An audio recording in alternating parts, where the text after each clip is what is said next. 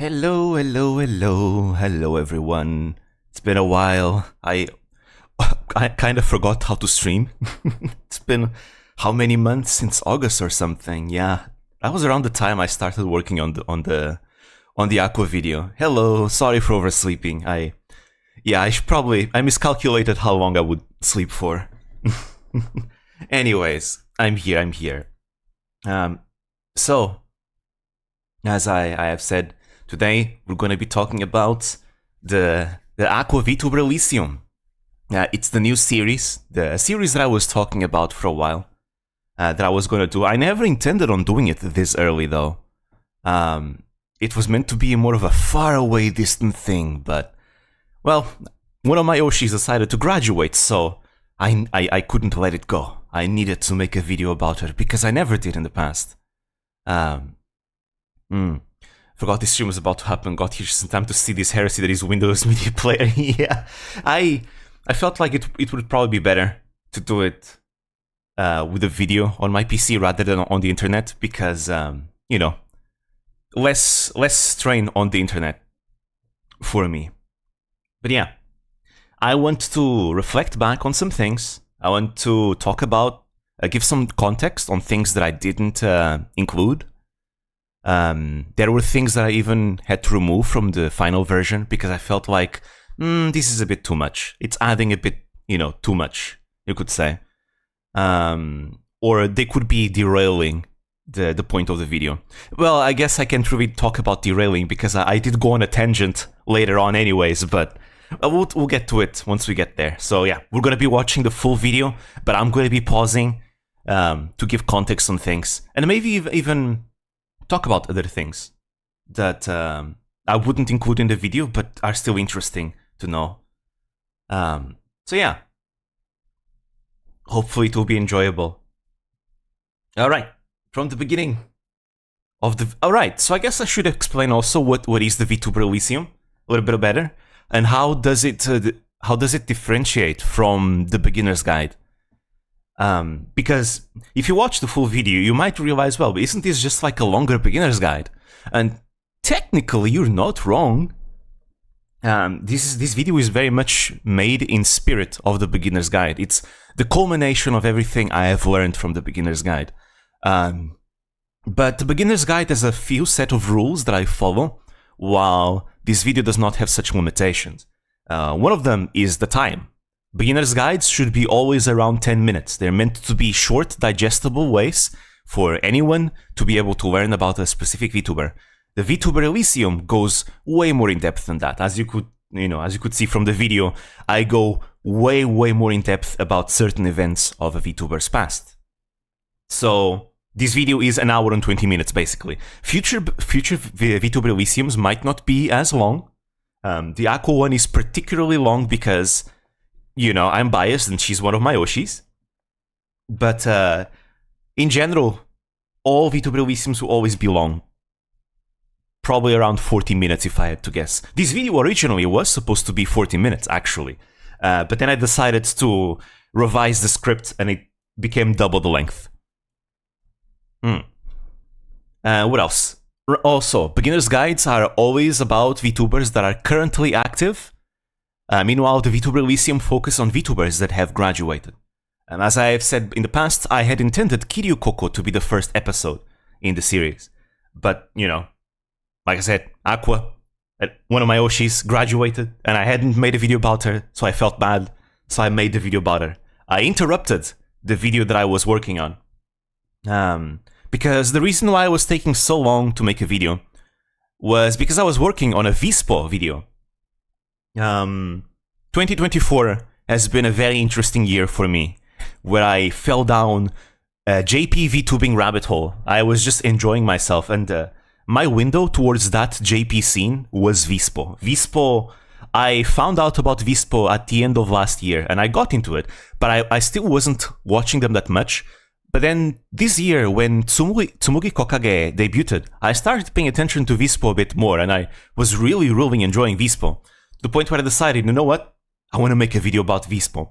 So I started working on the VSpo video around late April, early May, and I spent the entire summer working on it, but I ended up interrupting the video due to, well, Aqua's graduation. And I never intended the Aqua video to take this long to make. So yeah, Vspo fans out there, or anyone that's curious about Vspo, there's Vspo content coming in the future. I really want to share more about Vspo with the world. I really, really enjoy Vspo. As I've said, these days, I watch Hololive and Vspo almost equally. I really enjoy Vspo. It's so nice. It legit, finding out about Vspo legit felt like finding out about Hololive the first time. It's really that great. So yeah, that's also why you will see a lot of mentions about Vspo in this video. It's because I just wanted opportunities to talk about them as well. Media player classic master race. Is there like a difference between the players? Is like one better than the other or something? I enjoyed watching Aqua go Ultra Instinct in Apex despite not liking Apex. You see, that's the fun part. I didn't play Apex or FPS before Aqua, but watching Aqua made me want to try Apex, and then I enjoy it. So today, if I play any FPS games, it's because of Aqua. Aqua made me want to try. So there's hope for a Mel vid. Yes, if I ever make a Mel video, it's going to be in the Vtuber Elysium series. Don't know when that's gonna be, I can't really promise that. Right now, I don't really have any intentions of doing another Vtuber Elysium anytime soon. Again, this series was supposed to be more of a distant thing. So unless something unexpected happens, like another one of my Oshis graduating, I'm probably not gonna make a Vtuber Elysium in a long while. I'm gonna focus on the beginner's guide. The next beginner's guide is going to be about Pipkin Pippa, as I promised when I made the Kyla guide. But there are also other videos that I want to make besides the beginner's guide. So those are the things I'm going to be focusing in the future. For now. Anyways, I'm going to stop stalling. Here we go. The Vtuber Elysium to Minato Aqua. Never judge a book by its cover. For at times, when digging a little deeper, you may uncover true greatness. That is a lesson I was taught watching a certain maid. Okay, I'm gonna pause right now, because I actually need to give some context on this. The whole never judge a book by its cover, it's more of a personal story, honestly. It's because when I fell down the whole live rabbit hole, I didn't really find Aqua that interesting at first. So, in case you don't know, I fell down the whole live rabbit hole back in July of 2020, before Gen 5 even debuted. I fell down the rabbit hole because I found an artwork about Pekora, and I sent it to someone else, thinking that it was Fairy from Grand Blue Fantasy. And then they said, oh, it's Pekora, and I was like, who the hell is Pekora? So I decided to look it up, and I was like, wait, what is Hololive? What is a VTuber? Is it like Kizuna Ai? Because I already knew who Kizuna Ai was. And so I decided to research about Hololive, and I found I found a clip of Miko trying to return Pekora to her home planet, and then Pekora blows up Miko. That was my first VTuber clip. And then after that, I found Kabukibuki's perfect guide to Hololive. And I usually mention that video a lot, because the Kabukibuki's perfect guide to Hololive is partly an inspiration for the beginner's guide. So I initially found out about Aqua through that video, but I remember that whenever I watched the Aqua section of that video, I remember I was thinking more along the lines of, so she's dumb and cute, is that all? So I wasn't very interested about her at first because of that. It was only later, after I discovered about the Holo New Year Cup, and that Aqua was this absolute amazing player that was the original champion, that I started paying more attention to Aqua. So, there's more to Aqua than just being dumb and cute. Why didn't I know about this? Why wasn't I told about it? And then later on, she became one of my Oshis with her Apex arc. The V-Psycho arc, especially. So yeah, never judge a book by its cover, because I definitely did. There was so much about Aqua that I didn't know. She has many layers. Many, many, many layers. A VTuber of two rich yet contrasting sides that can both endear and amaze you in equal amount.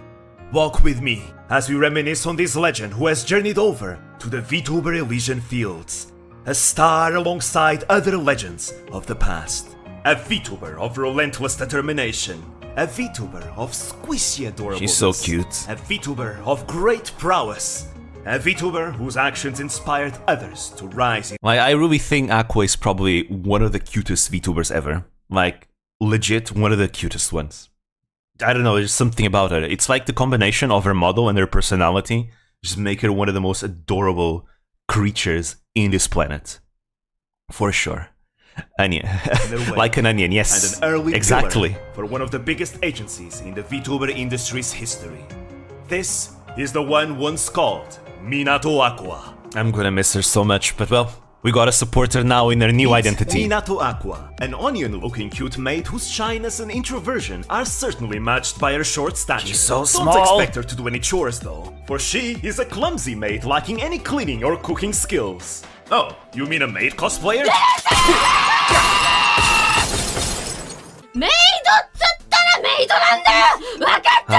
Do be careful with this one. She's quite quick on the trigger. And That just said, even though she doesn't have any cooking skills, she finally cooked omuraisu close to her graduation. She actually cooked something that you can eat. This is called character growth. There you go. happens if you question her maid legitimacy. You'll just have to accept that there are some maids who sleep and play games all day. But how could you even be mad at someone like her? Do you see her? She's one of the cutest things I've ever seen in my adorable. life! And even cuter is just how incredibly shy she is! Oh yeah, certainly matched by her short stature. There's no hentai Don't folder. expect her to do any chores though, for she is a clumsy maid lacking any cleaning or cooking skills. Oh, you mean a maid Okay, cosplayer? we're almost there.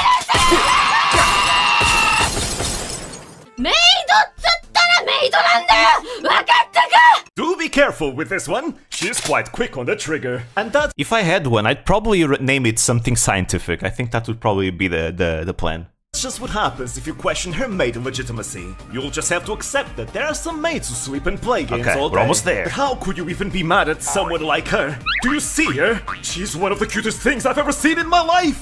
And even There we go. This model. Okay.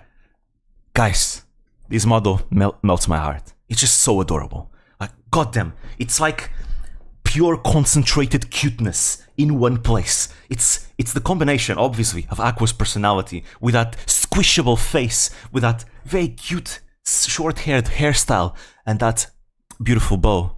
It's just, why is she so cute? Ah, my heart. It's gonna explode. Absolute cuteness. This is right here is peak cute design. Absolute peak.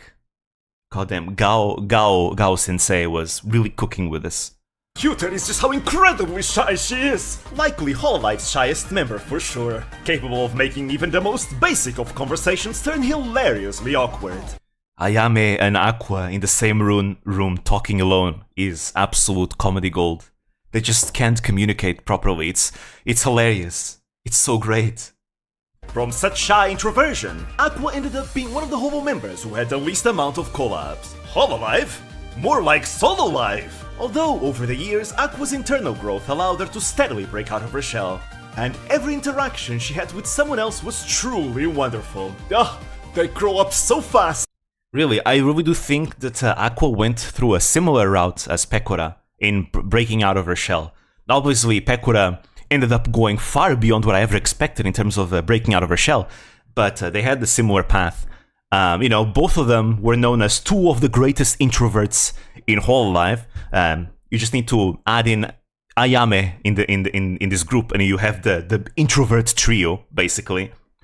But Pekora was, I think, the first to start breaking out of her shell. Actually, maybe not, because Ayame always did collabs with other people as well, even outside of Hololive. Because Ayame, because you know, she also competes a lot in tournaments. And she's teamed up with people from other agencies even. Actually, it was at the beginning of this year, in the Valorant v Saikyo, she was part of it, I think. Yeah, she was. She was a tier 2 character. A tier 2 player even. But anyways, Pekora, you know, she broke out of her shell starting with Muna, and I really do feel like Pekora allowed Aqua to also start breaking out of her shell, which was really nice. And just in general, Pekora has been on a roll with every collab that she does. She has such great synergy with anyone she collabs with. I'm really excited for the Aya Peko collabs as of recent. I really want to see Pekora and Ayame get closer as well. But Aqua Peko will forever be my favorite duo. This was such a special duo when the two introverts become friends. They have such amazing synergy.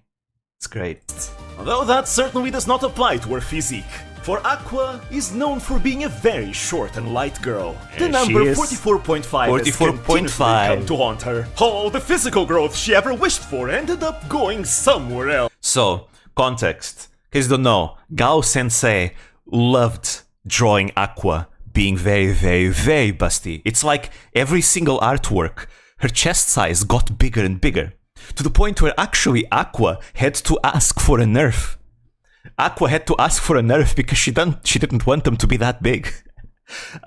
So that's why in official artwork, eventually, they started getting smaller. But because Gao Sensei were making them too big with each official artwork he made. It's hilarious. Besides being the embodiment of adorableness, Aqua was certainly not known for being the brightest. There's a reason as to why she's frequently called. So, context here. She made this. She made this place. And she died in it because she forgot there was lava in it. Called Bakwa. In Yuzuki Choko's academic quiz, in which she tested many VTubers in their general knowledge, Minato Aqua ended up. And yes, context on the Choco quiz, because you might not know. Choco also quizzed people from other agencies as well, not just Hololive. Scoring the lowest of every Hololive member, 1 measly point. Yes, a score she shares with Nishisanji's Setsuna and Nanashi Inku's Sekshiru Miko. So, why do I hear Gorilla crying in the distance? So Setsuna, she's an older Nishisanji member. I don't remember which wave she's from. But she has graduated a long time ago. I think she graduated in 2021, but I'm not sure. But it was a long time ago that she's graduated. As for Sekshiro Miko, she's still active. She's part of Nanashi. I really like Miko. She's fun. I haven't watched that much about her, but from the little that I have, I think she's a lot of fun too. Viewers beware, for you too will have your brain cells drained away if you listen to Aqua's stream BGM for too long.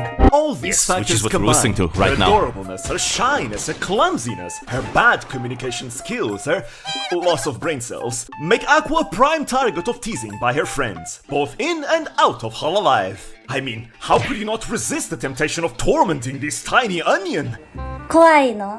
So here we have the final boss of social interaction, Sasaki Saku. So context on Sasaki Saku. So she and Aqua are friends. You might also notice that Saku and Aqua, they don't use honorifics on each other. They don't use honorifics on each other. So that's a good way to definitely know that they definitely are friends. So Sasaki Saku is the final boss of social interaction. She is someone who makes conversations awkward on purpose.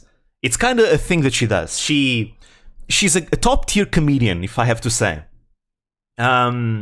She has an inside joke inside her community where Sasaki Saku is known as a bully. It's an inside joke, it's not real, by the way.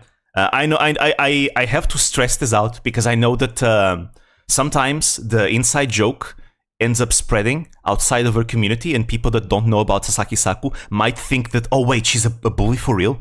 But no, it's literally just an inside joke about Sasaki Saku that, you know, she makes social interaction awkward, and usually whenever she is quote-unquote the bully, it's usually towards her friends. She acts like this usually towards her friends. The person that she bullies the most is her best friend, Shiina Yuika, a fellow member of Nishisanji as well. And you might notice that usually the closer she is with someone, the more that she will tease them.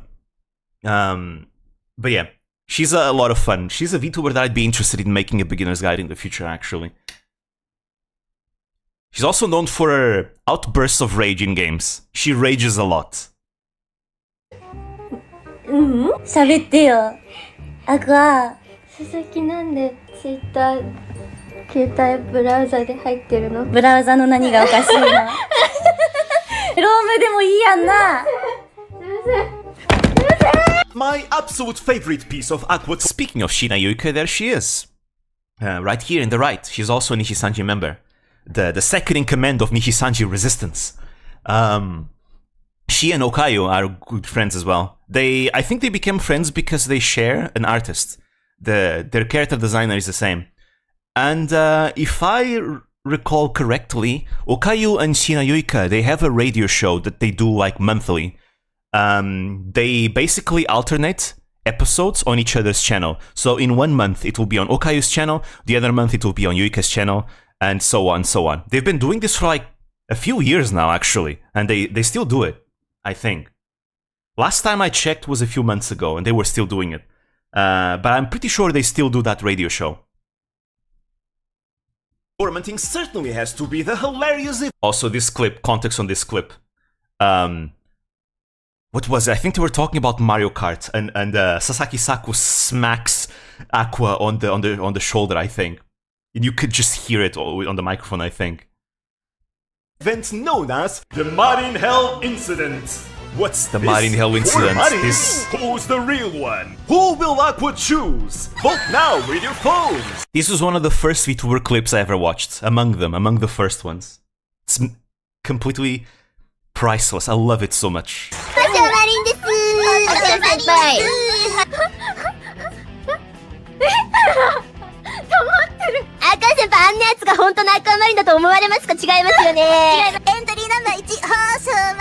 You know, these days I would be able to tell the difference, but back then, when I was still new, to Hololive, I did not know the difference. I could not distinguish who was the real Marin among them. I knew Kanata because, she was the person on screen, and I feel since Kanata was one of the first VTubers I was watching a lot at the beginning, I was already familiar with their Marin impression, and their voice in general.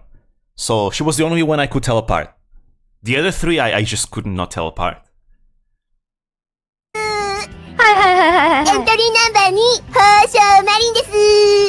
But, Marin is making it harder as well, because Marin is also pretending to be someone who's pretending to be Marin.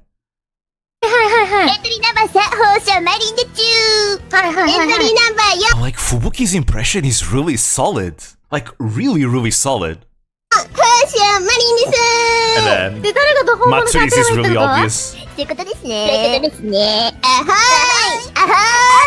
I made a poll in the premiere, to kind of make this a game show so that you guys could also participate. So I made the poll, and who is the real Marin? I really wanted to participate in the poll because I wanted to choose number 4, Matsuri, just for the troll, just for the memes. But the creator of the poll cannot participate in it.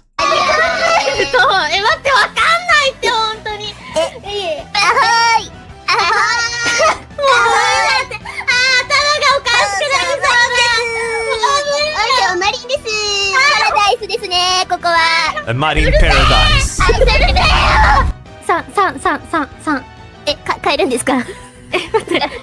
So initially, Aqua chose number 2, but then she had a second, she thought twice and decided to switch back to 3 for some reason.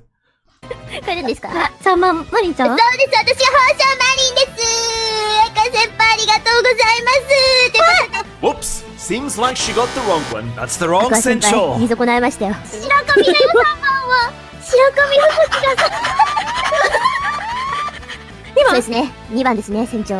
The real was number 2. Congratulations to anyone who got it right. Fubuki sounded more like Marin than Marin herself. But Fubuki is just in general really solid with vocal impressions, I feel. Marin doesn't seem like the only one. I think there was a few others that she could mimic pretty well. I don't remember right now which ones. Also, fun fact, I think it was Polka, Noel, and Fubuki, the 3 of them, they voice acted in Little Witch Nobeta, the video game. They voiced the bosses of the game. Fubuki voices which one? Is it the second boss? I think it's the second boss that Fubuki voices. Polka voices the first one, and Noel voices the 3rd boss of the game. Trust me when I say that Aqua is truly a wonderful idol. Look And at her. all you have to do to believe me is seeing her perform on And this is my favorite 3D model of Aqua's. It's just really adorable. This very Alice in Wonderland inspired one. It's just so cute. stage. When it comes to music, she's got quite a few original songs. Aqua Hero Palette being her most iconic. The OG. My favorite songs are definitely Stay Blue and Cassiopeia. Both Those songs were just amazing. When I heard them the first time, back when I played Aquarium on stream, I just immediately gravitated toward those songs. I really, really like them. I think I said back, in the past, that I'm not really a fan of idol pop songs personally. It's not really my style of music. But these two songs, goddamn, I love them so, so much. I really, really love them. songs which make an appearance on Aqua's official visual novel, Aquarium. Seriously, if you love cute idol pop songs, definitely take a listen to her entire discography. And those are just her solo original songs, for she's also got plenty of covers and collab songs too. Oh, is the internet going down? Okay, no, it's on my side. Seems everything's fine. Might just be YouTube. Like how YouTube ruins one of the best, most emotional moments of the premiere. Ah, YouTube, why? Why must you curse me so? Is this punishment for not having uploaded for like 8 months? Probably. Yeah, I think the algorithm is a bit mad at me. That's fine though. I'll win it over again. Aqua is a really good singer. But trust me I'll when I win say, YouTube we're over just again. scratching the surface of Aqua's talents. Minecraft. A source of many great interactions and stories for many Holo members. Yeah, early on when I got into Hololive, Minecraft clips were most of what I watched back then. So I ended up accompanying a lot of the different arcs that happened back in 2020 and 2021. So it felt really good working on this section. All the sections felt really good to work on, but this one in particular felt so nostalgic. Like the nostalgia was hitting me so hard. Like, damn, I remember years ago when I was like watching this happen, and now I get to reminisce on it. The nostalgia felt so good. And indeed, Aqua's history in the Holo server is very rich and iconic. Before Usada Pekora's reign of terror, it was Minato Aqua who was the OG war criminal, a frequent prankster who enjoyed messing I got to with see the others. Kensetsu However, wars more as often they than not, happened. it was usual for Aqua's pranks to backfire. Those were truly prime Aqua moments. はいできちゃったはいできちゃった But of course, on the topic of Minecraft, ask any Aqua fans and many will mention you of the iconic Neighbor Wars. I didn't catch the Neighbor Wars when they happened originally. I only caught the last ones, the very late stage Neighbor Wars when Shion moved houses and Aqua decided to prank her new house. Those were the only Neighbor Wars I was able to catch by myself as it happened. Again, when Minato Aqua discovered that fellow Gen 2 member Murasaki Shion had built a house. By the way, Hololive has a full video, translated video of the Neighbor Wars actually. So anyone that's interested in it, you can watch it. I think, in fact, it's the one I'm using right now. So if you look at the sources of the video and you look at the Hololive sources that I've used, the video is there, the clip is there. Did watch Minecraft clips too, but I just can't hook up to play it myself. Next to hers. Aqua was quite astonished at Shion's construction, bringing awareness of the difference in the level of civilization between their respective homes, and finally noticing how Shion's tall house covered up the sun in such a way that Aqua's house pretty much got no sunlight. And so, Minato Aqua, believing Shion was depriving her house of the right to sunlight, and maybe feeling a little jealous, decided to go forward with a lawsuit against her garlic-headed neighbor, and someone in the premiere chat commented, and I have to say, yes, this is absolute sisters behavior. What was Shion's response? Placing dozens upon dozens Just of messing torches with each around other. Aqua's house to fix the lack of light. However, in the process, Shion got prickled by Aqua's berry bushes. And so, Shion went forward with a lawsuit against her onion-headed neighbor, demanding a trident as compensation for injuries. Aqua's response? Delivering berries renamed to tridents to Shion's house. I love the cheekiness. The back and forth between these two salad-headed neighbors would continue on, and their war would increasingly escalate. Acts of vandalism would be committed, underground tunnels would be built, murders would take place. The underground tunnels may have been the beginning of Aqua's underground empire. Technically, there was a server before this one, where she already had her underground HQ. It was the one that she did for Hololive Resistance. But the actual underground empire that Aqua had technically started here, I'd say. Leon's house even blew up at some point. Eventually, the war would come to a pause. Only for a second neighbor war beginning, involving floors being turned to magma blocks. Finally, the war came to a close, with Murasaki Shion moving and building a new, more majestic house far away. Except this was not the end, for as always, Miss Minato Aqua took offense to her neighbor moving away, and so Aqua resumed the— Like when you look at how Aqua's house looks at the beginning and how Aqua's house looks now, it's crazy how much that went through. There's so much stuff around the house. New house. みんなには聞こえる？聞いて。 Minecart SMR time. Experience tranquility. 素敵なハーモニー。2期生オーケストラ。トロッコハーモニー。こ。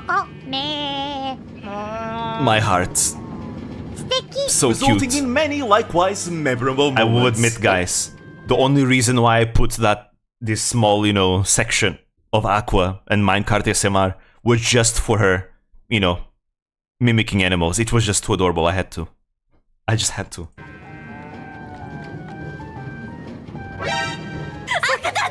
シオタンと目が合っちゃってる完全に何これどうやってさ Surprise!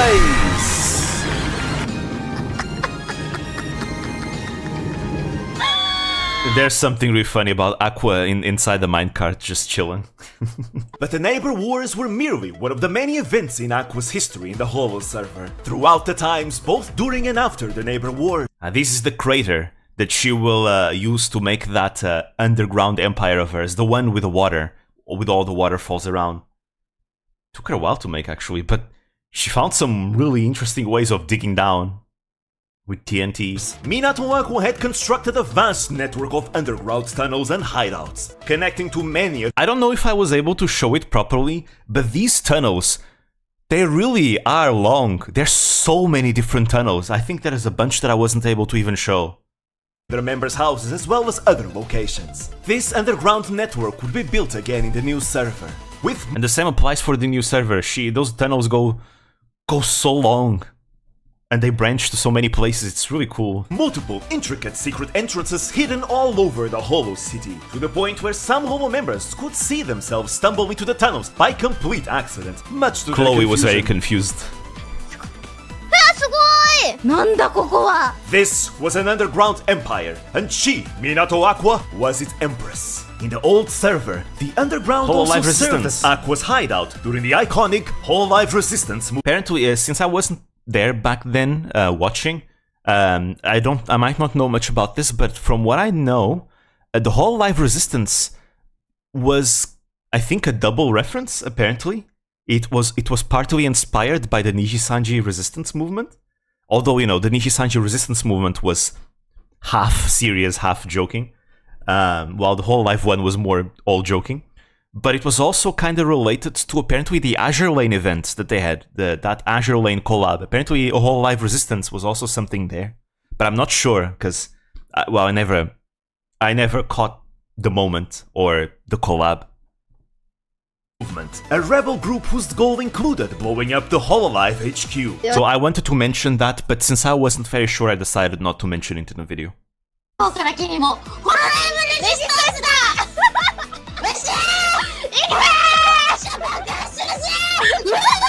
With Matsuri's aid, Aqua managed to lure Tokino Sora to her intricate underground hideout, with Matsuri guiding Sora through the many secret passages in it. At last, lot of secret Sora passages. and Aqua were face to face, and so, wishing to settle who would hold the title of Archangel of Hololive, Aqua laid out her Legendary challenge. moment incoming. However, 反逆者なの？そう、ホロライブのレジスタンスということで、じゃあ敵だね。 The phrase, "Thus God has spoken." a legendary moment had been born, as the iconic phrase from Sora proceeded to destroy Aqua's fighting spirit. いいか、ソラちゃん。In the end, Sora was victorious, and Aqua was abandoned by her only resistance member, Matsuri. Sora charmed Matsuri like Mikola in not Dark Souls, the Elden Ring. But this would not be the only time Aqua ran an Yes, the organization. digging mechanism. One cannot forget the founding of her very own Minecraft construction company, Akukin Kensetsu time! In the history of the old Holo server, and its peak, Akukin the Kensetsu wars are so nostalgic. Construction companies, originally being founded for the joint construction of the iconic ship Aqua Marin Go. This was a time of great growth and prosperity for Minecraft construction companies, and nonetheless, it was only a matter of time until they would come to clash. In the history of the old Holo server, this would culminate in the arc known as the Kensetsu Wars. For quite a while, Usada Kensetsu had been a project entirely conducted by its founder, Usada Pekora. But even still, Usaken already had an impressive construction repertoire of many useful resource buildings. At this time, Hololive Indonesia's Muna Hoshinova had been affiliated with Akukin Kensetsu. However, Muna's fateful meeting and resulting friendship with Usaken, This right here was the beginning of Pekora breaking out of her shell. The classic Rapis Razuri, give me moment. This was the beginning of the growth, of the internal growth of Pekora. Because before this, there was actually a moment where Pekora said, guys, I prefer to work by myself, you know? It's just much easier. Something like that. It's just so much easier and much more fun to do it by myself. I just can't, you know, do things with too many people. Even talking in like the Minecraft chat is difficult whenever there's too many other Holo members around online. I think she had said those same words like shortly before meeting Muna, and then she meets Muna, and they start working together, and Pekora starts having fun. It's like, huh? So this is what I missed out, huh? Turns out working with others is fun. And that was the beginning. Usaken starts growing, she starts making more collabs, she starts making more events, and now we have present Pekora, where she actually is the one approaching people. It's incredible. It was all from here. Muna was the one who allowed her to grow. Beautiful. CEO Usada Pekora would end up in Usaken's poaching of Muna from Akukin. This would mark the rise of Usada Kensetsu's great power and influence, and the massive... That collab between Muna and Pekora where they built HQ. There are two MVPs that need to be spoken about there. The two MVPs, those being Botan and Yofi. Yofi was the one that gave Muna the courage to ask for a collab, because Muna really wanted to collab with Pekora, to do like a proper collab, because up until then, they only interacted through Minecraft chat. They did not make like any voice collab. And Muna was really nervous. She was really, really shy, and she did not want to bother Pekora by asking for a collab. But Yofi, just the absolute wingwoman that she is, made it possible. Yofi was able to talk to Pekora and arrange the two for have the collab. It was beautiful. So Yofi is one of the MVPs. She gave a lot of support to Muna, and the other support was Botan, because the collab started a bit awkward. You know, obviously there's a language barrier between Pekora and Muna, so they were doing their best communicating with whatever Japanese and English they knew. But Botan was what allowed to break the ice, because Botan decided to invade the collab by just spying on them on Minecraft. And that allowed for Pekora and Muna to kind of, start teasing Botan. And that broke the ice between the two of them. They just started having more fun after that. So Botan, absolute wingwoman as well. Botan and Yofi are the heroes there. Escalation of the tensions with its rival Akukin Kensetsu. Akukin CEO Minato Aqua directly protested against Usaken. But in spite of the protests, Muna Hoshinova was adamant in joining Usaken as Pekora's right-hand woman. This defeat suffered by Akukin was a wake-up call to Minato Aqua, who believed Akukin needed a rebirth and a change of its approach, especially after comparing her simple dirt HQ to Usaken's fancy-looking HQ. So yeah, as I said, that HQ was not Pekora's HQ anymore. It was the old HQ. The new HQ was to its side, but Aqua didn't know that. Aqua thought that was still the main HQ of Usaken. But no, the main HQ was already built. It was the Rabbit HQ. It was right to the side of the old one. As such, Aqua proceeded to blow herself up. よろしくお願いします A new beginning to Akukin shall come. Thank you. This was to be a new beginning for Akukin. Due to the CEO's lacking communication skills, Aqua employed the aid of her second-in-command Hosho Marin and Human Resources Director Okami Mio to conduct interviews in order to recruit new members. And while Marin and Mio... Those interviews were really funny. Like, Marin and Mio were constantly teasing Aqua. It was hilarious to see. They even considered joining Usaken at some point just to tease her. Loved nothing more than to tease the little onion. Over time, Akukin Kensetsu managed to employ the largest roster of Holo members at its peak, with members such as Yuzuki Choco, Aki Rosenthal, Yozora Mel, Roboko, Yukihana Lami, Airani Yofi, Amane Kanata, and Momo Suzunene, and even in... Worth saying that Kanata was both part of Akukin and Usaken at the same time. That's why she was the part-timer, also known as the spy gorilla, as some would call her. Eventually, Kanata left both Kensetsus, as well as Miko's Demon Lord Army, and now, as we know, she has her own construction company. She has Kanaken, which I think includes Azuki and Chloe. Is there anyone else in Kanaken? I don't remember right now. Nomai Nanis and Gaurgura, though theirs were much later additions. Inspired by Usaken's map art logo, Aqua created a new map art logo for... So, this part is slightly inaccurate. The Akukin logo was made later. It was not made before the making of the HQ. It was made after the making of the HQ, way after. Before that, they used that banner with the iconic Akukin symbol in it. And this logo, as I say it here, it was a collaboration. It wasn't Aqua who made it by herself. Only the original Akukin logo was made by Aqua herself. Akukin, and with Mio's aid, Akukin's greatest project was to be undertaken. The building of a new and impressive HQ. This relay was so much fun. This was a massive project. Each Akukin employee... This one I remember, I watched it live. Like, actual live as it happened, the relay. It was so much fun. Each Akukin member, building their own things. They really should do something like this again. But I guess Minecraft right now is not really that popular in Hololive anymore. It usually comes in periods, right? It comes and goes. The events Pekora makes every once in a while are really good to build up the hype again. Like that hardcore challenge was so much fun. Really loved watching that one.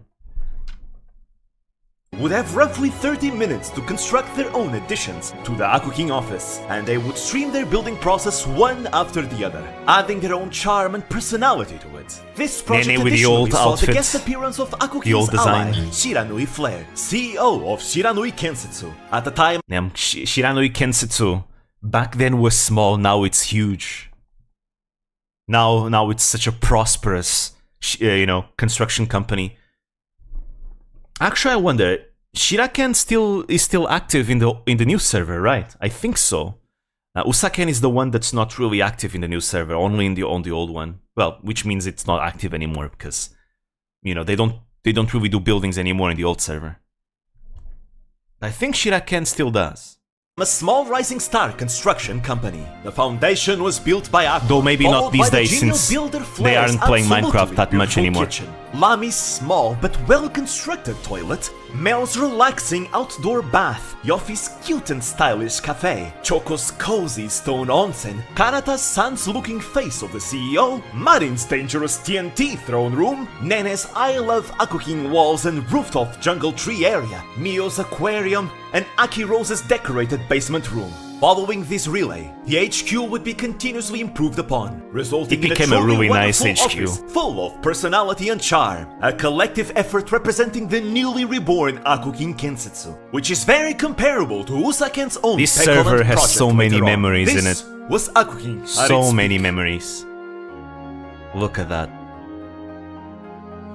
However, as Usaken continued growing in power and influence, Akukin The 2021 Summer Festival, while Usaken members a send were off paid to in Kiryu emeralds, Koko. diamond gear and other valuables due to the Usada Trade Center, Akukin employees were paid in codfish, and often without any pay at all even still. Eventually, That COD gacha was hilarious though, I have to say, like, what a way to pay your employees. I'm gonna make a COD gacha. Your rewards are completely randomized. and even began to label Akukin Kensetsu as a black company. This, alongside many other problems and a particularly bad Zen loss, eventually caused Akukin to go bankrupt and its CEO running away. While many still held the hope for an Akukin comeback, Minato Aqua would later confirm Akukin Kensetsu's official dissolution. And now, the new server, here we are. Had been quite some Wait, time I mean, this is since still the the old last one. time Aqua had been in Minecraft. But we're going to the new one. Times had changed. The server was new. Several construction companies had risen and fallen. Hey, that's kinda There was Ken, there we much go. that was different and unfamiliar. Aqua decided to tour this new environment, impressed by the new, many amazing constructions of her fellow peers. Of course, all it took was for such a cute little thing to wander about the wrong neighborhood for her to fall prey to its world's villains. A lot of people ask, where did Akupeko start? In my opinion, if I had to say, I really believe that this is the beginning of Akupeko. Kind of. I mean, I don't know. I haven't seen the timeline. I really need to take a look at the proper timeline of Akupeko. Because later on, I have a section dedicated to Akupeko in the video, where I showcase different moments of Aqua and Pekora's interactions. I wasn't able to add them all because I wanted, to fit within the music that I'd chosen for that section. So unfortunately, I had to cut a lot of stuff out. But Akupeko for real starts sometime in 2023. Actually, I don't remember if this Minecraft moment happens in 2023. I think it does, but I'm not so sure, so don't quote me on that. But if I had to say, I think this is the beginnings of Akupeko. Aqua comes back to Minecraft after a long time of not playing the game, and Pekora just decides to make it fun, a little bit more fun and exciting towards Aqua. So by messing with her, and at the end of the stream, Aqua even says, "Yeah, I'm glad Pekora and Chloe, played with me. I'm very grateful to them. That was fun. It was really nice." So maybe that's why eventually Aqua decides to join Pekora's 24-hour relay. But I really do think this is partly where it begins. Pekora! Because of course it's Pekora. Just look at how Aqua recoils. Because I know for a fact that Pekora is the one that initiates the interactions. She's the one that bit by bit, slowly over time, starts to appear in places where Aqua appears and starts messing with her here and there. And Aqua starts reciprocating and they start getting closer slowly. Until finally in 2024, they just, boom, start collabing a lot and then getting really close.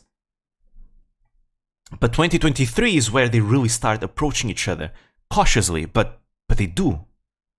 Sight of her, Aqua's worries were well founded, as Pekora would then proceed to scam her on site. これさえ持ってきちゃいけないじゃん。所持しているとの預かります。私これ没収されんの全部。おいやった。アクア先輩のもらえた。 Classic Pekot scam. ご協力感謝します。では。Bye bye.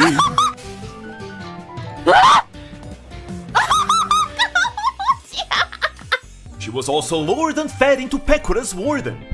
これ死ぬじゃん。 Something that I did not include in this section because it would make it, I think, a bit too long, was the fact that before the warden even happened, Pekora and Aqua were chasing each other around during a pillager raid, because they ended up going to a village, I think. Actually, was it pillagers? Yeah, it was pillagers. I'm pretty sure it was pillagers. I don't think it was a proper raid, but there was like a small pillager gang around that attacked them. So the two decided to join forces to fight the pillagers, but then they kill each other right after. それが高い。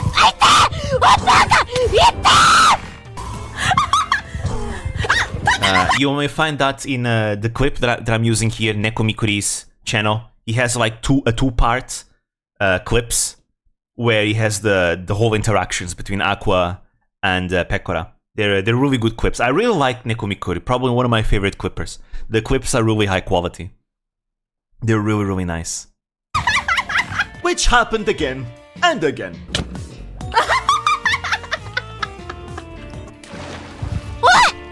ちょっと待って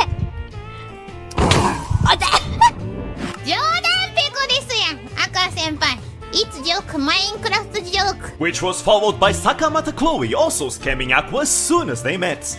新手の Basically, Chloe decided to give Aqua some amethyst, and then after that, okay, I gave you amethyst, now give me obsidian. But Aqua had no obsidian, so yeah, Aqua got scammed.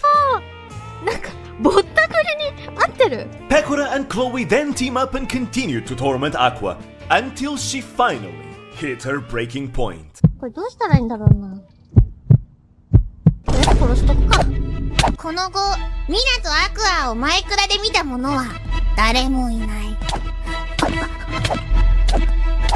Pekora with the instincts to flee. The only reason why Pekora had the time to write is because Aqua was struggling to get through the door. Like, that door requires you to press a button and then go through. So Aqua was constantly pressing the door and then slamming her face against the door because she couldn't get through it. It was actually hilarious. And that's the only reason why Pekora had the time to even write in chat. Because Aqua was struggling with the door. Following Aqua's murder of Chloe, she set her sights on her great CEO rival. Pekora took to the skies, attempting to evade Aqua's our pursuit, ace combat but moment. Aqua too had an elytra under her possession. What followed was a tense aerial pursuit.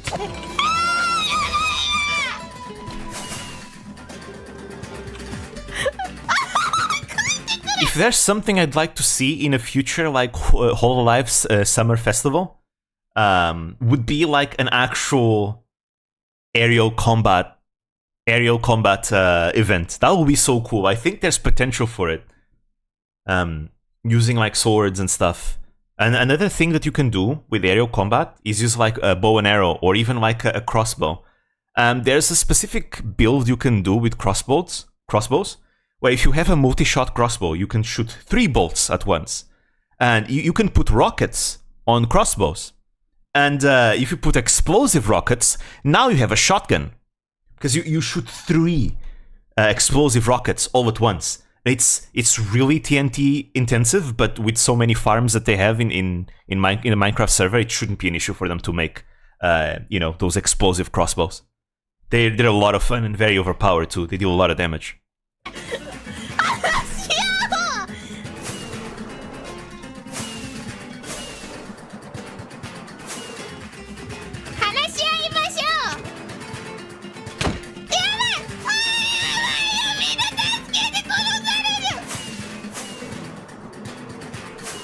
Aqua was trying to use her sword, but it's tricky. Aerial combat is difficult. It requires a lot of practice to get it right.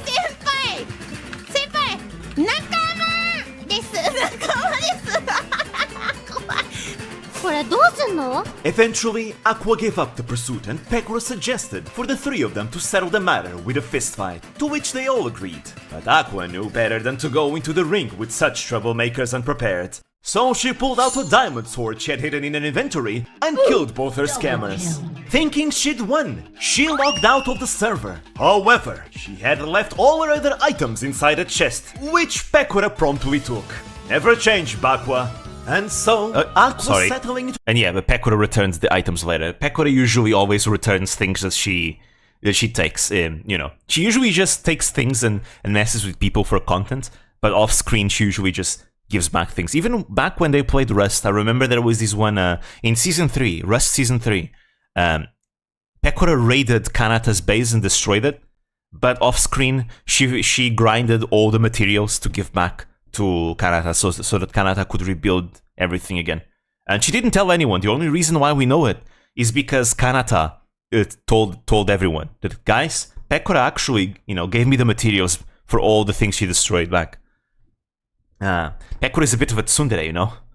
She's a bit of a tsundere. The new server would take place. All of what I just said are merely a She few does good major deeds off episodes screen. of the vast history that Minato Aqua had in the Minecraft Holo server. There is so much that this is simply scratching the kind, tip of the yes. iceberg. But while Minecraft has been a major pillar of Aqua's many activities, it is not by far the only one. You see, Aqua's relationship with video games is quite deep. And it is exactly in the stage of gaming that this gaming maid shows truly stellar excellence. She's so Indeed, good at this games. small cute thing So might good. just be the single most threatening mouth-breathing thing in hololive when it comes to video games and competition.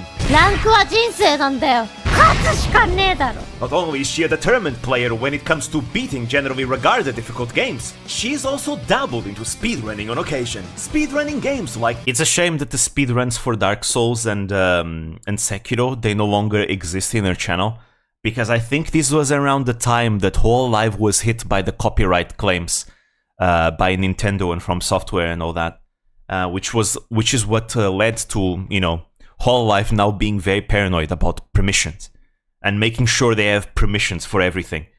Because so many Holo members lost so much content, like hundreds upon hundreds of streams that were lost because of those incidents. So I think that's why we no longer have these two speedruns in particular, which is a shame. There's only clips of it now.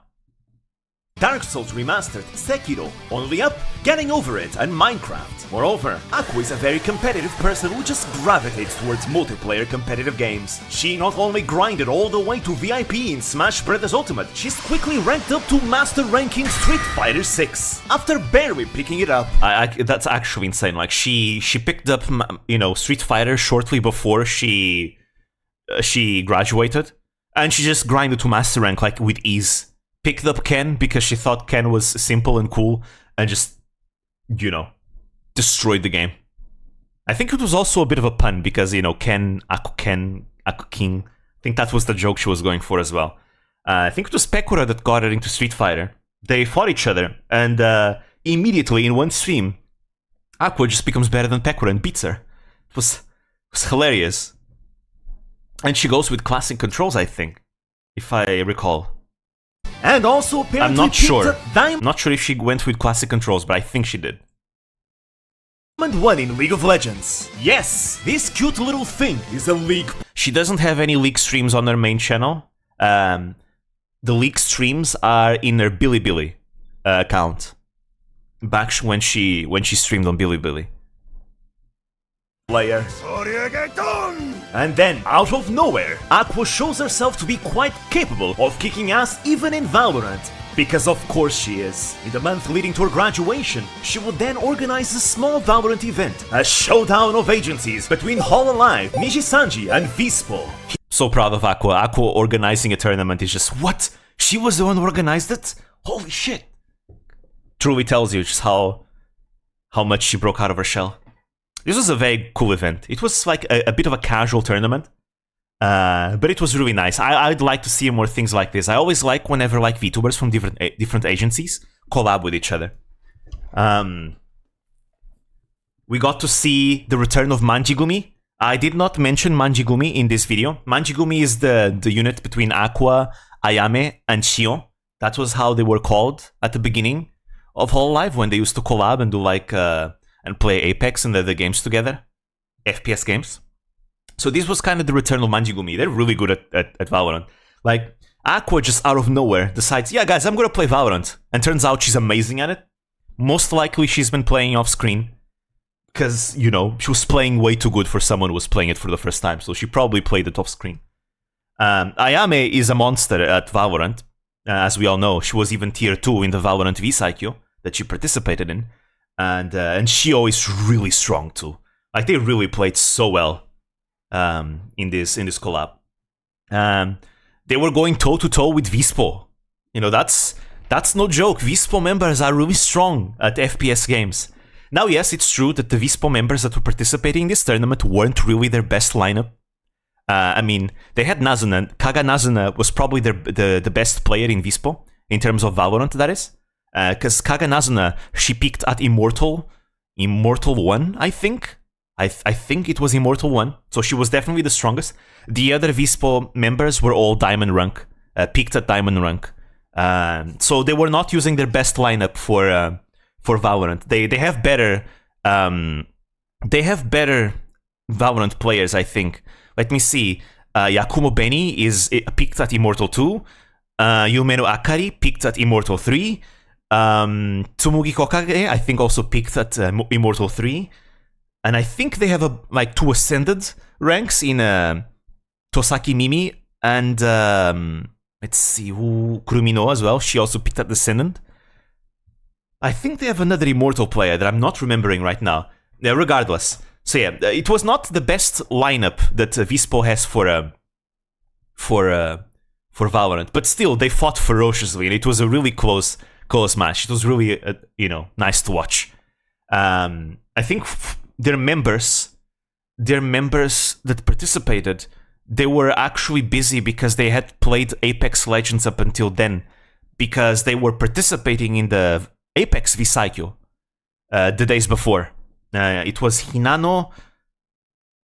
I'm forgetting the other ones. I just remember Hinano right now.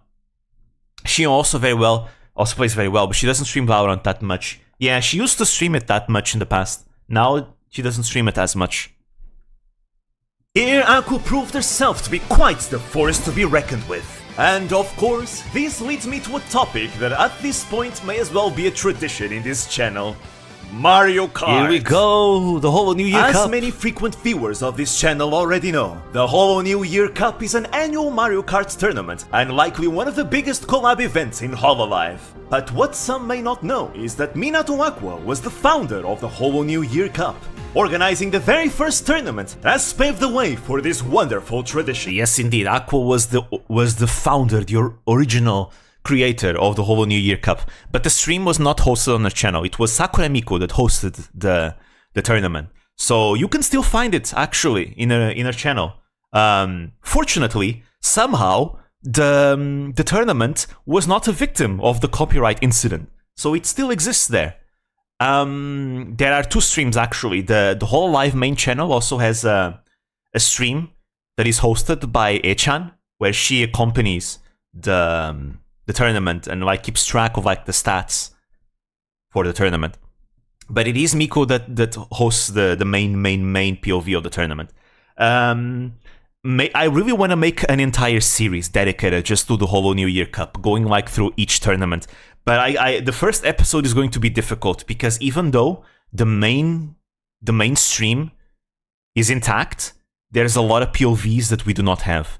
A lot of members back then did not stream their POV, and among the members that did stream their POV, a lot of them lost their POVs due to the copyright incident. Fortunately, we do have some. We have Corone's POV, we have Aqua's POV, we have Pekora's POV, and I think we have one more POV that I don't remember right now.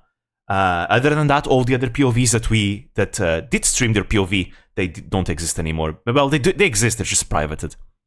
I need to find a way to see if I can, maybe use the archive, that archive website, see if I can find the POVs there. If not, it's going to be a bit difficult to make the video, but oh well. I'll find a way. Fubuki, unfortunately, did not stream her POV at all, so I won't be able to include her POV there, which is a shame because Fubuki was the number 2 in the tournament. She was the one that was, really fighting and competing ferociously against Aqua. But yeah. Taking place on November 10th of... Also, by the way, back then it was not known as the Holo New Year Cup. Back then it was the Hololive Cup. It was not meant to be a New Year's thing. 2019, the tournament saw the participation of 20 members. So there we go, here's the members. Miko, Aqua, Subaru, Fubuki, Aki, Matsuri, Roboko. Shio was meant to participate at first, but then something happened and she had to drop out of the tournament. I forgot what it was. I don't know if it was like health related or something else or schedule related. It was something like that. But regardless, she had to drop out of the tournament. That's why she's, crossed. Her name is crossed like that. Mio, Ayame, Choco, Corone, Hato, Flare, Okayu, Marin, Noel, Rushia, Pekora, Suisei, and Mel. And this was Suisei before she became strong. So she did not make it to Tsuyo Cup back then. At the time from... Same thing actually, Marin also did not make it to Tsuyo Cup back then. So two of the strongest, competitors today, back then, were not strong. But then they became strong out of nowhere. Well, it's not out of nowhere, they practiced a lot. Especially Suisei, she practiced so much. And 0 all the way to the 3rd generation of Hololive. The tournament was hosted in Sakura Miko's channel, and the participants would be divided into 2 groups, with the top 5 in each group advancing to the Tsuyo Cup, while the bottom 5 would go on to compete in the Zako Cup. Aqua herself was a competitor Crazy in this that tournament, Suisei was a and she Zako went on back to then. become the very first legend in the history of the Holo New Year Cup. Truly, Aqua's skills far surpass that of any other. And while other members such as Shirakami Fubuki, Nekomata Okayu, and Usanda Pekora fought quite ferociously too, Aqua was just too powerful. To this very day, even with how strong Suisei has gotten, we have never seen dominance in the Holo New Year Cup to the level that Aqua dominated the first tournament. It was not a contest. So in total, she participated in 8 races. And she was number 1 in 7 out of 8. The one race where she was not number 1, she was number 2. It was the greatest dominance we've ever seen in the history of the Holo New Year Cup. Aqua at her peak potential is scary. Now yes, back then, I think the Holo members also didn't take the tournament as seriously as they do now. If I had to take a guess, I think Holo members start taking the Holo New Year Cup really seriously starting with the 3rd tournament. Because the 2nd tournament was the one that Suisei won after practicing a lot. And I think that inspired all the Holo members to start taking it more seriously as well. And you definitely see that with each tournament, they take it more and more seriously. And I really do believe that it was inspired by Suisei's practice. That said, even though Suisei won in the 2nd tournament, I would still consider Aqua stronger back then. Aqua had really bad luck in that tournament. The 2nd race, she had a very unfortunate sequence of events that make her place really low. And then in the very final race, the stage that they play in is Excite Bike, which is probably one of the most luck-based stages in the game. There are 2 stages that are very luck-based in Mario Kart. It's Excite Bike and it's Baby Park. Because those stages are so simple, it kind of relies a lot on your item luck. Because they're just too simple. There's not much you can do. Like the skill gap, the skill ceiling for those 2 stages is very, very low. That's why you tend to see wild results in those stages. I think to the point where which was it? Was the 5th tournament, Raden, who literally bought Mario Kart 2 days before the tournament began, Raden managed to get a very high position in Baby Park for that exact reason. The battle was a bit closer in the preliminaries, where Aqua ended up winning with 42 points, with Fubuki being the closest to her with 35 points. However, in the Tsuyo Cup, Aqua allowed herself to unleash even more of her power, as she proceeded to dominate the Tsuyo Cup, placing first in 3 out of 4 races and a narrow 2nd place finish, winning in the end with an outstanding... Because to this day, I think Aqua is one of the few Holo members that utilizes the advanced techniques that she does. I think the only talent that comes close to her in Mario Kart in that sense is Suisei. Suisei also utilizes a lot of niche techniques and very advanced techniques for Mario Kart, just like Aqua does. But Aqua is the one that I think utilizes the most advanced techniques. She knows very niche stuff. To this day, she's the only Holo member that I've seen dodging a blue shell using a mushroom. You need a very precise timing for that. She's the only one I've seen do that so far. Massive 14-point gap between her and 2nd place. She was the unmatched overlord who ruled over at the top of her throne, the Zeroth founder from which the tradition had originated from, and one to inspire in others a desire for victory. I have a lot of fun utilizing historical artwork for these things, actually. The other artwork was an artwork of Napoleon, and this one is of Achilles, parading Hector's body, in the Battle of Troy. As such, I need to As do is that tradition more. in It's this a lot of channel, fun to do. I have come to tribute Hololive Mario Kart legends with titles befitting of their deeds. For Aqua, I have come to name her the Zero Overlord, Daitenshi Minato Aqua, the Zero's founder from which all came from, and the original champion who built the throne and then conquered it herself. I have a lot of fun. I have a lot of fun making these titles. It's me, you know. It's my Chunibyo tendencies showing in full force, and I hope I continue to do it in the future. There's not gonna be a Holo New Year Cup this year. Toa has already announced that it's gonna be something different. But good news are it's not gone forever, because Toa did clarify that she does not want the Holo New Year Cup, or well, it's not really specifically the Holo New Year Cup, but she does not want these serious Mario Kart tournaments to be gone forever. According to Toa, they're just taking a bit of a break because things are a bit too busy right now. And I think it's also the timing of the tournament. I think the New Year's might be a bit too difficult for them. Because according to Toa, there's just a lot of stages, right? And because there's a lot of stages, it means you need to practice much, much more before the tournament, right? And according to Toa, a lot of the members have been like even commenting on that there's just so many stages to practice. And you have like a short time to practice in a very busy time of the year, which is the New Year's.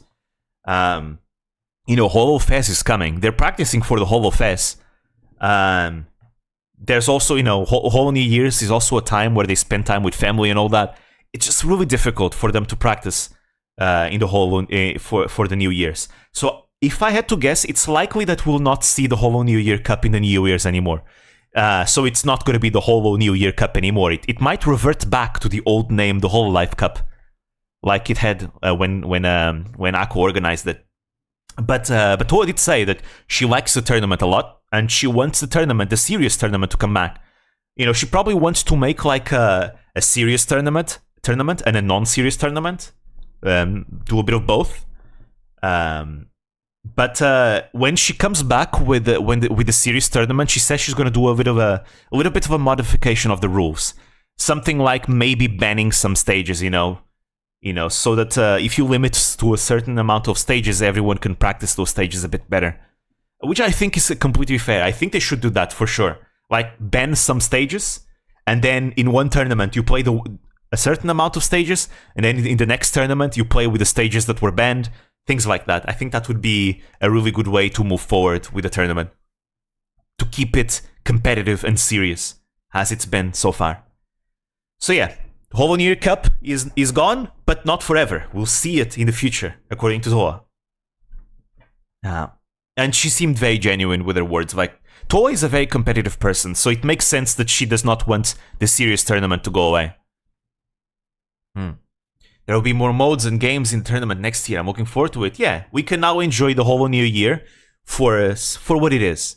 This is also a bit of an experiment. Toa has admitted that this is kind of an idea that she kind of had last minute. She didn't plan it for a long time. So we'll see how it ends up. It's probably going to be a lot of fun. I think it's going to be a lot of fun. And the whole life Mario Kart tournaments will become its own thing outside the New Year's. So yes, we'll see the return of all these legends in the future. 2020 was a busy year, and as such, no tournaments took place. With the dawn of 2021, the second... I think a lot of people get confused here. There was no 2020 tournament. Again, the first tournament was in November of 2019. 2020 was too busy, so they ended up making it in January of 2021. That's why there's no 2020 tournament. And it became a New Year's thing since then. Holo New Year Cup would come to graces at last, and here a new legend would be born. A worthy one, rivaling that of the reigning monarch atop the throne. Here she is.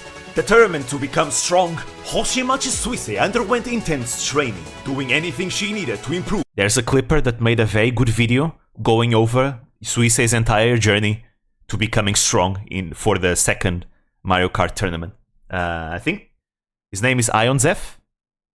Legendary clipper. Because he also is the clipper that made that video about Suisei's journey to joining Hololive from the moment she was indie.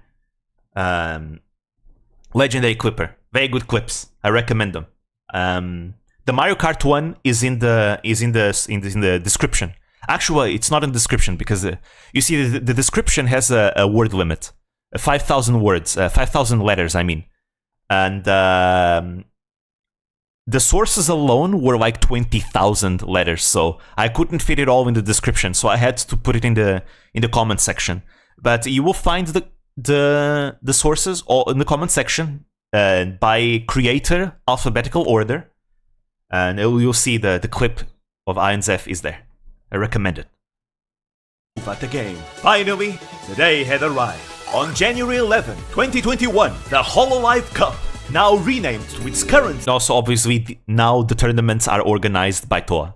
Organized and hosted by TOA.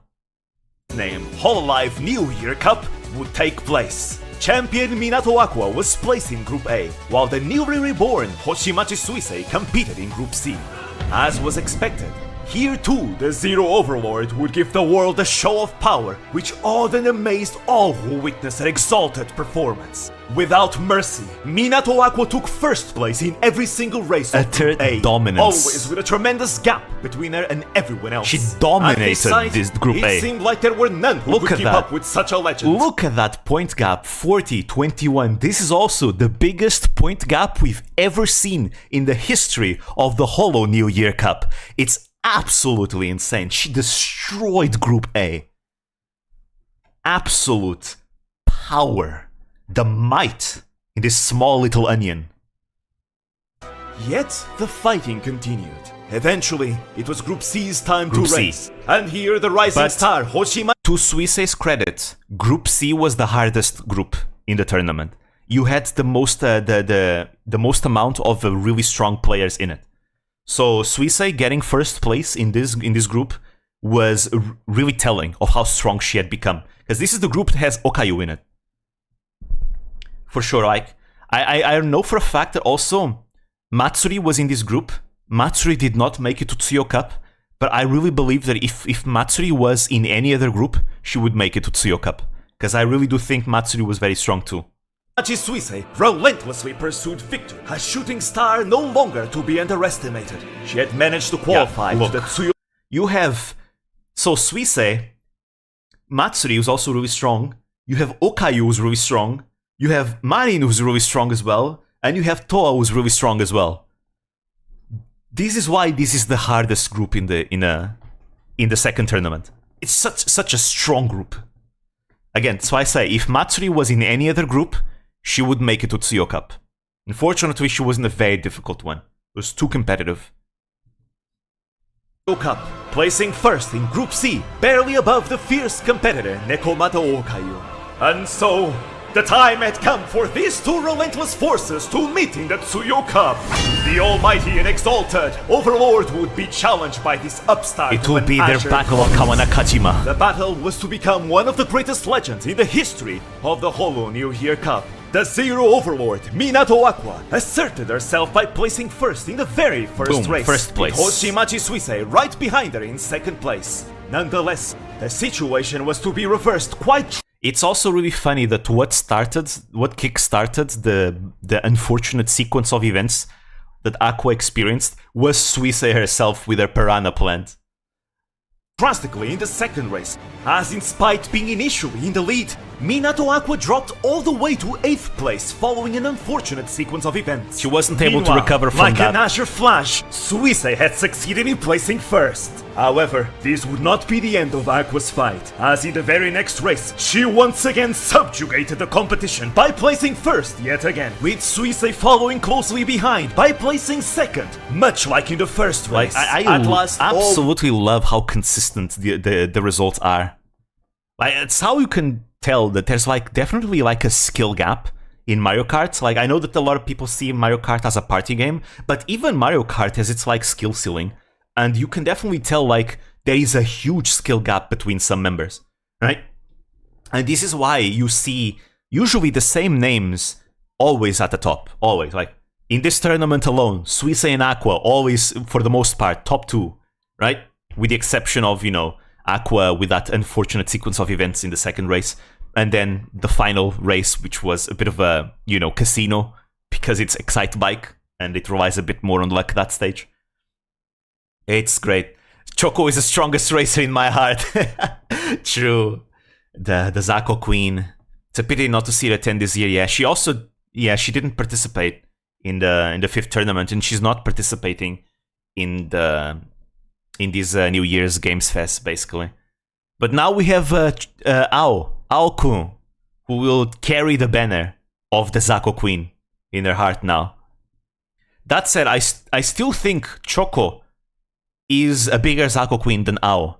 If I remember correctly, LAP was organized a Zako tournament with like the worst Mario Kart players, not just in whole life, but other agencies too, and even some streamers. And I think Choco, I think Choco also participated in it together with Ao. Choco got last place. So yes, Choco is still the bigger Zako between her and Ao. Would be decided in the 4th and final. Actually, oh wait, I can pause with spacebar. Wait, this is so much better. I just found out about that now. Hoshimachi Suisei's consistency had allowed her to remain in the lead in terms of points, but the result of this race could easily change that, as Aqua's points were not too far behind in spite of unfortunate placement in the 2nd race. Yet another fierce battle ensued, and in the end, Shirakami Fubuki, the runner-up who had been defeated by Aqua in the previous tournament, would be pivotal in deciding the winner of the tournament. As both Aqua and Fubuki approached the finish line, Fubuki... So, I need to talk about this, because I have seen, like, in some places, that apparently Aqua thought Suisei was ahead of her, and because she thought she had already lost, she purposely hit the brakes, and that's what got her defeated, because it allowed Fubuki to pass her. I don't think that's what happened. I just don't see it. Okay, I'm going to sleep. It's 1 a.m. for me. Have a good Zatsudan. Thank you for coming. Sleep well. I don't think that's what happened in this moment, because Aqua is using a mushroom, and Fubuki also has a mushroom. I think what happened is that Aqua's mushroom effect ended first, because she used her mushroom first, and that's what allowed Fubuki to pass her, because Fubuki's mushroom was still in effect. I don't think Aqua hit the brakes on purpose. I think it was just the mushroom effect that passed. Because I really don't see Aqua braking here. Refused to be overtaken. So her mushroom is in effect right now. And now her mushroom stopped. As you can see, the fire in her car stopped. That means the mushroom effect is over. It's gone. Maintain. Boom. Fubuki goes in with her mushroom, because Fubuki had a mushroom as well, and she used hers after Aqua. So that's why Fubuki ends up passing the finish line first. 3rd place finish, with Aqua just barely behind her. So I don't think Aqua threw. I really don't.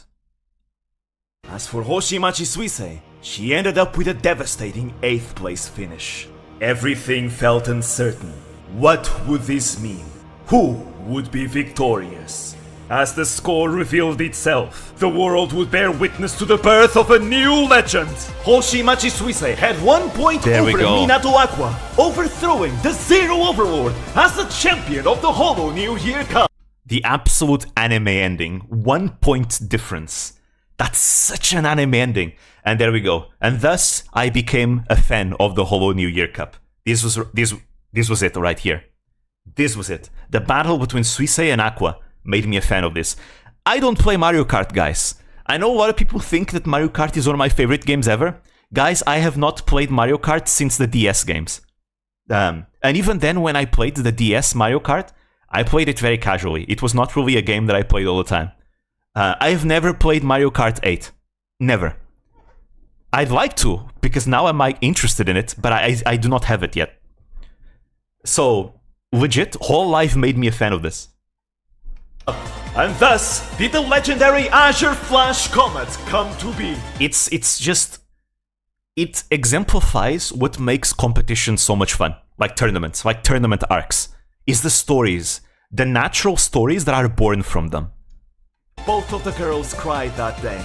The birth of a new rivalry. And the best part is that even though I focus on Suisei and Aqua, if you look at the Holo New Year Cup, there's been so many stories like that. In the Gura guide, I talk about Gura's story, for example, but there are so many stories. And I have to say, the 2024 Holo New Year Cup, in my opinion, is the only cup that surpasses the 2021 Cup so far. The 2024 Holo New Year Cup is, in my opinion, the best, most hype cup so far. It was so good because the level of skill was the highest ever in that cup. Like, so many members fought so hard. It was really, really intense. It was great to see. And that ending with Toa winning the cup was insane. It was absolutely insane. I'll probably go over that some other time, because I do want to talk about that in the future. I did not make a video talking about the results.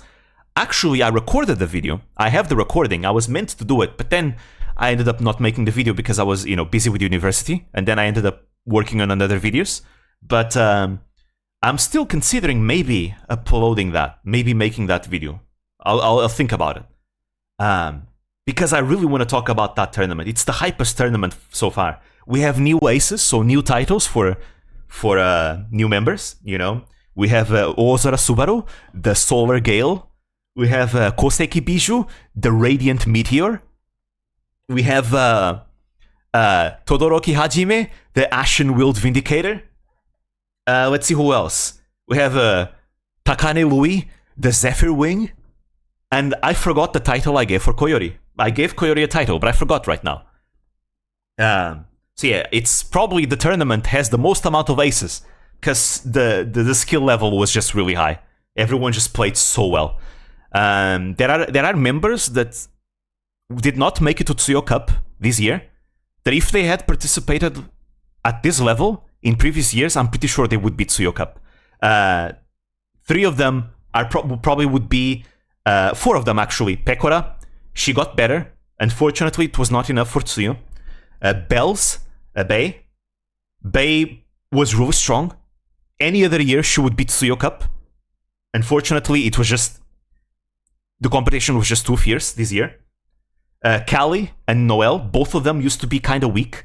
You can definitely tell they practiced a lot. They got so much stronger. I think any other year, Callie and Noel would also beat Tsuyo Cup. But just, again, the competition this year was just way too strong. Was really, really strong. It was another anime competition, another anime ending competition with Toa and Suisei tying in points. But because Toa got a bigger amount of higher placements, that's why she ended up being considered the winner. This is, by the way, a tiebreaker system that the Holo New Year Cup has always had. It was not invented for this tournament. They always had this tiebreaker system. It's the reason why in the 2023 Cup, where Marin and Mio also tied in points, why Marin ended up being second place while Mio ended up third, because Marin had an overall higher amount of higher placements compared to Mio. They always use this system. Because Toa got 2 first place finishes, while Suisei only had 1 first place finish. And that is how they do the tiebreaker. 2 girls whose fates would see them walk alongside each other. 2 stars in the bright sky of legends. Minato Aqua would make her return the following year. But as her interests lied elsewhere, she was far from what her peak once was. Yeah, so Aqua was very rusty. If I remember correctly, Aqua only practiced like 1 or 2 days before the tournament day. And as you know, in Hololive, a lot of their talents, they usually practice 1 month ahead. 1 month, a few weeks ahead, right? Before the tournament day. Aqua only practiced 2 days before the tournament. She was extremely rusty. There was a lot of things that she used to be capable of doing, like a lot of shortcuts and techniques that she was able to do in the past. She was not being able to do them this time around. Again, she was just too rusty. And the reason why she was rusty is because she was focused on something else. She was focused on the solo master rank challenge in Apex Legends. That was her focus. You can definitely tell it's her main priority, is that challenge, the solo to master rank challenge. So that's why she ended up being rusty. Nekomata Okayu, the purple lightning bolt, would win that year. Okayu had a very comfortable victory in this tournament. 69 points, nice. Okayu was actually someone that I thought at some point she was going to win the 2024 Cup. Because she started the Tsuyo Cup so strong. Then she had really bad luck. And maybe the bad luck from that race affected her mental. Because she was not able to have that same dominance anymore. From that point onwards in all the races. But she was a dominant force in 2024. In the preliminaries, she won every single race as well. Overthrowing the Azure Flash Comet, Hoshimachi Suisei. And then in the next year, the determined Minato Aqua was unable to participate due to scheduling conflict. This is really sad because Aqua really practiced a lot. She told everyone that she had practiced in secret. And I remember seeing some doubters saying that we shouldn't consider Aqua one of the strongest anymore because of her performance in the third cup. No, I disagree with that. We should not underestimate Aqua. Aqua was just rusty because her priorities were somewhere else. But here's the thing about Aqua. If she practices, boy, she's really strong. Because Aqua, just like Suisei, is a mega grinder. If she practices a lot for something, she's going to be insanely strong. So I really do think Aqua had potential to become the champion again in the 2023 Cup, for sure. Yeah. Kali has also been racing very well this year compared to the last 2 years. Oh yeah, again, I really do believe that if Kali had participated at this level in any other cup, she would have been Tsuyo. She would have been finals material, for sure. She was so strong this year. So strong. I think she'll be stronger in the cup next time. I think so too as well. Like the level of skill in 2024 was just so high. Incredibly high. That's what made it so intense. I love it so much. I was kind of disappointed that Aqua was not participating in it because, you know, the great rematch between Suisei and Aqua, both at the peak of their potential, was something I've been anticipating. But the 2024 Cup opened my eyes and showed me that the Holo New Year Cup does not rely on anyone to be great. Because everyone puts so much heart and soul into it that the cup becomes very intense and amazing. It was great to see. I never expected something like that to happen, but it did happen. It was amazing. The second tournament was surpassed. Somehow. But in spite of that, she offered her skills and expertise in coaching Hoshimachi Suisei, who would end up reclaiming the champion title that same turn. Yes, Aqua was the secret coach that Suisei had. Suisei ended up revealing it after the tournament. Becoming the first to ever becoming champion twice in the history of the Holo New Year Cup. And to this day, she's still the only champion that won twice. Though we may have never seen a full comeback of the Zero Overlord. By the way, this moment where Aqua is backtracking, she wins that race, by the way. It's a technique where she manages to get the bullet bill and use the bullet bill in a specific spot in this stage that allows her to keep the bullet bill for a very long time and carry her very up to like the top placements. Her legacy, that's how she wins. Is ever present for as long as the Holo New Year Cup continues. Indeed, while we'll never. Oh, here we go. This is the moment. This is in 2021. After the second tournament, they all do like a casual like team-based event. Aqua just dodges a blue shell with a mushroom. Forget to witness the boom, dodged. Ultimate rematch between the first two Hololive Mario Kart legends. A hype from Zero to Azure. Holo New Year Cup 6 stars to the end. So this is a bit of an inside joke between me and one of the mods, Konosu, because there are people that make reaction videos on my videos, and I always love watching them, right? And every time a reaction creator reacts to one of my videos that I go a bit harder on Mario Kart, and they ask, why is the Mario Kart section so intense? I always have to write like a big ass comment explaining the lore behind the Mario Kart tournaments, and I get super excited. I always put some Trails background music, in the background to motivate me even harder, and I go full Chunibyo on the comment. And the inside joke is that every time I speak about Mario Kart, Trails BGM just intensifies. Well, to be fair, I use Trail's BGM for these sections. That's the inside joke. Type of rematch. The Holo New Year Cup has seen throughout the years the rise of many legends that will continue. Here they are, the legends. To carry the spirit of competition. Also, Miko got much stronger as well this year. There was actually a moment where I was actually trusting Miko with beating Suisei, which is crazy. I never thought I'd do that, but Miko has gotten really strong. I used to consider Miko to be the baseline ace. Like, you know, if you want to be an ace, you need to surpass Miko in some way. Not anymore. Miko is now way too strong to be just the baseline ace.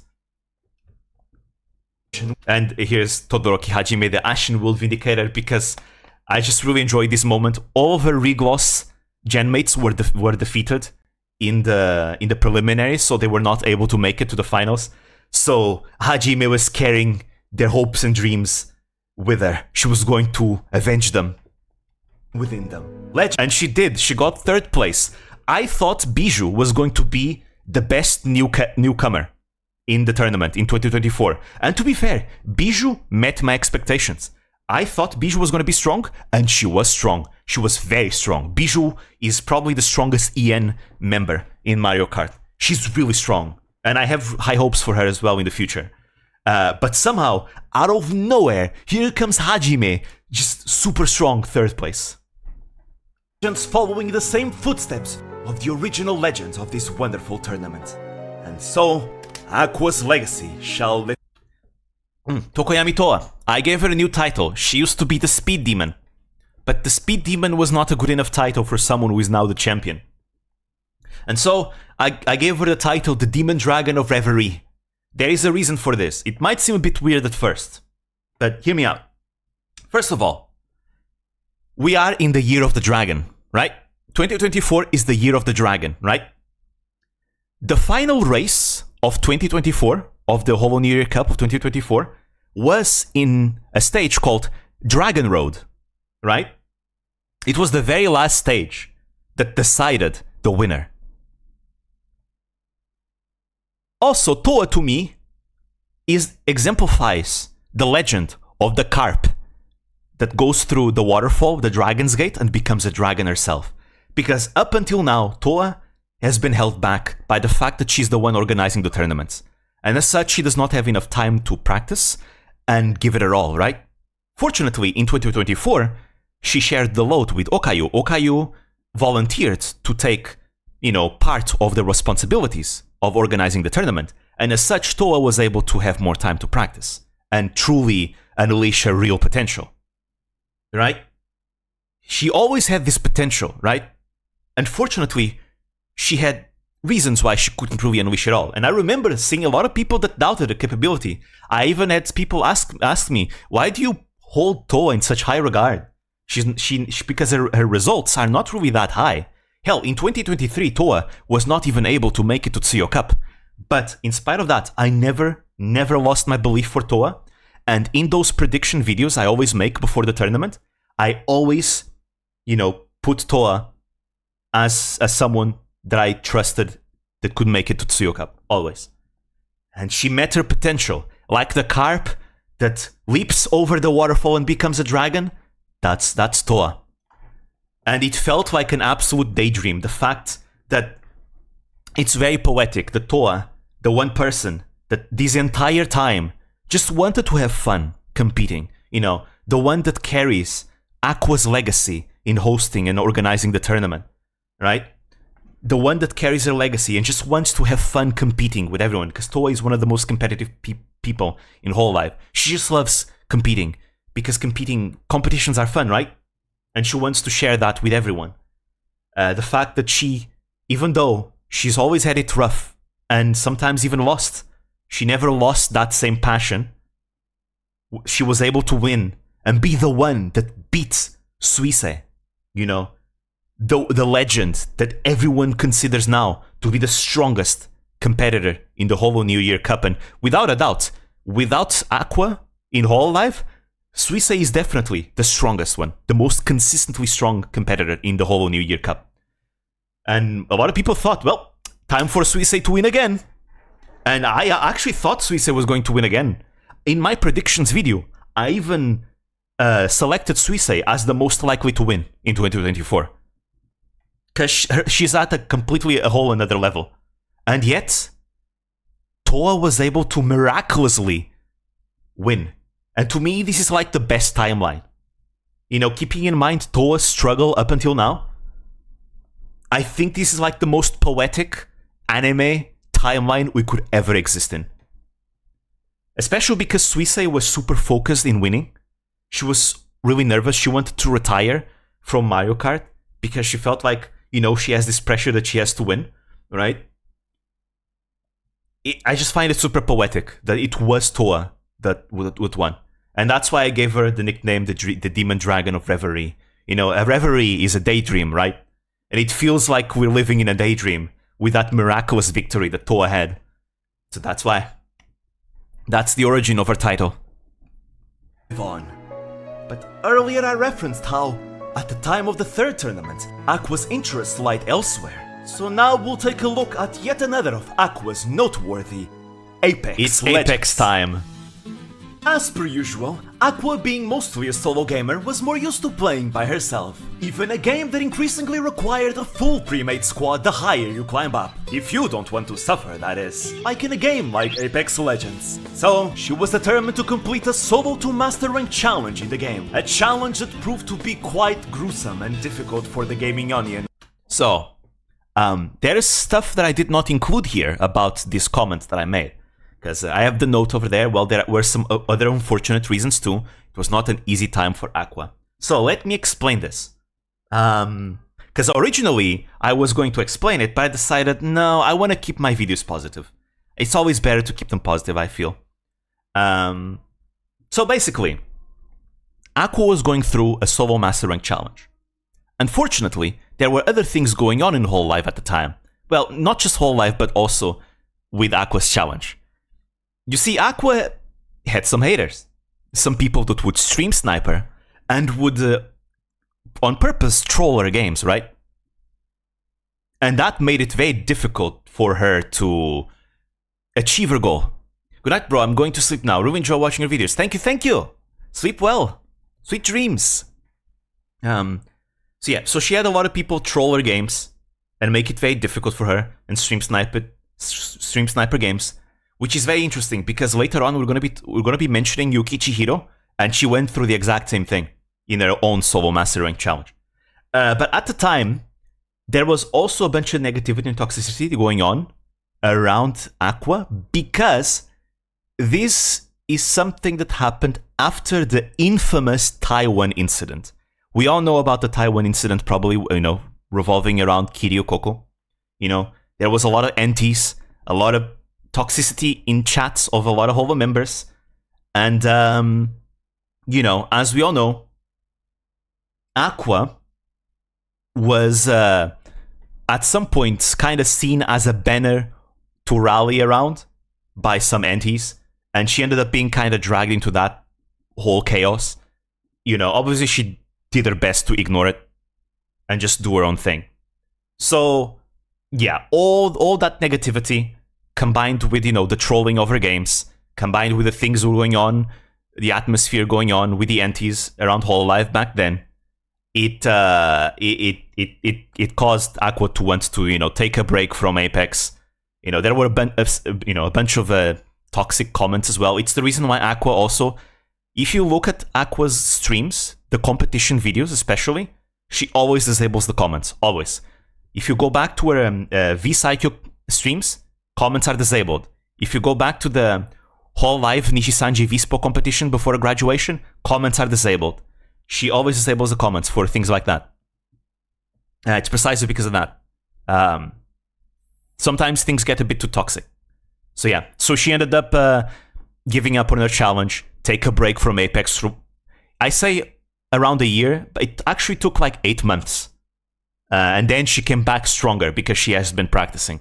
At the time, after having failed to do such, she took a break from streaming Apex. However, so yeah, that's the context of the things that I did not include in this section. Around a year later, she would be back. And oh boy, was she back.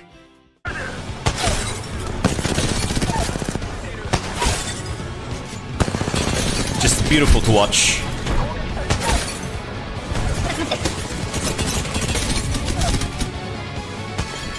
That one just looks so good. That no scope Kraber kill, mwah, so beautiful. You see, there is a reason why I tend to compare Minato Aqua and Hoshimachi Suisei so much. Both of these girls are relentless, determined grinders that will do whatever it takes to improve at something that they can... Yeah, I really do think there's a lot of parallels between Suisei and Aqua. Like, they really have a lot of the same qualities that make them so good at so many things. Because we all know that Suisei is good at anything she wants to do, right? Like, so if Suisei has an idea on her mind and she wants to improve at that, she's going to do it. Like, there's no what if. She is going to do it. And I think Aqua is the exact same. Both Aqua and Suisei share this skill, the ability to learn efficiently, and they go above and beyond to do whatever it takes to get good at whatever they want to get good at. And that's what makes them such a big threat in any game, basically. Interesting. And they are both fast learners who above all know how to learn. During the time Aqua had taken a break from streaming Apex, she had in actuality gone through a secret training arc. And suffice to say, the newly reborn Minato Aqua was better, faster, stronger, more accurate and knowledgeable in just about every way. So, alright, this clip, pay attention. How many times is she gonna get hit? Importantly, her playstyle had become incredibly more aggressive than before. She was just so fast and hard. So that first guy, she was only hit once. One bullet was all that hit Aqua. To hit, crazy. With an incredibly aiming and tracking ability that had such lethality, one would have to be incredibly skilled to be able to defeat her in a neutral 1v1 duel. It was simply absolute bliss to witness her lay complete waste to the battlefield. 勝ちに来たっていうのが正直な気持ちですね。Goddamn, Aqua being serious is really cool, actually. It is no exaggeration that in terms of pure Apex mechanical when she's locked skill, in, she's Aqua locked is the in. single most threatening and ravenous thing in all of Hololive production, whose skills are recognized as such even by hardened veterans like Holostars. So this is like a stream where Astel was, talking with Pakael. They were collabing. Both Pakael and Astel are really good players at Apex. They're really, really, really good players. And they both recognize that Aqua is stronger than they are, which says a lot. Now, yes, it's true that Astel and Pakael sometimes are a bit too humble. They might be sometimes too humble and put themselves down, but for real, I think it means a lot if these two, even recognize that Aqua is better than them, at least physically, mechanically, that is. Because obviously, in terms of teamwork and all that, they're definitely stronger. Asteleda, ever heard of the saying, kawaii on the streets, senpai? Like for a custom environment, the two of them are much more used to it. The sheets? Well, for Aqua, it's cute beats killer streaks. And with such an incredible performance, and a certain major Vtuber tournament coming up, a lot of hype was built surrounding Aqua's potential participation. And another strength that Pakael and Astel also have is leadership skills. They have really, really good leadership skills. I am talking about... That said, Team StartEnd did have like a double IGL system going on, where both Toa and Aqua kind of shared the IGLing role. So Aqua can lead too, kinda. None other than the Vtuber most cooperative. But she's definitely more suited to, just ripping and tearing. Tournament, or Vsaikyo for short. There we go, Vsaikyo. It's the reason why this video is so long. This video was meant to be 40 minutes originally, and with the extension of the Vsaikyo section end up being much longer. It is an annual tournament founded, organized, and hosted by former Apex pro player Shibuya. So here we go, that's Shibuya Hall, former Apex pro player. He started making events in the VTubing community, and these events became very big. His events are always really hype and include like lots and lots of VTubers.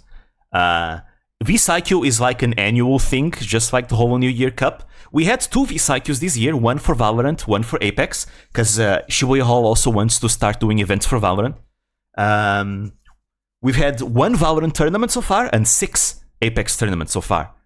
These events are always super hype. I really enjoy them.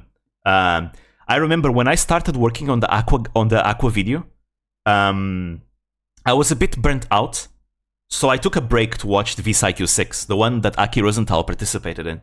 I always have such a big blast with them. They're so much fun. And yes, just like the Holo New Year Cup, there's a lot of stories going on with every single team in these tournaments. And I'll talk a bit about that a bit more later, once we get to that love letter that I give to the Vsaikyuu tournament. But yeah, Shibuya Hall. He's the organizer of these tournaments, and he has some help from the esports organization, Crazy Raccoon. Oh, also one of the founders of the VTuber agency, Neoport. Yeah, he also partly owns his own VTuber agency. Neoport is cool. I really like their talents. I still need to discover more about them. My knowledge of them is still kind of surface level, but I really do want to get into Neoport too as well. I already have some favorites. I'd say my favorite Neoport member so far is Konkon Aria. I really like Konkon Aria. But I also like the other ones too that I've seen so far. You know, Yozuna New, Itoi Itoi, Hizuki Yui, and Shibuya Hall himself I think is cool, and Shirayuki Raid.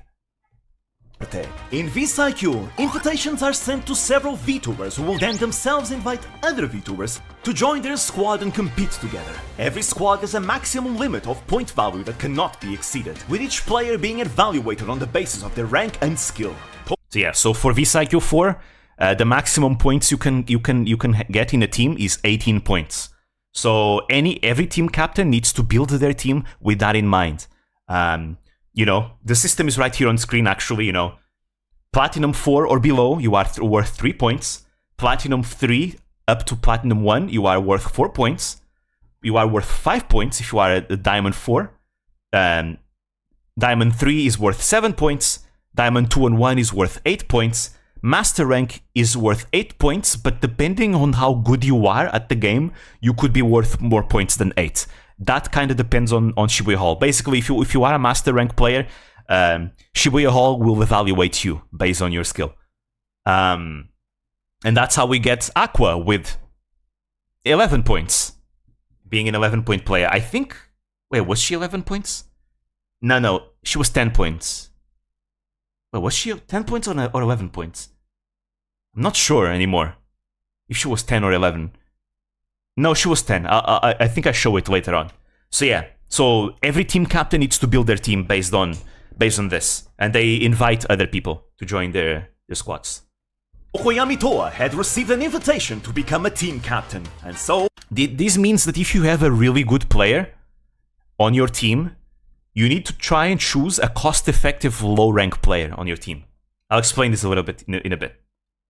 Minato Aqua reached out to Toa asking to join her team. Toa accepted, and they would be then later joined by Hoshimachi Suisei, forming the popular unit known as Team StartEnd. So there we go. So yeah, Aqua was worth 10 points. Toa was worth 5 points, and Suisei was worth 3 points.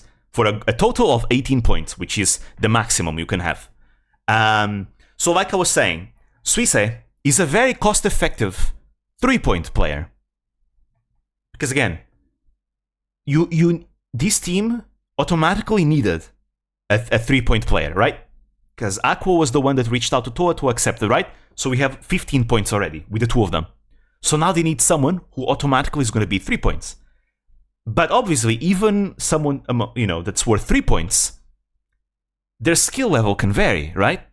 For example, if I compare Suisei to Aki Rosenthal, you know, Suisei, who is a very fast learner and mega grinder, and Aki Rosenthal, who, to her credit, Aki Rosenthal is a very determined grinder too. It takes her a bit longer to get good at something, but she's very determined. Very, very determined. Which is one of her strengths. But obviously, if we compare Suisei's, you know, skill to Suisei's in this tournament, there's definitely like a skill gap between the two of them, right? And that's how you get to notice like the cost effectiveness of team members. In Aki Rosenthal's case, she was a team captain, so Aki was the one who had to choose teammates that could like carry her basically. She had to choose like team members that could guide her throughout the tournament. And she made wonderful choices, by the way. You know, she had Ditto, which was a very strong player, and then she had Utai Meika, who was also a very strong player. So like, I actually think that Aki Rosenthal crafted an amazing team. Like, pretty much the perfect team for her. And they did really well. They even won one day. Anyways, but Suisei is a 3-point player that plays arguably better than a 3-point player. And that's what makes her so cost effective. And this is like something that a lot of team captains need to think about whenever they choose like these lower ranked players to join their team. cost effectiveness. The hype surrounding Team StartEnd was because having a cost-effective player means that then you can also choose like a super strong player on your team. Also, yes, a lot of people were hyped, not just fans, but other VTubers too. We have here Kaga Sumire's case, you know, she was happy when she saw Aqua's name in the tournament. Ririmo was also very excited. Was incredibly huge, attracting quite a lot of new viewers who had never watched V-Cycle before. And it is easy to see why such a huge hype train took place, as from the perspective of a Hololive fan. So yeah, these are all the Hololive production teams we've had in V-Cycle in the first 3 tournaments before the one that we're going to be looking at right now, with Team StartEnd. You know, we had mostly Holo Stars teams, you know, with, you know, those 4 full Holo Stars teams. We only had 1 full Hololive, pure Hololive team in the very first V-Cycle tournament. You know, Team Happy Set with Matsuri, Roboko, and Ayame. And I think it was either the second or the third tournament where we had a combined Hololive and Holo Stars team, you know, led by Asteleda and also with Roboko and Choco in it. These are, so basically, a full, pure Hololive team. We've only had it once before StartEnd. We got to witness a rare full Hololive squad and 2 popular newcomers. Yeah, this was the second time we had a full Hololive squad. And I think it hasn't happened ever since yet. So, it was the second and last time we've seen it. Who had never been seen in such as usually Hololive members and Holo Stars members tend to mix in with other agencies. You might notice that Toa and Matsuri, they participate every year. And they're always like collabing with VTubers from like Vispo, Nijisanji, and other agencies as well. A competitive environment before. Aqua's amazing performance those previous months had especially enraptured the audience and built quite a lot of excitement for Hololive fans especially. Team StartEnd was something no one was expecting to happen, but the fact it happened was a beautiful thing. Of course, this is V-Cycle we're talking about, and much in the same way I tend to hype the Holo New Year Cup by how intense it is. Oh boy, let me tell you about V-Cycle. It should be said that over the years, V-Cycle has gotten increasingly sweatier and more intense. Just like the Holo New Year Cup, the V-Cycle keeps getting stronger and stronger with each passing tournament. Now, to be fair, Shibuya Hall has also been kind of increasing the point limit of teams, which means you can also put more and better players in each team. In V-Cycle 6, which was the one from 2024, the limit was 21 points, and that was enough to make it so that now there's like a lot of Apex Predator ranks all over the place, and a lot of Master ranks and all that. Some teams with multiple Master ranks in it even. Definitely V-Cycle 6 was the hardest, most intense V-Cycle so far. With multiple teams being coached, but it's always been intense since the beginning. Yes, in the first V-Cycle, the competition was less strong, but it was still pretty strong because you still had really good players in it. A lot of the staple players that you see in every tournament, they were all there too in the first one. By pro players and everyone determined to win. But above all that, many of the participants themselves are notorious for being VTubers of incredible skill, who themselves should not be underestimated. By the way, you also might ask, why am I taking such a derail in this moment of the video? Now yes, there's part of it is because I just want to talk about it, right? Because I absolutely enjoy I enjoyed a lot getting super into the JP scene in 2024, but it's also because of something else that I've observed surrounding StartEnd and Aqua. I remember when Team StartEnd started and the competition started in V-Cycle, there was a lot of heated discussion in the comment sections of places that I've seen, right? People, hyping Aqua, people hyping, downplaying Aqua on both sides, things, some people downplaying other people, right? What got you into the JP scene anyways? You said Vispo. How did Vispo interest start? So it was actually the Nobunaga's Ambition series that I'm working on. That has been on pause because of the Aqua video. But the Nobunaga's Ambition series, that one where I'm adding VTubers to the game, so we can do campaigns. It made me want to add VTubers from all over the place, and I started researching and looking up, different VTubers from different places, right? And I looked into Vispo back then, like at the end of last year, of 2023, and they kind of stuck with me. Like, I really enjoyed learning about those. So at the beginning of 2024, I started going harder into watching more Vispo. Like, a lot. I watched a lot of Vispo in 2024. And I've become a big fan now. So yeah, it was because of Nobunaga's ambition. So yeah. What was I on? Right. The heated discussion around StartEnd. It got a bit toxic at some points, you know. Again, with some people downplaying everyone in the tournament just to hype up Aqua, and as a response, some people would just downplay everything Aqua and StartEnd would do, you know, as a response to the downplaying of all the other players. And it became a bit of a back and forth that becomes a bit toxic, and you still see it sometimes whenever there's discussion on StartEnd.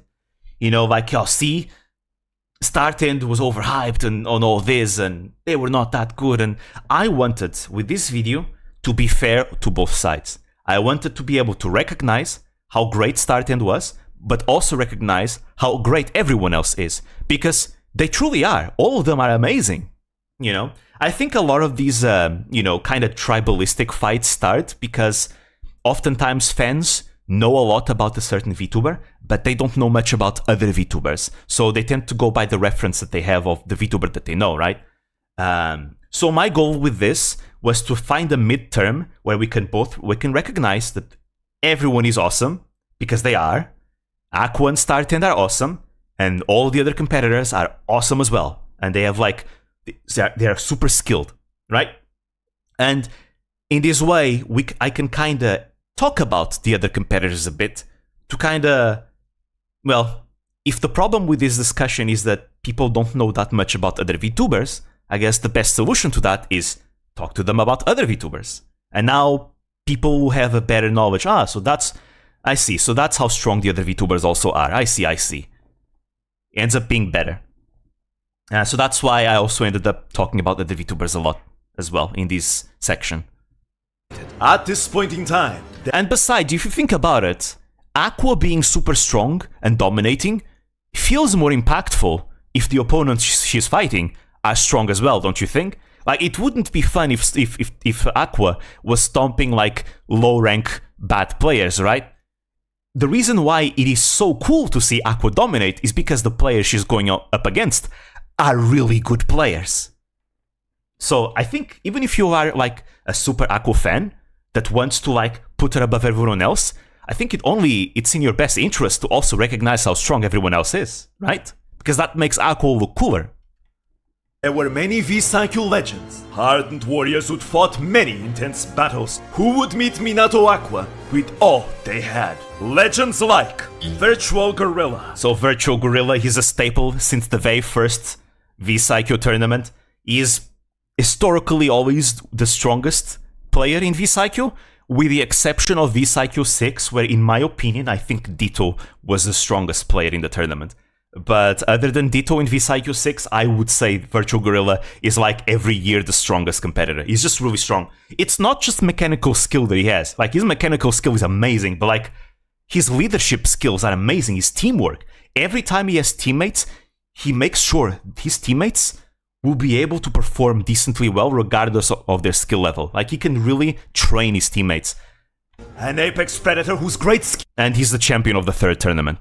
He won together with Hoshikawa Sara and Inui Shinichiro, I think that's his name. Yes. Skills played a major part in becoming the champion of the third tournament just a year prior. For his mechanical prowess, excellent leadership, and the ability to train and bring out the best of his teammates, he was seen by many as the strongest of all participants going into the fourth tournament. And also, fun fact, he actually did a collab cover song with Tokino Sora.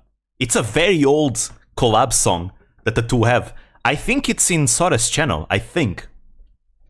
But it's really funny.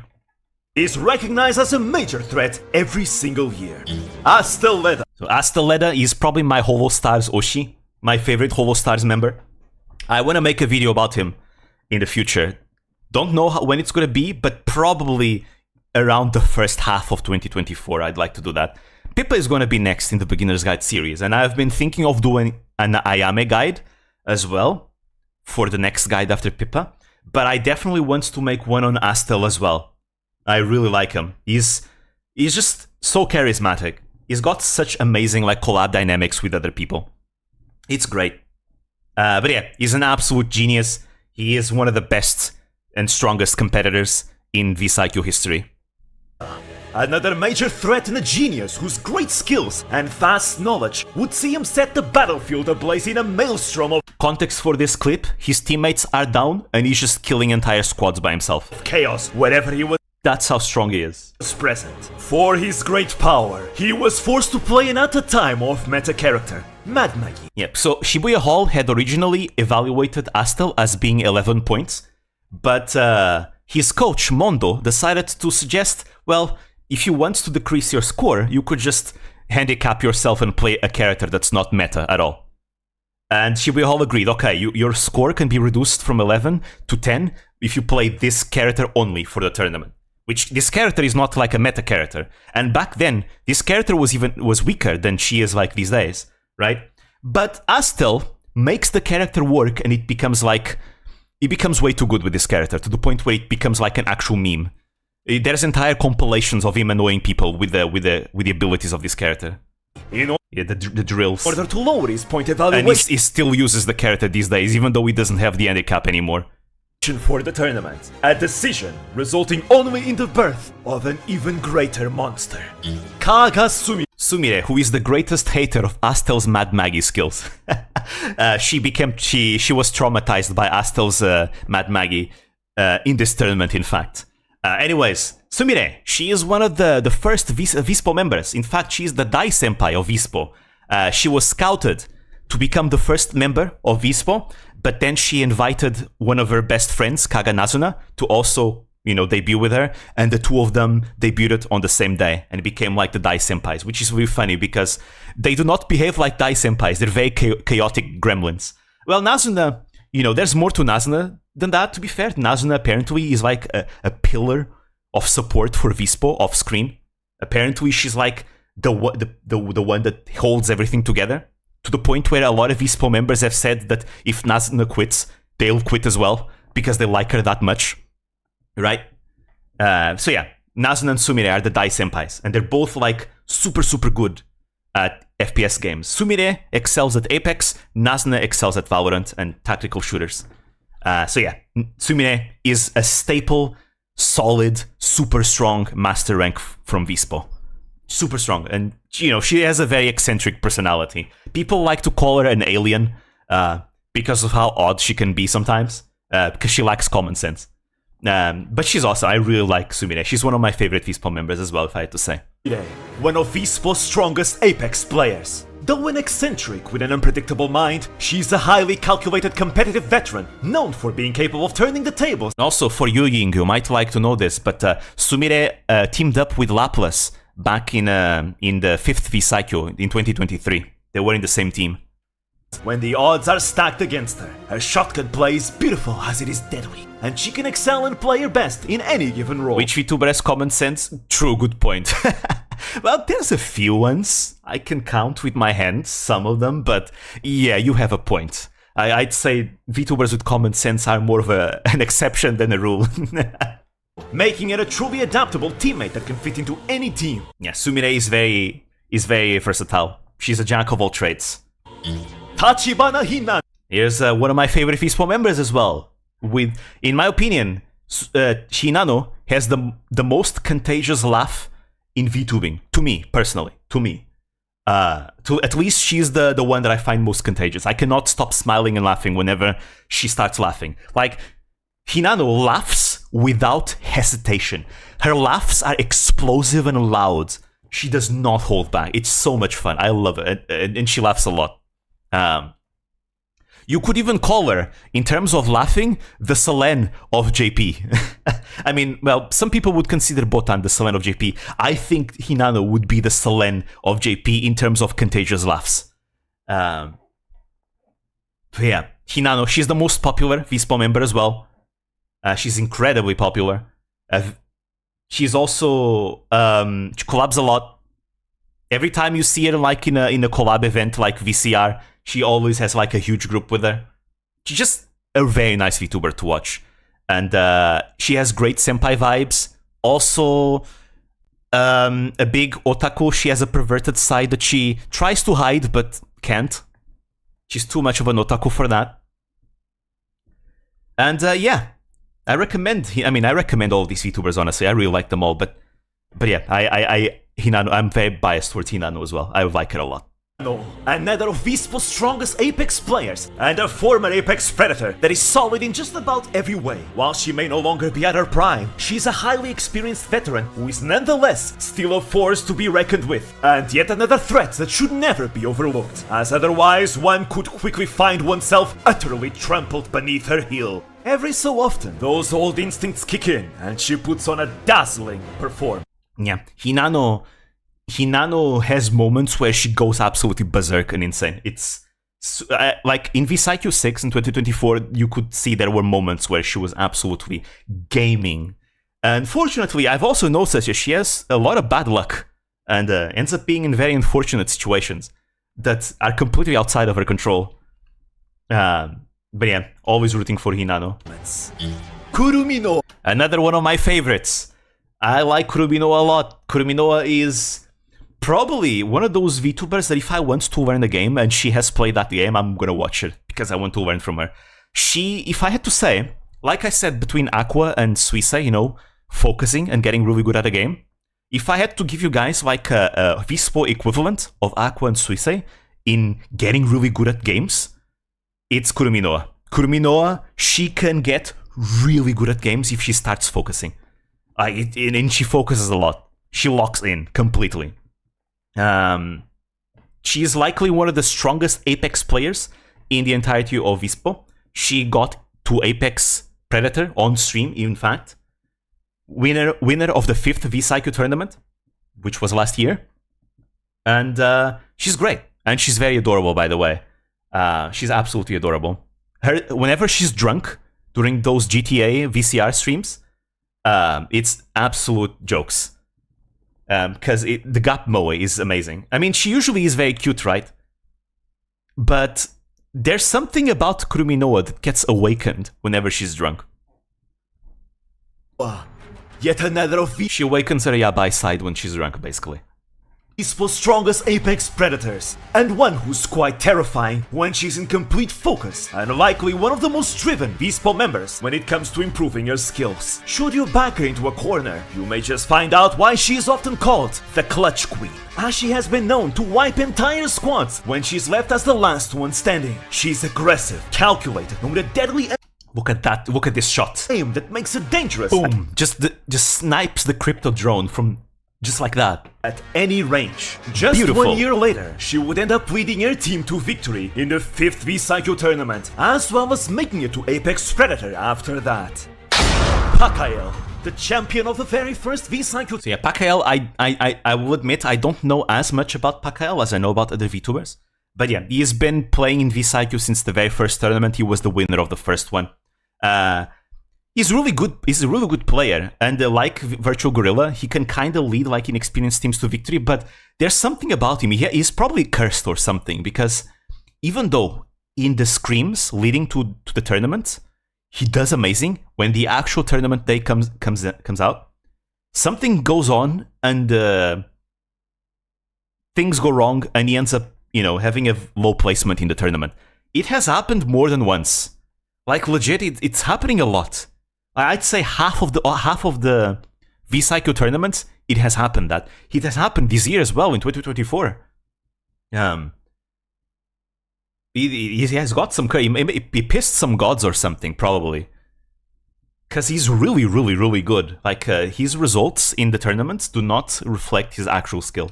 Tournament whose genius game knowledge and skills are comparable and to you can see that in the results of the scrims, where he's always like super high up. Ledas. He is a methodically patient and opportunistic player, able to lead even inexperienced teams to victory. While he is often cursed with misfortune during the actual tournament day, he has a habit of dominating the scrims leading up to it, and will be a truly terrifying opponent should he bring out such lethal performance to the big day.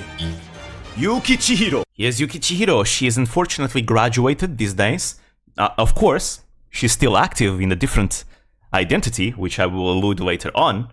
I mean, I guess it's fine because it's like we're talking about a corpo going indie, usually I tend to be, you know, more less vague about corpos that go indie, because oftentimes the taboo of talking about alternate identities only really serves, I think it's only a thing if the VTuber is an indie becomes corpo or a corpo becomes another corpo. But when it comes to corpo that goes indie, usually the taboo isn't really a thing, because oftentimes the indies want you to know who they are.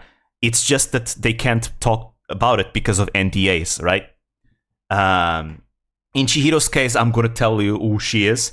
These days you can find her under the alias or identity of Aoi Sakura. Aoi Sakura, she debuted this year. Well, she graduated this year, she debuted this year. She participates in all the tournaments as well. In fact, she has organized 2 tournaments on her own. The ASGS, one of them, which happened like, 2 days ago? I think. And Dokibird even was part of it. So yeah. And now she even decided to found her own VTuber agency. It's a VTuber agency where it's going to be a very small one, apparently. But yeah, she's going places. I really like it. Chihiro has honestly had a similar road to Aqua in some aspects, and I will talk about it later once we focus a bit more on Yuki Chihiro. Nishi-sanji's apex queen, whose knowledge allows her to very well punch above her weight class, on top of being an experienced leader who had become the champion in the second V-Cycle tournament. Her improvement... Yeah, apparently Chihiro never wanted to be like leader in teams, but she's always put into that position, and she seems to do good in it. So, I think she has accepted her role as leader. Also, once again, Ying, you might like to know this, but Chihiro was part of Laplace team last year in the Apex V-Cycle. It was Sumire, Chihiro, and Laplace, the 3 of them together. Throughout the years, and well, this year Laplace teamed up with Aoi Sakura. It has been quite noticeable, and she only continues to grow stronger and stronger, regardless of whatever There she is. That's her outline. Form she may take.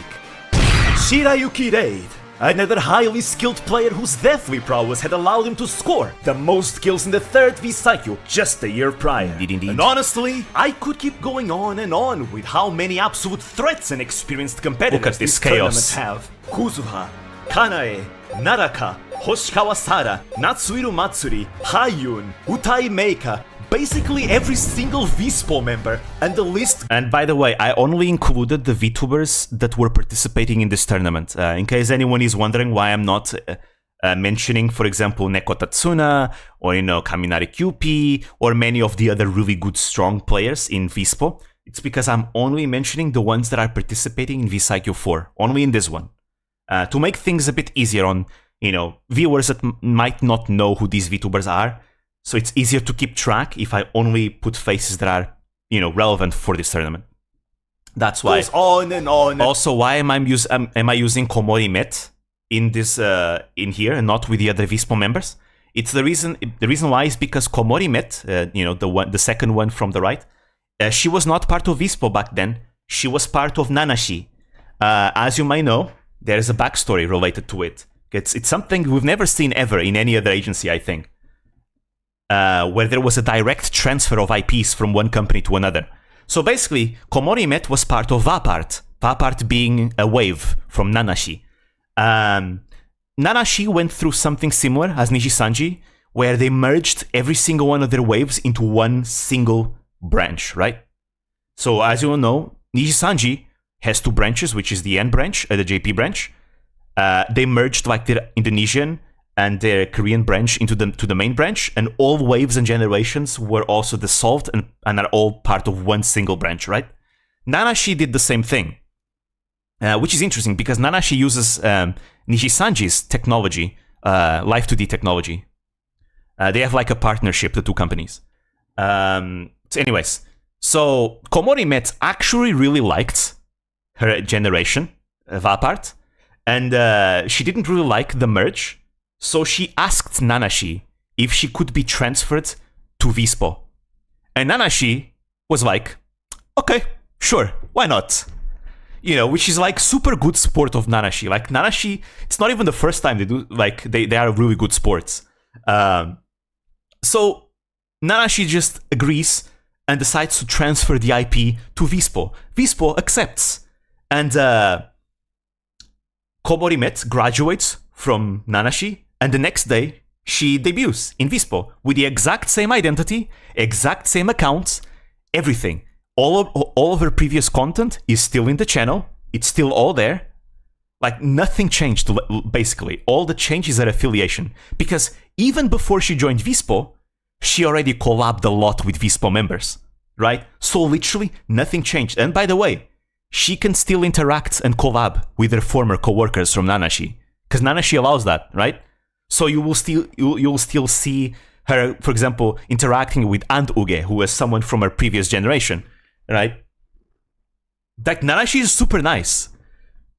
And yeah, she can interact with her former co-workers. She has everything. She's IP was transferred. And by the way, it's really big of Nanashi to do it because Komorimet was one of their biggest talents. So for Nanashi to just, yeah, sure, we're gonna let one of our biggest talents just be transferred just like that. Like, holy fuck. Like, actual one of the nicest agencies I've seen. Crazy. Like, there's also Suopatra, who was allowed to buy the IP of her own character when she went indie, and things like that. So yeah, there you go. So Komorimet these days is part of Vispo, but back then she was part of Nanashi. So yeah, that's the backstory. That's why I put Komorimet here, because at the time of the tournament she was not Vispo yet. Even though later when I show POVs of Komorimet, I do put her affiliation as Vispo, just to, you know, not confuse people these days. But that's the reason why I put her here only. Now, also, the names of these VTubers, I didn't put them here. From left to right, you have X-Albio from Nishi-Sanji, you have Higuchi Kaede from Nishi-Sanji, you have Ibrahim from Nishi-Sanji, Ratna Petit from Nishi-Sanji, Komorimet, but at the time, you know, Nanashi, now Vispo, and Minase from Neoporte. On. All these VTubers would prove to be dreadfully fierce opponents, and all of them had far more experience in a customs environment due to being such frequent competitors in the many Apex tournaments of the JP competitive gaming VTuber scene. On top of it all, Team StartEnd was one of the teams that did not opt to get them. So yeah, usually every team has like a pro player coach. Like, you'll see, you have, you know, pro players from Crazy Raccoon and other places, right? So that's how seriously they take these tournaments. Also, you can see there here on the right, Komorimet, you know, being under Vapar. Anyways, only 3 teams did not have coaches, being Team Shirande and the Virtual Gorillas team, Denno Onigurira. Themselves a coach. And obviously, Team StartEnd. They did have Tokoyami Toa, who herself had been a staple V-Cycle competitor since the second tournament, who could guide their less experienced teammates. Yeah, because there are more tournaments going on besides the V-Cycle tournament. Like, now we have like Aoi Sakura doing her ASGS tournaments. You have the Crazy Raccoon tournaments, and like other esports organizations also make other tournaments with VTubers as well. And the Toa participates in a lot of them, actually.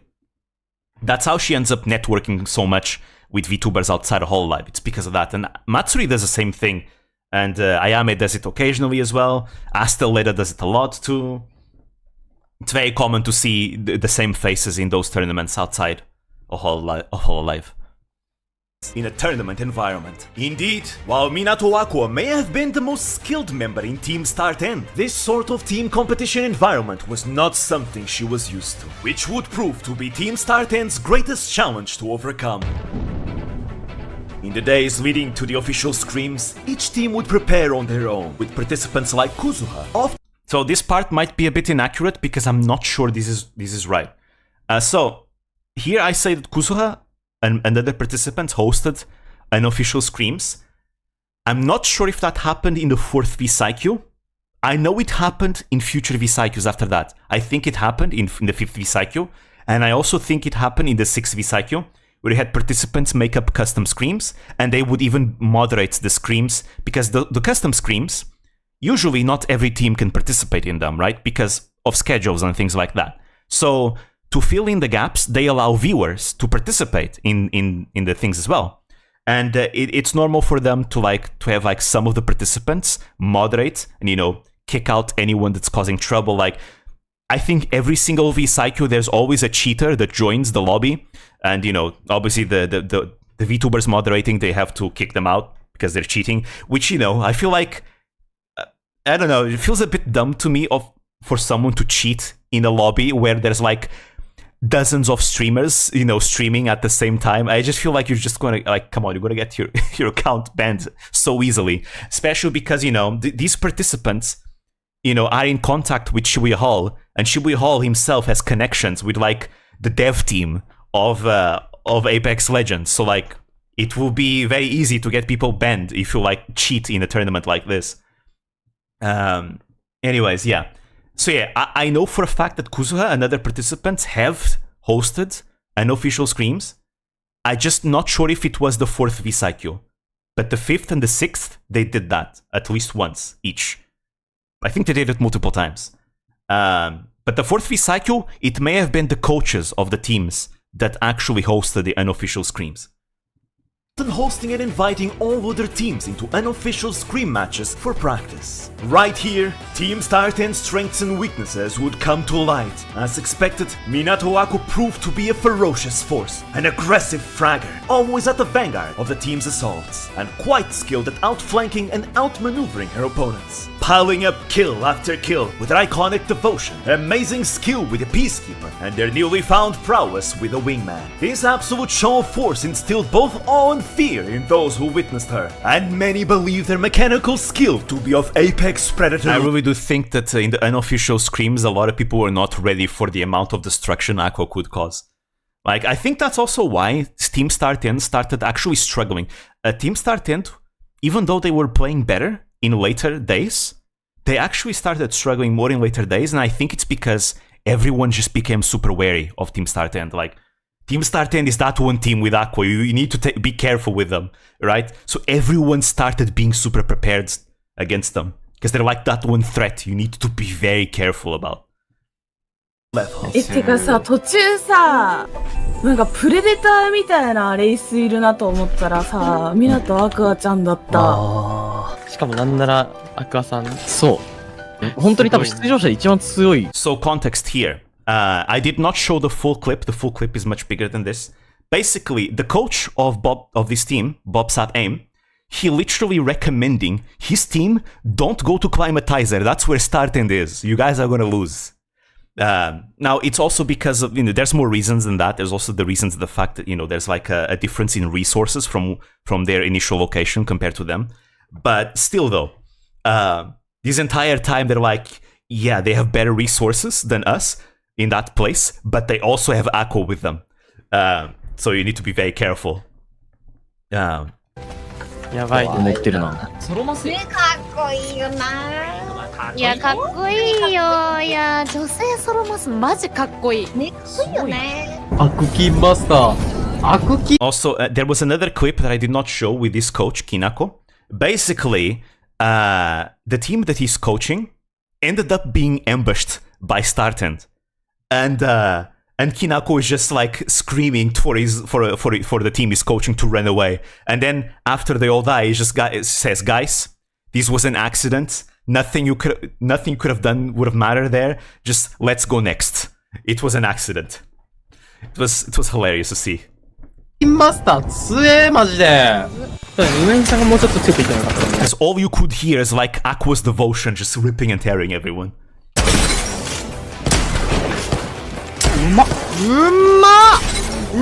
いや、ピースキーパーHowever, this overwhelming aggression would often border to the side of recklessness, proving to be quite a double-edged sword.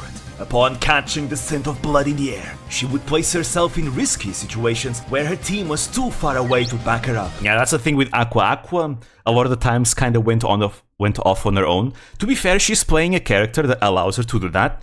Wraith has that ability, the Q ability, that makes her phase and become like, quote-unquote, invisible. Like, she goes into a different dimension, so people cannot catch her in that. So that's one of the reasons why Aqua is more like bold in their scouting. But I think Aqua even still went a bit too far, even with that ability. And even when Aqua sometimes played a different character, like you will see in the first day of the official screams, Aqua plays Valkyrie, and even then she still went super far away, even though she was not playing Wraith.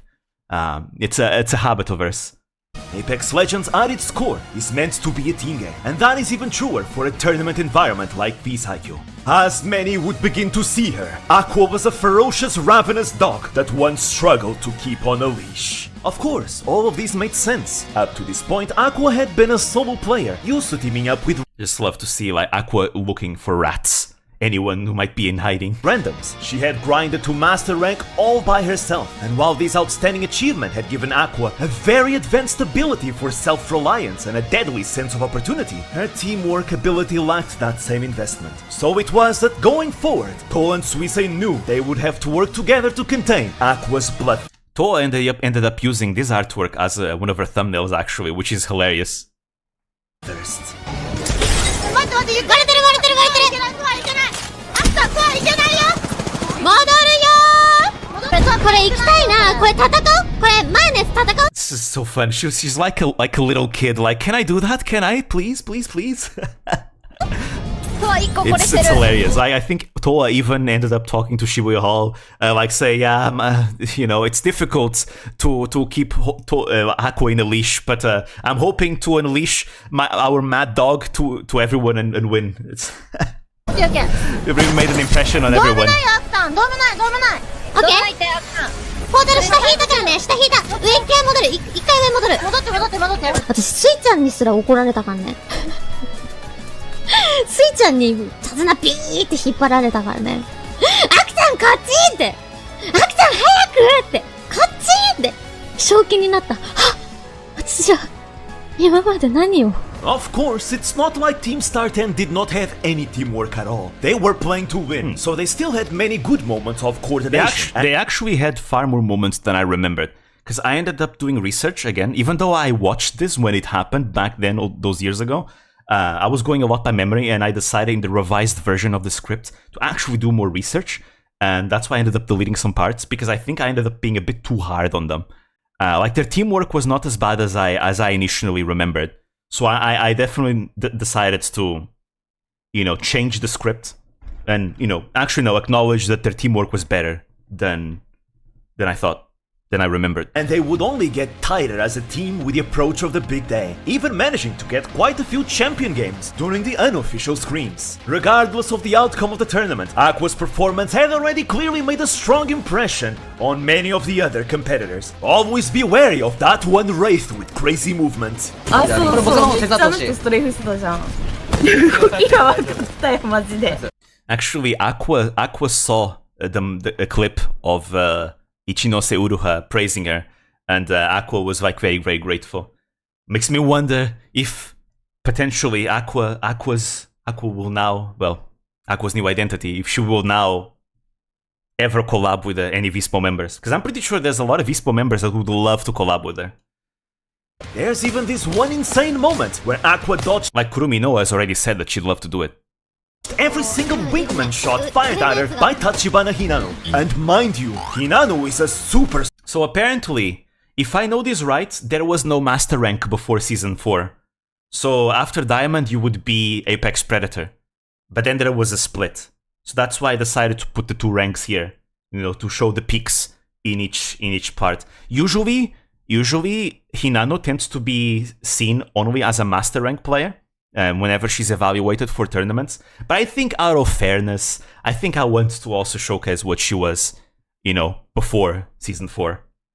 Strong player with a deadly aim among other things. If even someone as incredibly strong as Hinano is struggling to hit Aqua, that just tells you how crazy good Aqua's movement skills really are. Of course, that's not to say Aqua is invincible in a 1v1 encounter. As I've established, V-Cycle has many amazingly skilled VTubers. I have to say, Kuzuha was really going, you know, all out in this tournament. He played really well. And it certainly is which is why he ended up winning the tournament. Kuzuha's team won.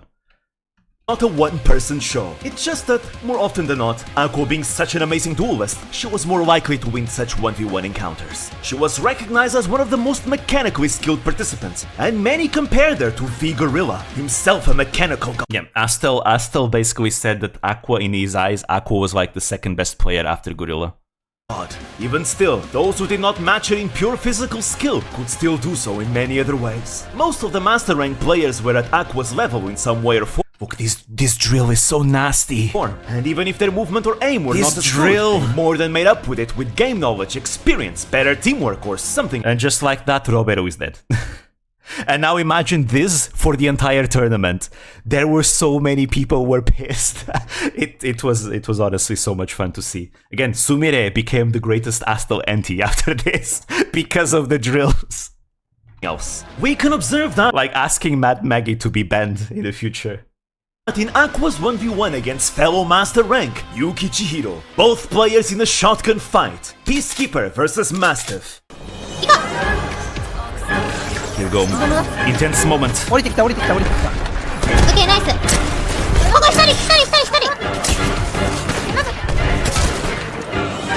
Like this fight just was very interesting to see because it was so close. Like even the teammates die close to each other. なんか自分入ってくるこれ。自分やって。マレやるよ。自分。 So boom, Toa and Kaidaharu both go down in a very short succession from each other. 一人やった。いや、強いよ。これ自分や。オッケー。 Suisei's out, but at the same time, Ratnapetit is out. Literally, like one team knocks one team member, the other team knocks another team member. That's how close this was. That's why you can hear like, you know, both Suisei and Ratnapetit both saying, you know, sorry almost at the same time. ごめん、ちょっとごめん。自分入ってくる。エスポ、ここ来た。守るよ、守る。ラクター引いていい。 That armor swap that you know Aqua did just now was so sneaky. It was so quick. I could barely see it. But then I was like, wait, she armor swapped right there. Oh, she did 2 armor swaps in this fight. これ。まだ。2人いるから。レンズ来たわ。 Gotta be honest. That Wraith small hitbox really screwed Chihiro over here because she missed 2 shots here. Oh, but then Aqua gets very close to death. Gets the armor swap. This is...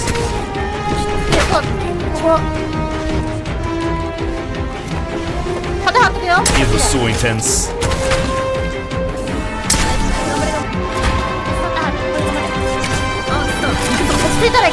It's a shame that Aqua ended up missing that Arc Star. She wanted to definitely like lure Chihiro out of the other side by putting the Arc Star closer, but unfortunately she ended up missing. I guess they're even then because Chihiro also missed 2 shots that honestly she shouldn't have missed. So now they're both even.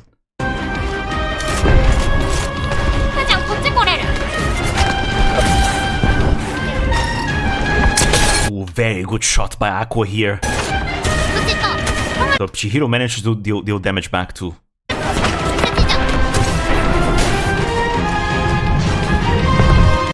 Yeah, here Aqua definitely, she goes up here probably to try and surprise Chihiro. Most likely, I think what she wanted to do is to, you know, make Chihiro think that she's on the ground.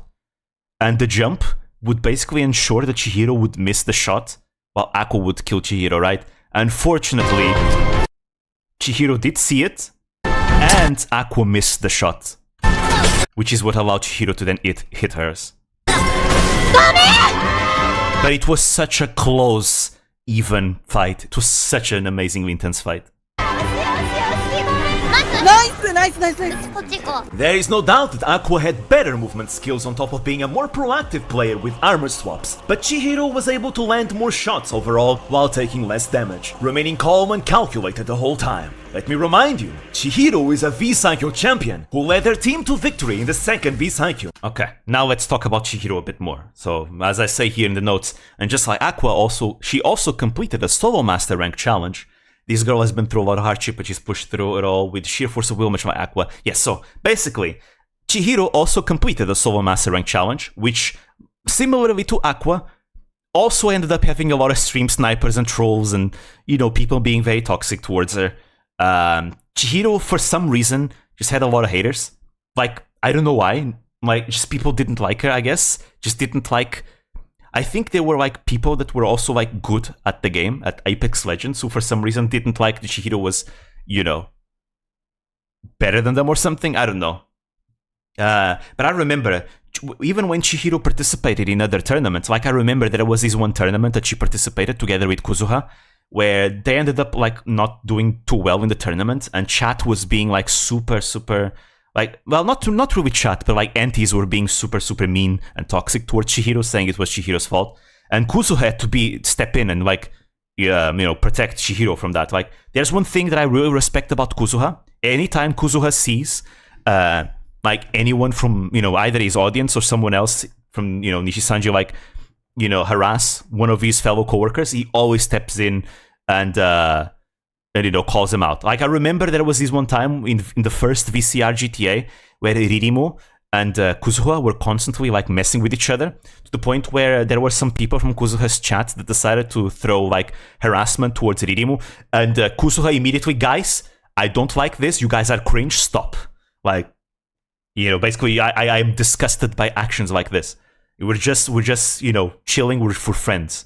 Things like that. Like, I really respect Kuzuha for always never failing to, like, step in to call out people that might be toxic. It's really nice. And he did the same thing for Chihiro when Chihiro was being toxic, you know, having people being toxic towards her. Again, the stream snipers got really bad. I remember when Selene was still in Nishisanji, even Selene commented on that damn, Chihiro keeps trying to do this challenge, but there's people that keep stream sniping her and, like, ruining her games. Eventually, she succeeded and Chihiro managed to complete her challenge. Like, her skills have improved so much as well since the very beginning.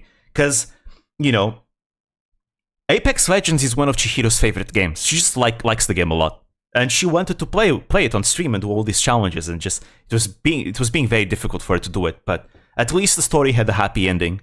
And well, now not only did she complete that challenge, and you know, she is really good at the game. Not only that, you know, like, she continues to be like a staple, beloved figure in, like, the JP gaming scene, you know, the Apex scene. You know, always invited for every tournament, basically organizing her own tournaments. She has a very good reputation in the community, in that community. I mean, that's the community that knows of her. Outside, people don't usually know who she is. But yeah, it's nice. So the story has a happy ending. And these days, she's doing good for herself, even as an indie.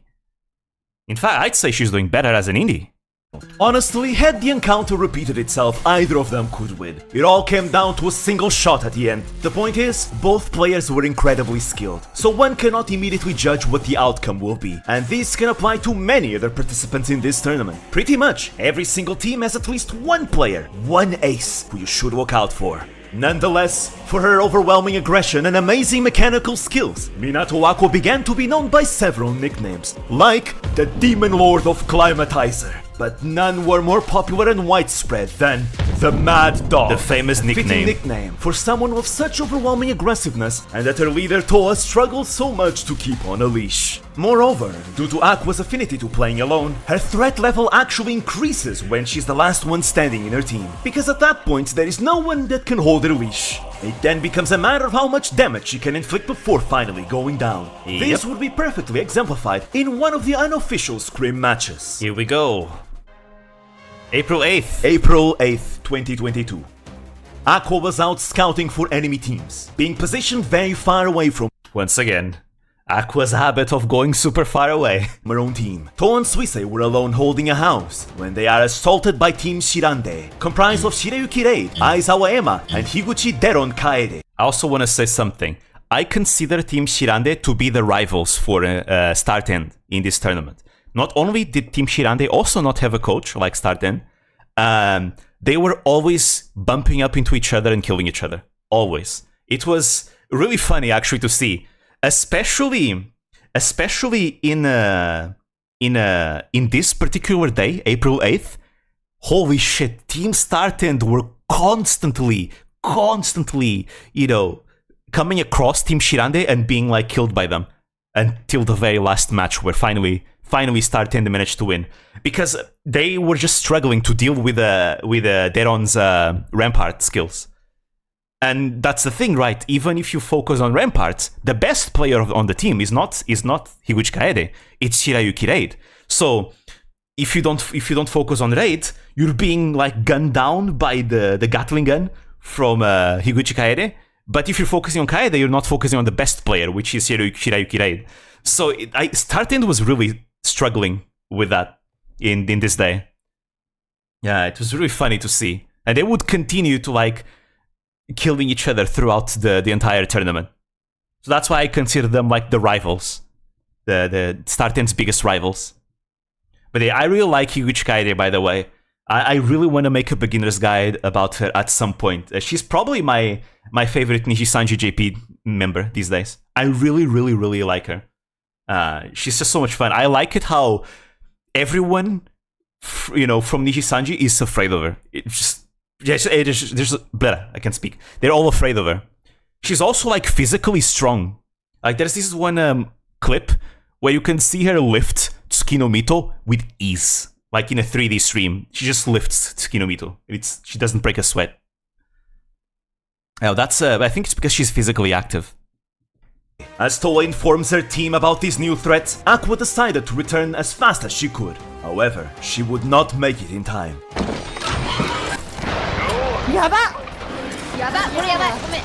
You see, Deron was playing a particular character of her liking called Rampart. So Higuchi Kaede, she always plays Rampart. Rampart is her favorite character. It doesn't matter what the meta is like, she'll always pick Rampart. So kinda like how Astel is with Mad Maggie, Higuchi Kaede is like this with Rampart. And not just that, she also has a favorite weapon that she always uses. It's the L-Star. She loves the L-Star. Sometimes she renames herself to L-Star. She considers L-Star her son. Whose ultimate ability is a very powerful Gatling gun with a firepower. Fortunately for her, this character is now meta. Or capable of destroying doors. Or at least it was at the time of the 6th V-Cycle. The attack came very suddenly. I don't know about now. Shirayuki Raid used his Wraith portal to quickly transport his team right in front of Toa and Suisei. And from there, Deron unleashed a devastating barrage of death. Come on. Also, I didn't mention this, but Higuchi Kaede was in Kurumi Noa's team in the 2023 V-Cycle, meaning that Higuchi Kaede is also a V-Cycle champion. Well, she becomes a V-Cycle champion the year after this tournament. いきますよ。いけ。あ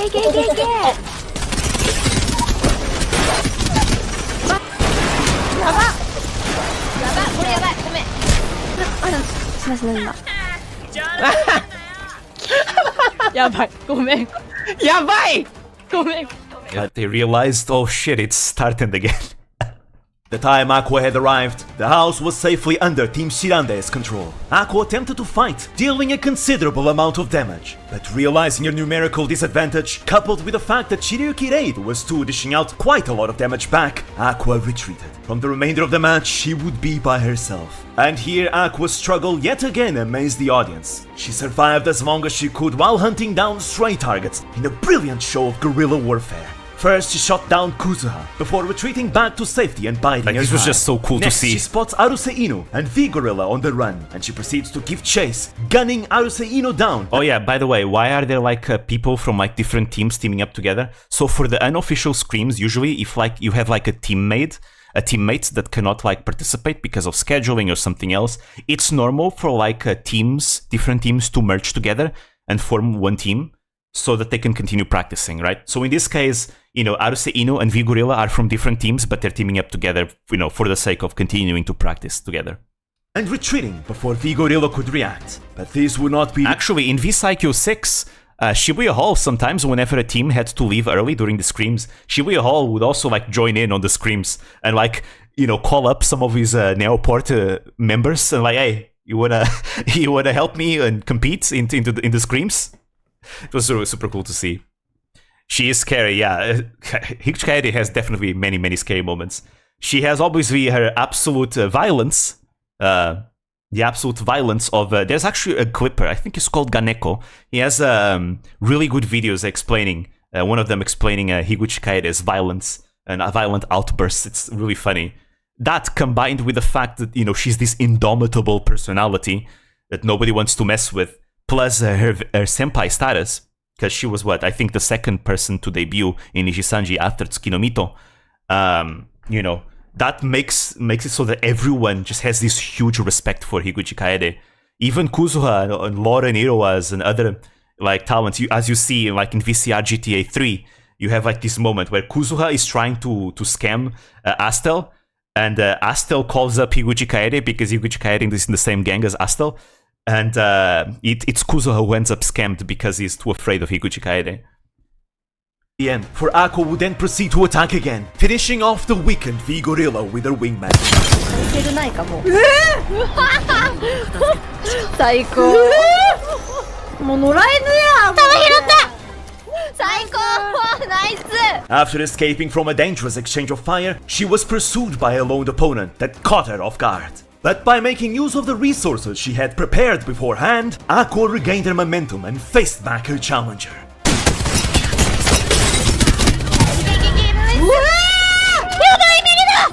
This is so fucking amazing to watch. God damn, it's so good. What a show. Aqua and her devotion are just beautiful. And then I go and play Apex and I try the same thing and I get destroyed. God damn. Beautiful to watch. I can barely even keep up with her movements. Aqua would proceed to climb all the way to 5th place before she was finally surrounded by a full squad and put down. 追ってくるんかいこっち。 Like, they legit needed the full squads to take her down. Alright, official screams time. Yet, in spite of having such a strong ace, were Team StartEnd to have any hope of winning this tournament, like, these screams for V-Psycho always go for so many days, and that's precisely what raises the stakes and makes, like, the competition so intense. Because they're all really trying to get really good at the game. And that's what adds to the emotional... To the emotional charge of the tournament. There's always, just like the Holo New Year Cup, in V-Psycho there's always like talents in VTubers crying every single time. And that's, in my opinion, I always like to highlight crying moments like that because they're like a show of soul. You can definitely tell that someone is putting their heart and soul into something when they start crying. Obviously, you don't have to cry to you know, for you to care for something, but like, to me, crying is a great proof that, look, this is the heart and soul that they're putting into it. It's great. They would still have to work on... I'll talk about it a bit more later once we get to that, you know, love letter later on. Their own teamwork, as well as avoiding being picked off while split up. However, the effort was there. This could be immediately observed on day 1 of the official screams leading up to the... So yeah, for day 1, Aqua was playing Valkyrie. She switched from Wraith to Valkyrie and Suisei to Bloodhound. But in day 2 forward, they'll go back to the usual, you know, Wraith, Gibraltar, and Valkyrie line. Tournament day. Team StartEnd placed quite... Like, Aqua plays really well Valkyrie as well. Low in the first rounds, but their performance would... Also, that clip just now of, you know, them getting, you know, shot at, guess who that team is? Yes, it's Team Shirande. They die there, by the way. Team Shirande kills them. Then begin to improve, culminating their 3rd place finish. Like, once again, the Rampart ends up being a bit too much. Round 7, their highest placement for the day. Compared to the previous matches, one could notice they were indeed playing better as a team, which was what allowed them to finally start to place higher. They would place 8th out of 20 overall for that day, which is certainly not bad for the first day of official screams. But it's worth remembering that Team StartEnd was not the only one improving, and as such, StartEnd knew they needed to improve much more than that. On day 2, StartEnd ended up in 10th. So yeah, basically in day 2, day 3, and day 5, StartEnd does not stream their POVs. So I had to rely on like other members' POVs. There were some clippers that did clip that. For day 5 they didn't, so I had to go and look for someone that was watching the StartEnd POV. With their best round being round 6, in which they placed 3rd yet again with 11 kills, 9 of which had been acquired by Aqua, truly living up to a reputation as an absolute menace. Also, this was the match where Aqua actually, she was alone, and she was using her introvert powers to kind of blend in with the environment so that nobody would tell she was there. And I think Aqua, I don't know if it was this match or a match later on, but Aqua ended up getting 2nd place in one match just doing that. Your credit log is impressive. I have such dedicated work yet. 350 sources that were used. And I still actually reused a lot of sources. And even still, with reusing a lot of sources, it ended up being too long, too big. I could not fit it all in the description. On day 3, StartEnd placed 9th, with round 6 being yet again. And I think I forgot 3 sources in particular. They were the sources of Yuki Chihiro and Axia Krone. I forgot their sources because their sources are not on YouTube right now. Because again, they are VTubers that graduated Nishisanji. And Nishisanji, by default, privates the content of their talents that graduate. And so, because Yuki Chihiro and Axia Krone did not ask for their content to, stay up, I had to use that archive website. The website that archives VTubers. Like, for example, if you want to look at Uru Harushia's content, you can find it all on the archives, right? Same thing with Mel. If you want to find Iozora Mel, footage, it's all there. Her entire channel archived in that website. So I used that website to find the POVs for Yuki Chihiro and Axia Krone. But I did not put them here in the sources. And their best round, so close to victory at 2nd place, in which they acquired 9 kills, 6 of them belonging to Aqua. Day 4 was a great day for StartEnd, where the potential of this team was able to shine once more. Though initially struggling, they managed to place 4th in round 3 with 9 kills, 8 of them being Aqua's. But it would be in round 5 where StartEnd shone the brightest. Here we go. Their finest April moment. 14th, 2022. The fighting raged on. The ring was shrinking ever so smaller. You can tell I was recording this on a different day because my voice was just different. I originally recorded everything in one day, but I noticed that my narration halfway through the video was like really tired, so I decided to record everything all over again, starting from where I felt like I was sounding too tired. And Team StartEnd found, and then I had to record it again because I ended up revising the script. Found themselves amidst a lethal realm of mayhem, scoring kill after kill. Their teamwork vastly improved. With 5 kills under her wing, Aqua was completely in the zone and out for blood. Its stench was all around her. Whose head would be next for her to claim? As she finished off Asta-led squad, she had her leash pulled by Toa. Actually, so Mondo dies there by accident in the ring because he was really low. So Mondo is the coach of Astel's team. He is a pro player from Crazy Raccoon. So Mondo, see, there's a rule for coaches because coaches are able to fill in the gaps for anyone that might be missing in a team. But there's a rule specific for coaches. They can only use pistols, specifically the P2020, nothing else. Well, the Mozambique, they're also allowed to use it, the single Mozambique. Otherwise, if they cannot find one of those 2 weapons, they have to use their fists. So that's why Mondo was like with no gun over there. Because he had no gun. He didn't find a single P2020 or Mozambique. アクターそれめっちゃ離れてる一人で行き過ぎ一人で行き過ぎやべかんねあーナイスナイスナイスナイスオッケーオッケー、ごめんごめんごめん。戻るごめんね。もうちょっとチームプレイしようチームプレイ戻る。大丈夫 I suppose old habits die hard. With Aqua regrouping with her squad, they continued fighting off the squads around them, with Aqua knocking down Shiro inside the tunnel bridge, which Toa managed to finish off. Their attention then completely shifted as Kurumino's team dropped from the skies. However, This was so unfortunate for their team. X-Albio just fell down the cliff.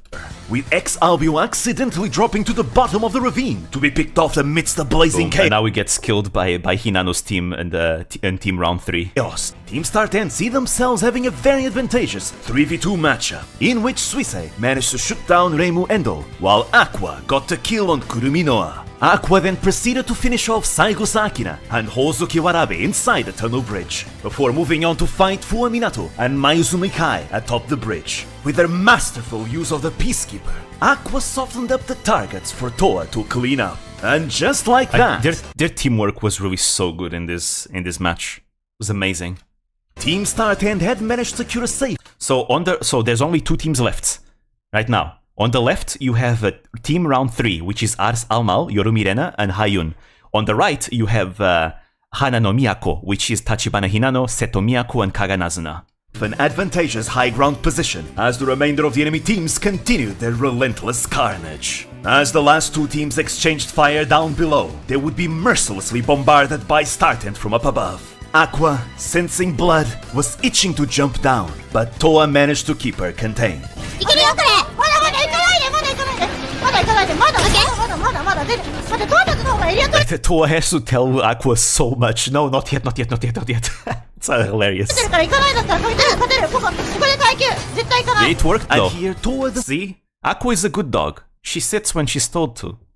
It's a smart call of keeping Aqua to guard the safe position up the ravine, while she and Suisei would jump down to secure the kills on the remaining squad. As long as Aqua remained safe, the ring would kill those below. Also, the reason why Aqua was the one that was told to stay here, I'm going to explain why. So, the ring is closing. Technically, surely no one is going to come up here, right? But there are players that are playing Valkyrie, and a Valkyrie player, either using the ultimate or using like the regular like airlift, they could make their way over here. And if any player, for example Hinano is playing Valkyrie, if any player were able to make their ways here, then it would become like a 1v1 scenario, right? And the best person for such a 1v1 is Aqua. That's why Aqua was the one who was kept here, to make sure that if anyone manages to make their way up the cliff, Aqua can fight them, because there's a bigger chance that Aqua can win than anyone else in StartEnd. Toa and Suisei went down just to make sure they could hit the enemy so that they could get the kill points even if they died. Because they would be the last ones doing damage on them, the kill points would be theirs. And since Toa and Suisei would be the last ones to deal damage on their opponents, even if they were to die by the ring, StartEnd would still secure the kill point. Oh, you actually see it, you know. Both Suisei and Hinano are both making their way up, so potentially if Hinano had done this earlier, Hinano could have actually made it up the cliff. So, in such a scenario, keep in mind Hinano is the strongest player in Hana no Miyako. Definitely you want Aqua to be the one, you know, doing that 1v1. Watching Aqua's movements feel like she's dancing sometimes. Her footwork is insane. It really is. It's absolutely beautiful to watch. It's for themselves. The plan worked perfectly. Team StartEnd had managed to win their first official Scrims round, with Aqua scoring 10 kills, Suisei scoring 4 Their kills, first and place. This was the first time they got first place. The first and only time they got first place in the official Scrims. In the unofficial Scrims, they got multiple wins. They even got like back-to-back wins. But in the official ones, they only got first place once. Again, you can definitely tell that the other teams are more careful around Team StartEnd. They're more wary of them. They already know what to expect. So they're playing a bit better as well to try and fight them. Scoring 3 kills for a grand total of 17 kill points. With this amazing victory, without counting the extra optional rounds, Team StartEnd was officially the overall victor of Day 4 in the tournament Scrims. All 3 of them had done their part, and only by working together did they achieve this wonderful victory. This would surely be good for morale. Day 5 started with Team StartEnd almost winning round 1, placing second with 5 kills, and then later placing 9th. They actually got quite a few close calls, a lot of second places. With 8 kills in round 3. Day 6 was another good day for Team StartEnd, managing to score kill points in every match. Of note were round 2, where they would place 5th with 8 kills, round 3 with Aqua's relentless aggression against Kurumi Noa, and that super clutch 1v1 against Hayun.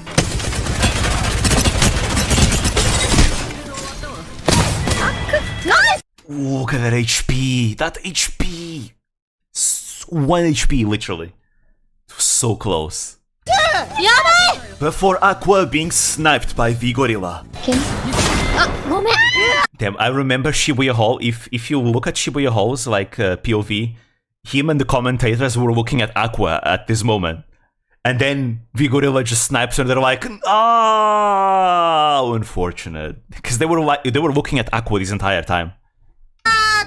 And then the amazing display that was round 4. But before round 4 started. Okay, so disclaimer here. We're gonna be watching Toa cry. As I've said earlier, I see tears as a show of soul and passion, right?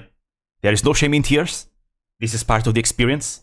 You know, I feel like this is telling of like the heart and soul that Toa puts into this as well. So yeah, that's all. Also, There is a clip of RPR even talking about this moment of Toa crying, because RPR himself was watching the POV live. RPR, in case you don't know, he's a former Apex Pro player. He is an ALGS champion, even world champion. He got into VTubing. His Oshi is Toa. He now is a VTuber himself and is like a very regular, staple in the gaming VTuber JP scene. He's in all those events now.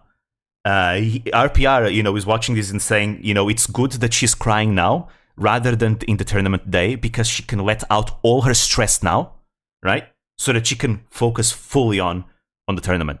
And pro players, they also cry. Pro players often cry in their line of work as well. RPR himself said he himself has cried.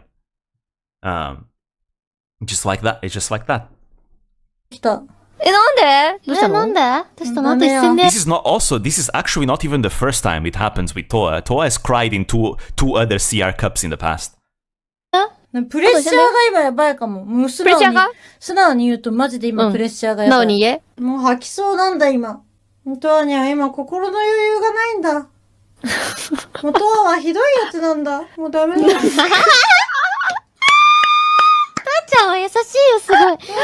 やっぱリーダーとしてすっごい頑張ってくれてるし、本当に。そうだよ。もう、スイちゃんとアクタンとやるエイペックスプレッシャーがすごい。God damn, but it does break my heart and it makes me want to give her a hug. やめろよなんだけど、やばすぎ。It's usually the ones that you don't see like crying that hit you the hardest when they cry. It's kind of like whenever Botan cries, It's super rare to hear Botan crying, so whenever Botan cries, it's like, oh my god, my heart is gonna break. It hits you hard, or whenever Pekora cries as well. 勝たなきゃって思えば思うほど怖いんだよとは。怖い。I wanna give her a hug!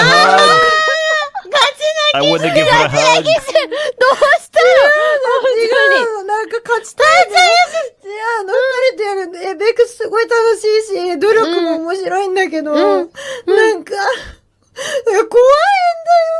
いや、怖いよね。怖い。どうしたのすごくて、心に余裕がなくて、みんなも優しくしてあげてください。優しくしてあげて。優しくしてあげてください。ばあちゃんはね、こう見えてもね、繊細な部分があるんです。大丈夫Unexpectedly, the pressure of the tournament was beginning to get to Toa. The pressure of winning such a competitive tournament, of being three massive VTubers, carrying the hopes of their many passionate fans. The pressure of not wanting to disappoint those who believe in them, and for Toa specifically. Also the pressure of leading and guiding her less experienced teammates for what was no doubt one of the teams with the highest expectations placed on them, with so much heated discussion surrounding it. And yes, here I am kinda partly referencing like the super heated discussion sometimes in comment sections surrounding StartEnd, because it gets really heated at times. Again, Aqua disabled all her comment sections for the StartEnd streams. I'm pretty sure that Toa and Suisei probably saw the comments in their own chats and things like that. Sometimes it's like that, This pressure felt overwhelming. As the day of the tournament approached, the more Toa felt like she had to win, the scarier it all felt. On top of it all, she felt bad about lacking the composure to keep her emotions in check. Shouldering such pressure, the closer they got to the fated day. Because Team StartEnd was really hype. It really brought a lot of attention towards this V-Psycho tournament. So they were right in the spotlight, right? All that attention also means a lot of expectations that are placed on them, and that can feel really scary, honestly. The realization came crashing down. But as Toa began tearing up, Aqua and Suisei reassured her and gave her the cheer she needed, motivating each other to do their very best. There was no need for Toa to shoulder this pressure alone, for she had her team, truly her strong, friends, together with her. They had already come quite far since they got together at the beginning. More than just their teamwork, this journey had allowed their bonds of friendship to grow that much closer as well. There is no StartEnd without Tokoyami Toa, and all three of them had given it their all so far. Day after day of fighting, hours upon hours of practice, constantly battling against genuinely scary opponents. Warriors with great experience and skill, who themselves were giving it their all to win and meet the expectations of their audiences as well. And again, here is a reminder that, you know, every single other team is also going through something similar as they are, with their own struggles, with their own moments of emotion, with their own, you know, growth. Like, every single team is a different story, right? And that's why, you know, again, it's that thing that intention that I said that I want to reach with this section, the midterm between acknowledging both StartEnd and everyone else, right? Because every team is a story, and I will talk about a bit more about a few teams later on during the love letter section. They had given it their all, and they had come so far. Regardless of what outcome awaited them, there is no shame in StartEnd. This was a precious experience. And yes, I say this specifically, that there is no shame in StartEnd, because I have seen people like absolutely shut down StartEnd, saying that, oh, StartEnd wasn't anything great because look at their results. But their end results does not detract from the entire experience, you know. They have such an amazing journey, they made such a big impact to the point where even other participants, you know, acknowledge that. The experience as a whole was amazing. The final result should not dictate whether or not StartEnd was good or bad. Especially when super strong teams doing bad in the tournament day is something that happens so much in Vsaiku. I literally was talking about Pekora earlier. Like half of the times happens to Pekora, and he's not the only one. There's so many other teams. Yuki Chihiro, her team was really strong, but even in spite of that, her team actually had a lower placement than StartEnd in this tournament, right? And there were so many other teams that had the same thing. In the next year, you know, you have Toa, Yakumo Beni, and Eko Tatsuna teaming up together, making Team Jewel Box, and that team on paper is such a strong team, but they ended up last place in the tournament, you know, which was very frustrating for them. But like, just like that, sometimes there are days like that, you know. In Vsaiku 6, you saw so many teams that went through that. Matsuri did so well in the tournament, but when the actual day came, you know, the actual tournament day came, her team ended up last place. That's not that, it's not that Matsuri's team is weak, it's just that, you know, sometimes it's like that. There are days where things don't go your way, right? But Matsuri did amazing in the days before. And same thing with many other teams. And StartEnd is no exception. StartEnd did amazing in many days. You know, they had many amazing moments. But, you know, the actual tournament day just wasn't a good day. But that's fine. There's all the other days. And where we can see that, no, StartEnd were amazing. They were having fun. Together, they had made StartEnd blossom into a truly beautiful flower. And thus, feeling better, Toa led StartEnd yet again in this final official scrim match before the tournament day. Also, this match that I'm going to now taking a bit of a spotlight on, this match is technically not really important. Yes, it's the last match before the tournament day, the last of the official scrims. There were only 4 matches in the official scrims in this day. This is the 4th one. It's technically a very unimportant match, but I felt like I wanted to highlight it because, in my opinion, this match represents StartEnd's journey. You know, it represents StartEnd's journey, a journey where they, you know, the culmination of everything they've done, their actual final climax. You know, the tournament day was not really a good climax for them, but this, in my opinion, is the actual climax of StartEnd. It represents everything about them, in my opinion. Their growth, you know, their struggles. You know, it starts with tears, but it ends with laughter. You know, even though they lose at the end, it was such a wonderful match, and that represents StartEnd's journey. A brutal task awaited StartEnd as the searing ring would begin to push them towards. That's why I feel like this match is very symbolic of StartEnd, in my opinion, in my eyes. I wanted to try and portray that for people to kind of see it how I see it. The southern eastern edge of the map. A long distance to traverse, but not one they weren't prepared for. With Suisei's Valkyrie, they had swiftly and successfully made it all the way from their initial position in Climatizer towards the dome, with little contact with hostiles. And there's Team Shirande again. Merely exchanging a few shots with the occasional distant We'll be seeing them as again they in the made future. their way inside the buildings of the dome. Sounds of nearby explosions would alert StartEnd to the presence of other teams in the area. With haste, Aqua led StartEnd towards the sounds. Utilizing the surprise factor, Aqua unleashed the ferocity of her devotion, dishing out an enormous amount of damage, devastating Team Elysium, and managing to knock down its ancient captain, Pekora. This was huge because without Pekora, that team is so much weaker, right? Like, don't get me wrong, Ren, Kisaragi Ren, and Yuhiriri, they can hold their own. Like, Yuhiriri especially is like very used to competitions. Kisaragi Ren also competes so well. Like, FPS games are not really her main game. Her main game is Street Fighter 6. But still, they can hold their own. But losing Pekora, which is their ace, is huge. And I think Aqua knew that. Because Aqua, you realize everyone here in these competitions, they're all paying attention to the kill log. So they all know who they're killing. And knowing that you killed the best player in the enemy team is a great opportunity. Okay, it's time to go in because they lost their best player. Now the hunt was on, as upon catching the scent of this auspicious opportunity. And if you go back to the original stream and listen to Aqua, even if you don't know Japanese, you can definitely tell Aqua is paying attention to the kill log.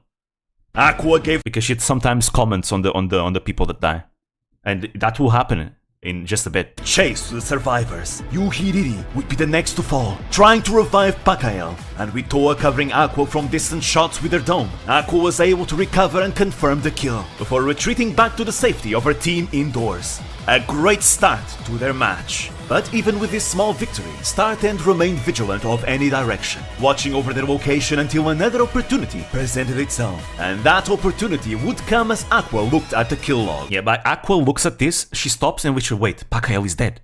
Pekora just died. Or, got knocked down. And that's what, leads her to want to go on the attack. Pekora, who had been revived by Kisaragi Ren, knocked down Utai Meika before himself being downed by Yakumo Beni. This was precious information and exactly the kind of opportunity she'd waited for. The scent of blood was in the air, and so Aqua led her team into the next building, knowing very well that a fight was ongoing. Yet, StartEnd contained themselves and did not immediately jump into the fight, instead opting for a more cautious approach. The inside of the building was oddly quiet, but the presence of hostiles is then confirmed as shots were fired at Toa from the next room. Both sides, however, did not commit to an engagement, remaining cautious. It was then that Minato Aqua decided to go outside to do some scouting.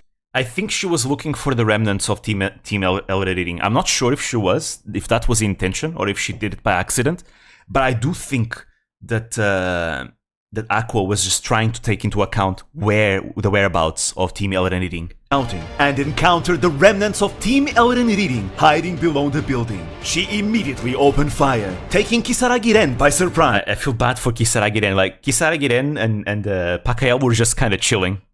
They were just chilling, The reason why I think Kisaragi Ren was not reviving Pekora is because if she started reviving Pekora, they would hear the sounds of someone being revived. I think they were waiting for a full-on fight to start before Kisaragi Ren would begin reviving Pekora. Unfortunately, Aqua decided to do some scouting and found them.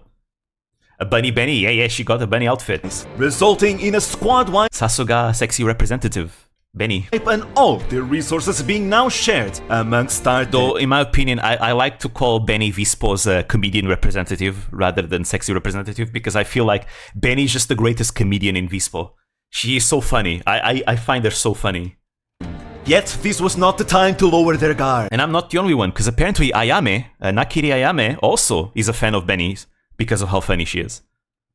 She has said that she watches Benny a lot. As Team Obeka would increasingly pressure Team StartEnd, forcing them to back away. Toa and Suisei now... Actually, I think Takane Lui also watches Benny a lot. At least, I remember once I was watching like a Benny clip, and Takane Lui just comments in the chat, and Benny reads Louis' clip. Apparently, it's just something that Louis does every once in a while. Watched over both ways as Aqua recovered the health she'd lost during the retreat. A standoff ensued, and Aqua, now recovered, looked for another opportunity. The situation became more desperate as yet another team made their presence known. Here we go, dude. This moment was so intense. Another squad. This is Akse Krone. He also graduated from Nijisanji. Now StartEnd were pinned down in a small room between two teams. But this would break neither their focus nor their resolve, as StartEnd stood strong, unbroken, remaining alert and fighting off both teams. With the ring forcing the team behind them to move away, StartEnd shifted the pressure towards Team Obeka, both teams mercilessly exchanging fire against one another. Feeling like now was the time, Team StartEnd unleashed their assault as one. オッケーオッケー、行こう行こう行こう。左左左。ないよ。ジブ。割った割った。バルキリやったバルキリやった。ジブ。割ったジブ割った。ジブさん、オッケー。割った割った。バルキリやったバルキリ。割った割った。バルキリやったバルキリやった。ジブ。割ったジブ割った。ジブさん、オッケー。ナイス。ナイス。 With Toa and Suisei together attacking Yakumo Beni and Aqua. Wine, consciously or pawn? Consciously, I think. I do think that Louis is also a Benny fan. I think, have they collabed before? I know Benny has collabed with some Hololive members. I don't remember if Louis was one of them. Oh, that was me, not you. Because I know Louis, she actually likes FPS. She just plays FPS on her own, off screen. She doesn't do it on screen, on stream. I mean. Also, very interesting in this moment how, again, you can definitely tell how everyone is aware who Aqua is, with the Utai Maker just calling out, guys, Wraith, because Wraith is Aqua. But actually, before this fight began, Aqua was doing the same thing, because Aqua also was calling, guys, let's kill the Wraith, because she knows it's Utai Maker, and Utai Maker is like the strongest in Team Obeka. She's done FPS on stream before. Oh, she has? Typical collabs. Ah, okay. I have never seen her play FPS. Now I'm interested in seeing that. When I see how good she is. There's some clips on Louis commenting accidentally as Louis, and not on her alt. Really? Maybe that could have been one of them. Potentially. Because I know Benny was surprised to see Louis there. Taking out Odanobu and Utai Meika, Team Obeka had been completely wiped, allowing StartEnd for a brief moment of respite and celebration. Okay, now we go into the love letter. The love letter section.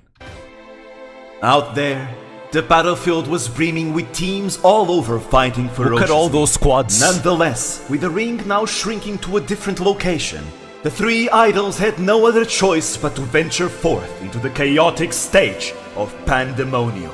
Their path. All these clips that I'm going to be showing are all happening at the same time as these, and as StartEnd fighting Team Obeka, by the way. It's the POVs of all the other teams in this same match. Engulfed in the symphony of battle. 待って、後ろいる。 A melody of bullets and explosions. In every direction, a waltz of death was being performed. The embers of life, one by one, sniffed out.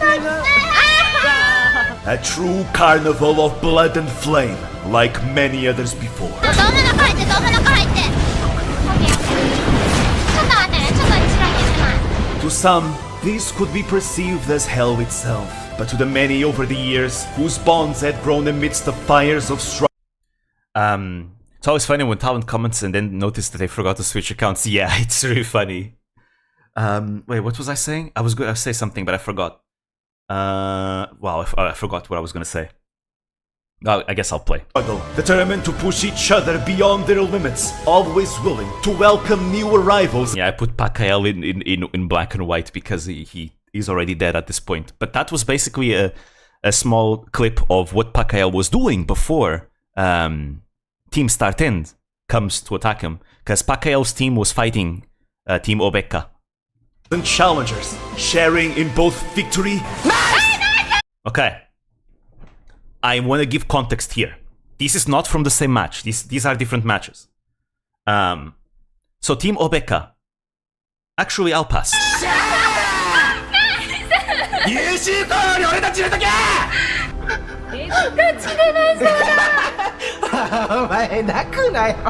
So Team Obeka is actually not from V-Cycle 4. At least that's not where they started.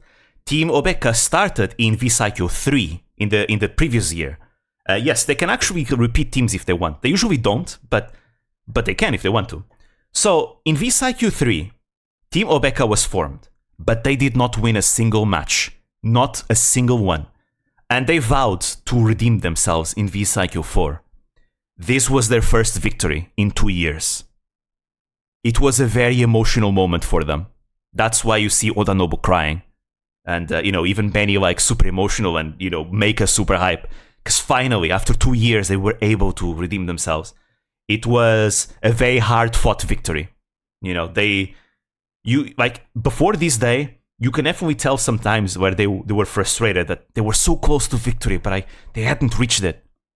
But finally they got their victory, and it was a super special moment for them. They finally managed to win like they wanted to.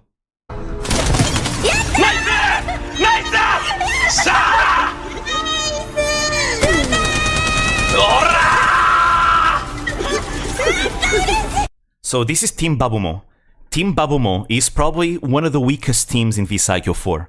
As you know, there is a limit of 18 points that every team needs, cannot go past. Most teams meet that limit of 18 points because, better players, better chances to win. Team Babumo did not reach the limit. Their team was worth 15 points. They had 3 players of 5 points each. As such, they were missing a master rank player that could kind of carry the team, right? As their ace. This was the team that did not have a single ace, right? But even still, with these 3 players that are not aces or anything like that, they did their very best. They were really trying their hardest, and they were having fun doing it. And this, I think, was their first victory as well. I think they might have won another match later, but I don't remember if they won another match. But this was their first victory, and it was once again a very, hype, emotional moment for them of happiness. Because even though they were one of the weakest teams in the tournament, through sheer hard work, they managed to win. And their happiness is just very contagious. Honma Himawari especially has a very contagious, happiness to her.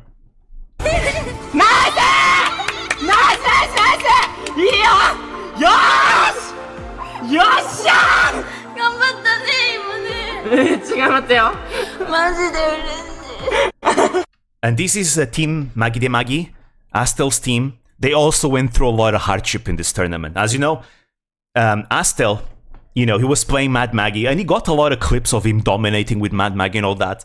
But the thing is, actually, Astel's team struggled a lot in this tournament. This was their first victory. I don't know if they won another one. They might have. But this was their first victory on day 4, just like StartEnd got their first victory on day 4. Their journey was a complete struggle. And Astel's teammates, Tenjin Kotone and Ryuga Sakirin, were feeling really bad. Morale was really low. Because the two of them were starting to feel they were starting to feel guilty. Because they thought they were holding Astel back. Especially after that one moment where the two of them go down and Astel single-handedly starts taking on and beating entire squads by himself. It was super awesome to see, but it definitely also was a moment where the two of them felt a little bit bad that, man, imagine if he could, if he had better teammates, right? But this is why this match is special, right? Because this is a match where they won finally, and all of them do their part, right? In fact, Astel even goes down in this match.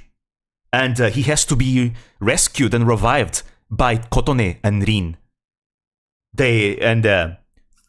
With the combined efforts of all 3 of them, they finally managed to get their victory. And it was amazing for their morale, their team's morale. And that's why they are crying. Even Astel was ecstatic. You can hear the happiness in Astel's voice.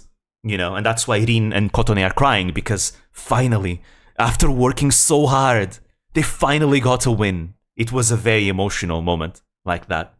And I only showed these 3 teams, but there are so many other teams that go through this. Every single tournament, it's always a super emotional moment. It's part of the beauty of these, tournaments. Yeah, similar to how we have in the Holo New Year Cup. For example, Aqua crying at the end of the second tournament, Suisei crying at the end of the second tournament, and things like that. It's always very emotional whenever, these competitions being so serious is what allows the emotions to be, you know, so intense. All teams has a history to be told. Exactly. It's the beauty of it. I love it so much. It's one of the things I always look forward to in every single tournament. And defeats. For example, like Vtuber 6, the one that happened this year, we had the story of Aki Rosenthal and Dito and Meika together, and they finally managed to win a full day even in the 4th day. It was super awesome to see them do that well. Or at the very last match of the last day of the tournament day, when QP managed to get that win, that solo crypto win after, you know, both Toa and Aruse Ino go down, and you know, QP is stealthed because of the crypto stealth, and she manages to get a win just like that at the very last moment, and it was such a hype moment. It was so beautiful, and QP, you know, starts crying as well. It's beautiful, so beautiful.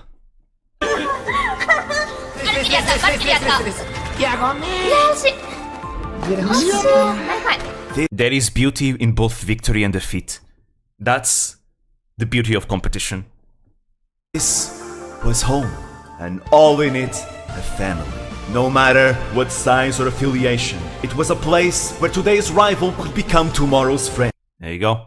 Yakumo Beni and Tokoyami Toa, they were enemies, rivals in Vtuber 4, but they became allies in Vtuber 5. Don't make our cute Gyaro cry. Oh, but it was so cute when she was crying though. Like, she won. She managed to win. Like, complete miracle victory. She won, and then she started crying with that victory. It was so cute. Like, so cute. It melted my heart, by the way. She's really adorable. And all were equal before the passionate inferno of competition. It was oh so beautiful. Team StartEnd continued on their way. So there we go. All teams have a story to be told. So I think that makes it even more impactful that the people that we see, you know, StartEnd defeat, they are not some nameless people. They're not just some random VTuber. Like, no. They're all protagonists of their own stories. And unfortunately, you know, in order for a team to win and to do well, other teams need to go down. And I feel like there's something very poetic, you know, and somewhat melancholic about all these teams taking each other down. But at the same time, it's exactly in that poetic melancholy where you can truly find the beauty of the competition, you know? Purging an already crippled Team Meshazurev with concentrated fire. All these people that they're taking down are all names with their own stories. Then they too joined the fierce exchange of fire towards anything that moved. StartEnd stood firm, united as one as they unleashed a ceaseless barrage. And here, Aqua's wingman claimed Nishizono Chigusa and Nayuta. Toa knocked down Aizawa Emma, while Suisei managed to shoot down Kaga Sumire and Yozuna Nyu. Before them now stood Team Shirande, very much aware of StartEnd's presence. The Team Shirande final fight, decisive fight. When it comes to sportsmanship, rivals was never enemies, exactly. It's nice seeing them team up afterwards, exactly. Like the team, like I really do feel like Vtuber really lives up to its name. Vtuber stands for a VTuber Most Cooperative Tournament. And the spirit of Vtuber always burns really bright. Because every single one of the participants are always such good sports. Like, the sportsmanship is so good in this tournament. I love it. And they all, you know, then switch teams in different tournaments and team up together. It's always so great to see. I love it. Again, I've talked about a lot a concept which I call the VTuber unity, which is something that I am very much a big fan of. You know, I watch a lot of VTubers from a lot of different agencies and even indies, and because I'm a big fan of VTubers in general, right? Obviously, Hololive is special to me. You know, it's that one home I can always return to, right? But I really like VTubers a lot. And my ideal of VTuber unity, I feel like it's an ideal that's alive in this particular community here. This community of competition, you know, these in the JP side, with all these VTubers from different agencies, you know, there's with different sizes, different affiliations. Like, doesn't matter, no matter who they are, they're all like together, you know, coming together and competing and becoming good friends actually as a result of it, because a lot of them end up participating in big collab events like the VCR events and all that, right? And that to me is my ideal of VTuber Unity. And I feel like it's the most alive in this community specifically. It's beautiful. I love it. It's what made me fall in love so much with it. That's why 2024 was a really big fall into this rabbit hole. Vspo was what allowed me to get super into it. And now every time I see a tournament and I look at all the names I recognize, because I was once asked if I was ever going to make like videos about V-Cycle like I do for Holo New Year Cup. And I always said, well, I don't know the majority of people participating, so probably not. But now, when V-Cycle 6 started and I looked at the people participating, and I recognized like 99% of them, and I was like, holy shit, this is gonna be so hype. I recognize them all, and they're all such cool people. I was like super excited. I'm always looking forward for a new tournament now, because like I recognize most of them, and the ones that I don't recognize, well, it's just a few of them, so I can just look them up and see who they are. The VCR events are the exact same way, honestly. I always ended up finding out about new people, like the VCR GTA 3. I ended up finding out about Nenemaru. I didn't know who Nenemaru was, now I know. And a bunch of others as well. It's great. As they fired back and revived their fallen ally, Aizawa Ema. For a while, the two teams prepared and gathered their strengths, knowing full well that a decisive clash between the two was inevitable. Spearheaded by Aqua and under the covering fire of Suisei's missiles, Team StartEnd committed to a spirited offensive against Team Shirande. Toa and Suisei are able to keep Shirayuki Reid's attention, while Aqua's deadly prowess with the Peacekeeper devastated the remaining teammates around the flank, knocking down both Higuchi Kaede and Aizawa Ema. And so, Shirayuki Reid had no other choice but to make his escape. I also find it kind of poetic that in the first time that I mentioned Team Shirande, you know, Toa and Suisei went down, and Aqua, the wraith of the team, had no other choice but to retreat and run away. And that's precisely what happens here, but in reverse. Now it's Higuchi Kaede and Aizawa Ema going down, and Raid, who's playing Wraith, he has to retreat. You know, it's, again, Shirande and StartEnd are the rivals. They're like each other's rivals in this tournament. I love it. Absolutely love it. Their troubles were far from over, however. Quite the opposite. The situation was about to rapidly deteriorate into a desperate struggle, as the ring was about to shrink, and Team StartEnd was still not in the safe zone. Moreover, they were out in the open, surrounded by more squads. They soon came under fire, assaulted by Team Shocking Pink. Toa and Suisei ended up sustaining a considerable amount of damage, but to their relief, Aqua skillfully hit every shot of her wingman, taking Kanae out of the fight. She then single-handedly continued to keep Ichinose Uruha and Fairies at bay, before being alerted by Toa to take refuge inside their dome. Cool-ass The moment opposing from team, Aqua. having lost one member, and too pressured by the shrinking ring, began to make their escape. StartEnd too realized that they could not stay any longer, with the ring dangerously closing behind them. And so, Aqua goes ahead with making a portal to aid their team escaping. But she was about to encounter an ambushing force lying in wait. Team Pika Pika Hoshizora fans immediately moved to intercept. So I want to say something. Matsuri's IGLing has gotten really good over the years. And Pika Pika Hoshizora Fest, they were farming teams in that spot. Like that one spot, they were in that spot for like almost the entire match. Farming teams. Like Team Babumon went there, they were defeated by Pika Pika Hoshizora Fest. Team Miso Shiru Toast, which is a Kuruminoa's team, they also went there. Also were defeated by Pika Pika Hoshizora Fest. And other teams that would come across that would be ambushed and killed by Pika Pika Hoshizora Fest was actually hilarious. And well, StartEnd ended up being the last victim of Pika Pika Hoshizora Fest.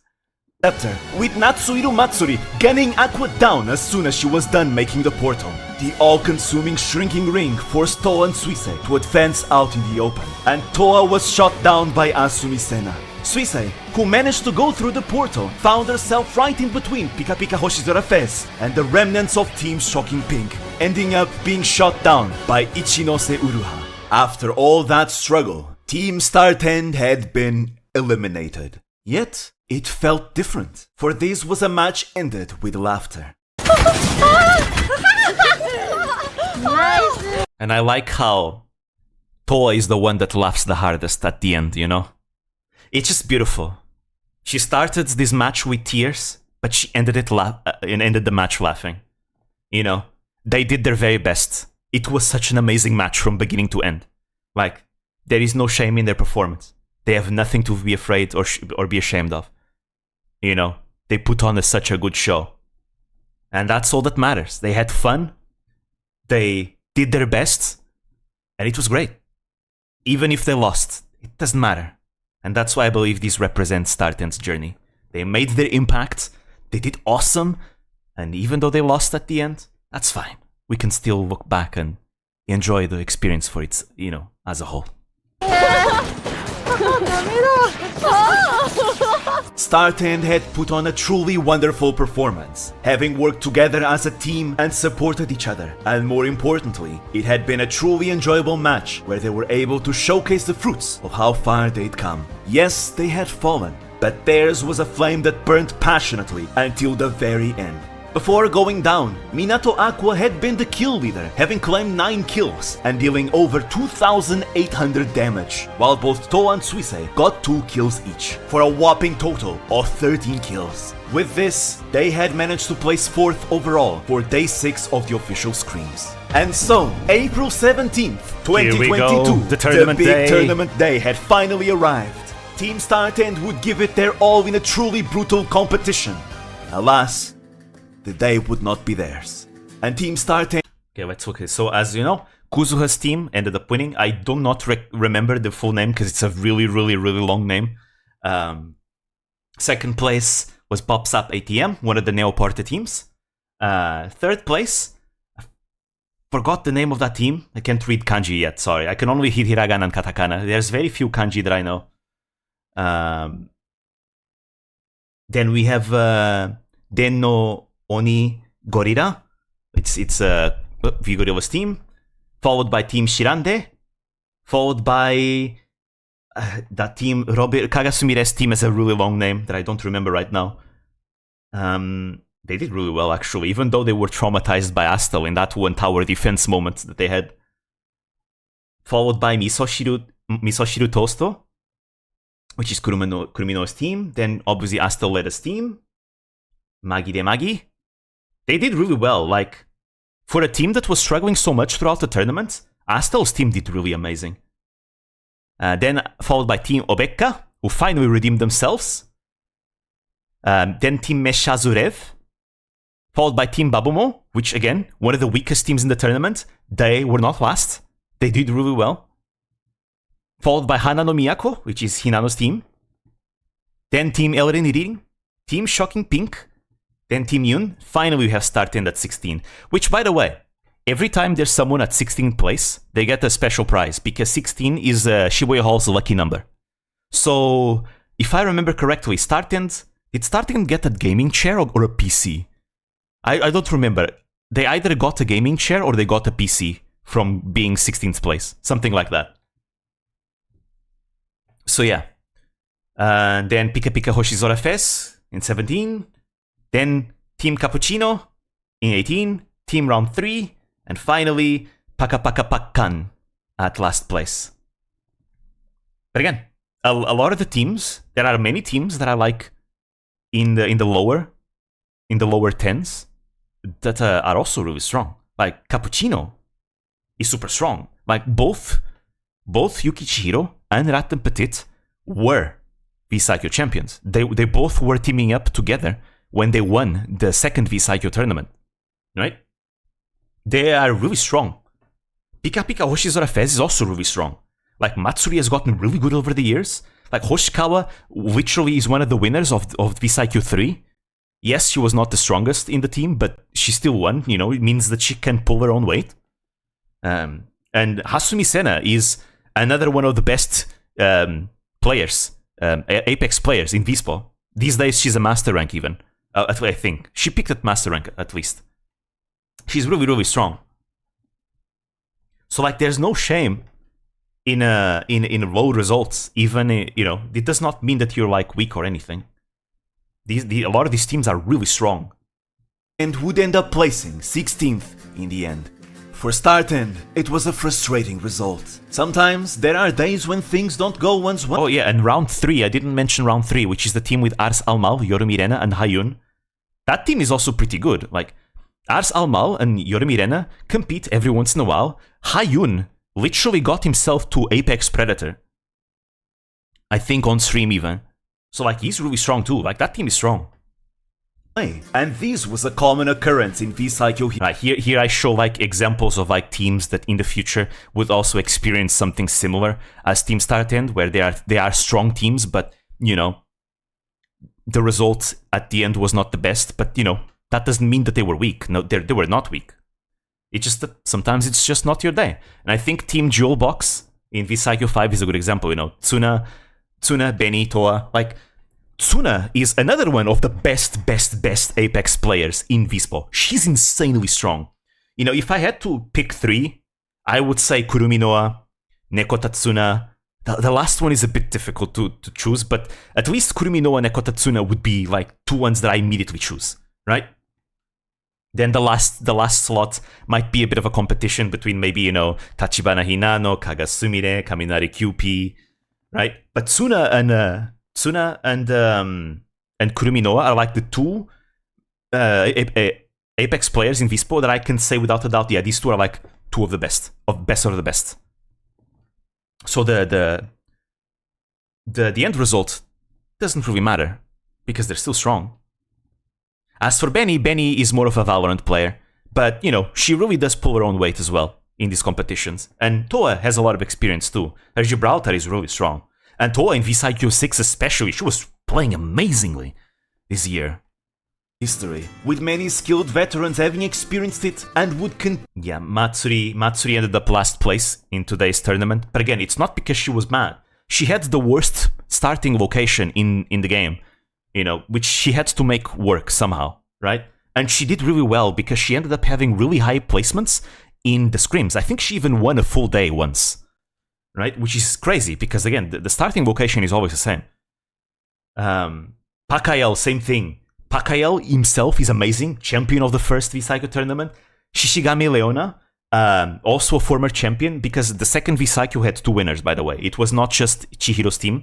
Shishigami Leona's team also won. They tied and there was no tiebreaker, so both teams were considered the winners. And Shishigami Leona was also, one of the members in that team, and she participates in competitions sometimes. And Yano Kuromo from V-Spo, yes, Apex is not really her main game. Her main game is Overwatch. But still, though, Kuromo is really good. She learns games really fast. Kuromo, for example, something interesting about Kuromo is that Kuromo, she was the first conditional acceptance into V-Spo. You see, when Kuromo debuted, she was really confident and just told them, hey, guys, you should just accept me, And so V-Spo actually gave her a challenge. All right, here's a challenge. You need to get into Diamond rank in both Apex and Valorant under 6 months. If you succeed the challenge, you get into V-Spo. If you fail, you do not get in. And Kuromo accepted the challenge. And well, she's here now, so now we know she succeeded. She got to Diamond rank in both Apex and Valorant, even though she's not an Apex and Valorant player. She's an Overwatch player. And, that tells you just how good she is. She learns really fast. There are people that go throughout entire years playing hours upon hours of games, and they cannot make it to Diamond rank on 1 game only, right? So like, this team is really strong, and they dominated the scrims every single day. I feel like they were always top 3 every single day. But in the tournament day, they ended up being one of the lowest placed teams. It happens sometimes, It's just how it is. Continue to experience in the future. This time, it was Suisei who was overcome with emotion. But like with Toa before, her team, her friends, were there to cheer her up. 3人で頑張れてよかったなって。 Another VTuber that always breaks my heart whenever she cries is Suisei. And so, StartEnd's V-Cycle journey was over. What a wonderful journey it was. And unironically, their real prize was the bonds of friendship forged and blossomed along their trail. They had truly come so far. Truly, the beauty of StartEnd was not in its final results, but in the entire experience itself. All this time, practicing and competing every day, with moments of desperation, of absolute focus, of laughter. This moment was really funny because StartEnd were just dancing, and they were being observed. They were being watched by Kuzuha's team. Kuzuha's team was actually below them, and they also started dancing. So both teams were just dancing in front of each other. Awe, tears, failures and successes, all of them were a precious part of the experience. They even got to create new bonds, like how some Vspo members coached Suisei to improve her play, even though they were opponents. Yep, so basically, Suisei, because she knew Toa and Aqua were busy, she didn't want to really, ask them for practice. So instead, she ended up asking the Vspo. Actually, no, there was like a V-Psycho Discord group that the participants were in, and Suisei asked if someone wanted to practice with her. And the Vspo members, a lot of them just volunteered. Yeah, sure, let's practice. So, and they ended up teaching a lot of stuff about to Suisei. They coached her a lot. With Asumi Sena specifically, they practiced like dome fights and other things like that. It was really nice. Like, Suisei considers Vspo members to be one, part of her coaches, and Astel too, because Astel also helped. I think Matsuri may have helped too. It was really cool. Again, great sportsmanship. They might be opponents, but they're still helping each other. That's always beautiful. And you keep seeing it every year. Like, for example, in V-Psycho 6, with other teams trying to help Aki Rosenthal. Because, it was the first time she's playing, in a tournament. She's not even an Apex player. So other teams, some of them wanted to help her, with things here and there, with tips. It's super cool. I love the sportsmanship, man. It's so beautiful. Resulting in Suisei and Asumi Sena even ending up becoming friends. Exactly, look at that. Suisei appeared in Asumi Sena's 3D debut.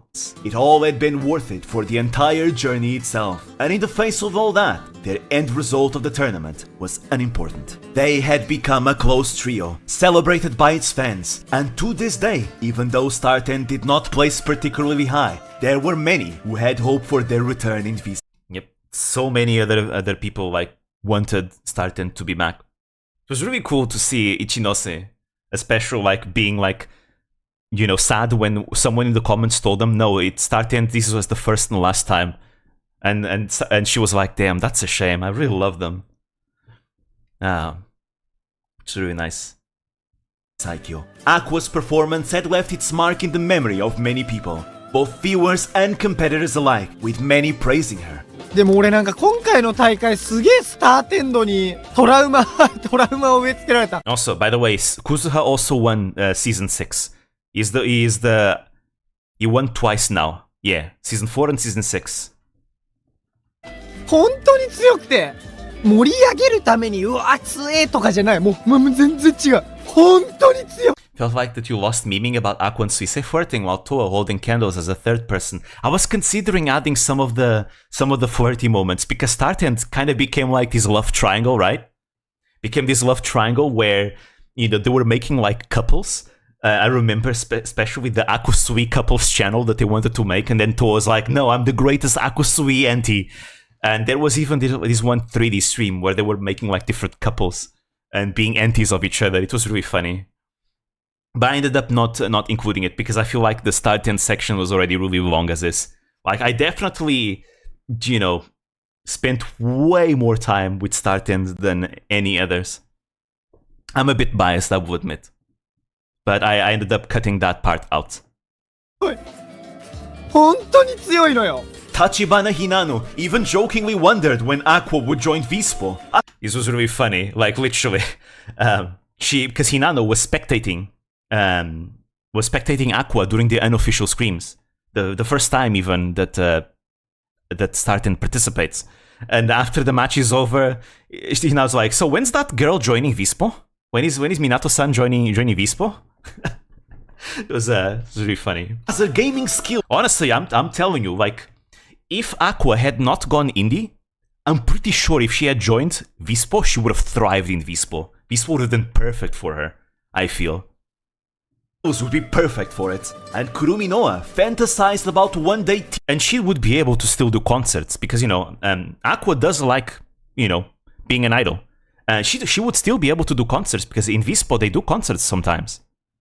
Some of their members have done solo concerts even. Teaming up with Aqua to create an incredibly aggressive team. So yeah, and Kurumi Noa after the tournament literally, you know, saying, yeah, imagine what a team with me and Aqua would be just aggressive characters and just being aggressive and killing everyone. Unfortunately for Visakyu that wouldn't work because both Noa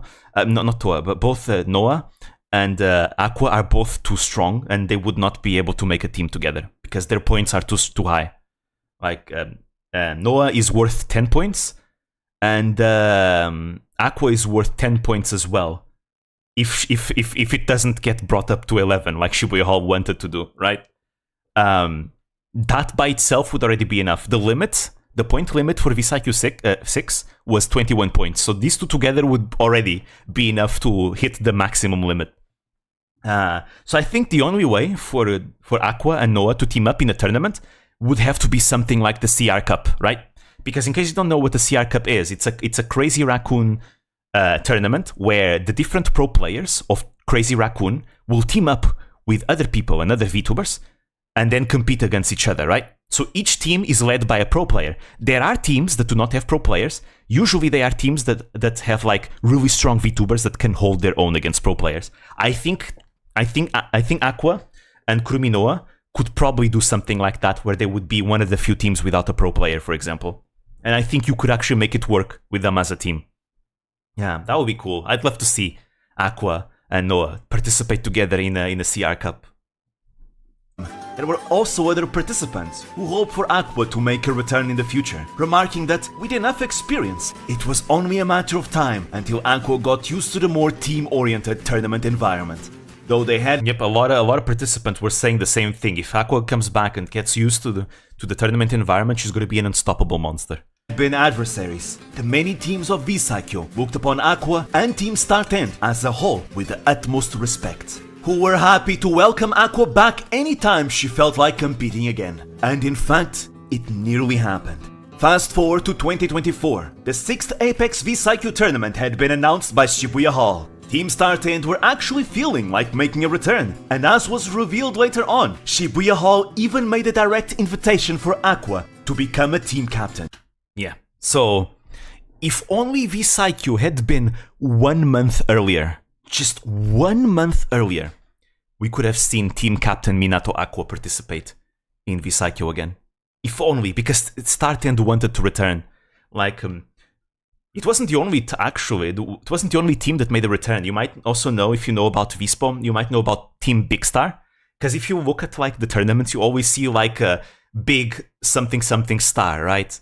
Some players call like that, like Big Uruha Star, Big Raid Star, Big Met Star, Big Uruka Star, right? So that's Team Big Star. They were a team that was formed in Visakyo 2, in the second Visakyo. They ended up getting really close together as friends in that tournament. And they decided to just not change their name and just stay up. And they decided to return as a team in Visakyo 6, which was super hype. I remember I am in the Vispo Discord server, and I remember seeing a lot of people being super hype when Big Star was like revealed again. It was super cool. Actually, even in the Vispo Discord server, a lot of people were asking for like the return of StartEnd, which was super cool to see. It was nice. As he also, yeah, and according to Aqua, she even got invitations by other team captains.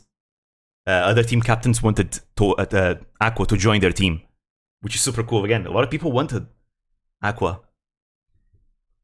Maybe not. The graduation was decided away months before the graduation announced, according to Aqua. Yeah. We know that. The graduation itself was already set to be in August, many months before. But if only Visakyo had been 1 month before, like in July, then StartEnd would have probably made a return. But unfortunately, it had to be August, because both the graduation and the tournament weren't in August, and it takes a lot of time and dedication to participate in Visakyo. Like, if we saw Aki Rosenthal participate, and she was literally every single day playing. Many teams were like playing all day to practice and all that. So it wouldn't just the timing just wouldn't match up for Aqua, because as we saw when in the month leading to her graduation, Aqua did so much, so many song covers, multiple original songs, collabs, even hosted the one tournament. She was grinding Street Fighter 6 as well, so the timing just wasn't right. But if it had been July, they could have participated, and StartEnd would have been back. Oh well, maybe in another timeline.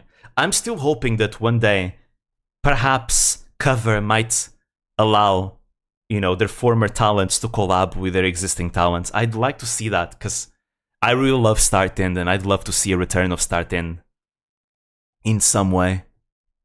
But if it doesn't happen, oh well. To wish to see her compete again. The timing wasn't right, as the tournament would take place the very same month as Aqua's graduation. Because I'm not sure if Cover has the exact same rule in their contract that Nijisanji also has, where former talents cannot collab with existing talent. I don't know for sure if that's a thing. I know Nijisanji has something like that, even though sometimes they are not that strict on it.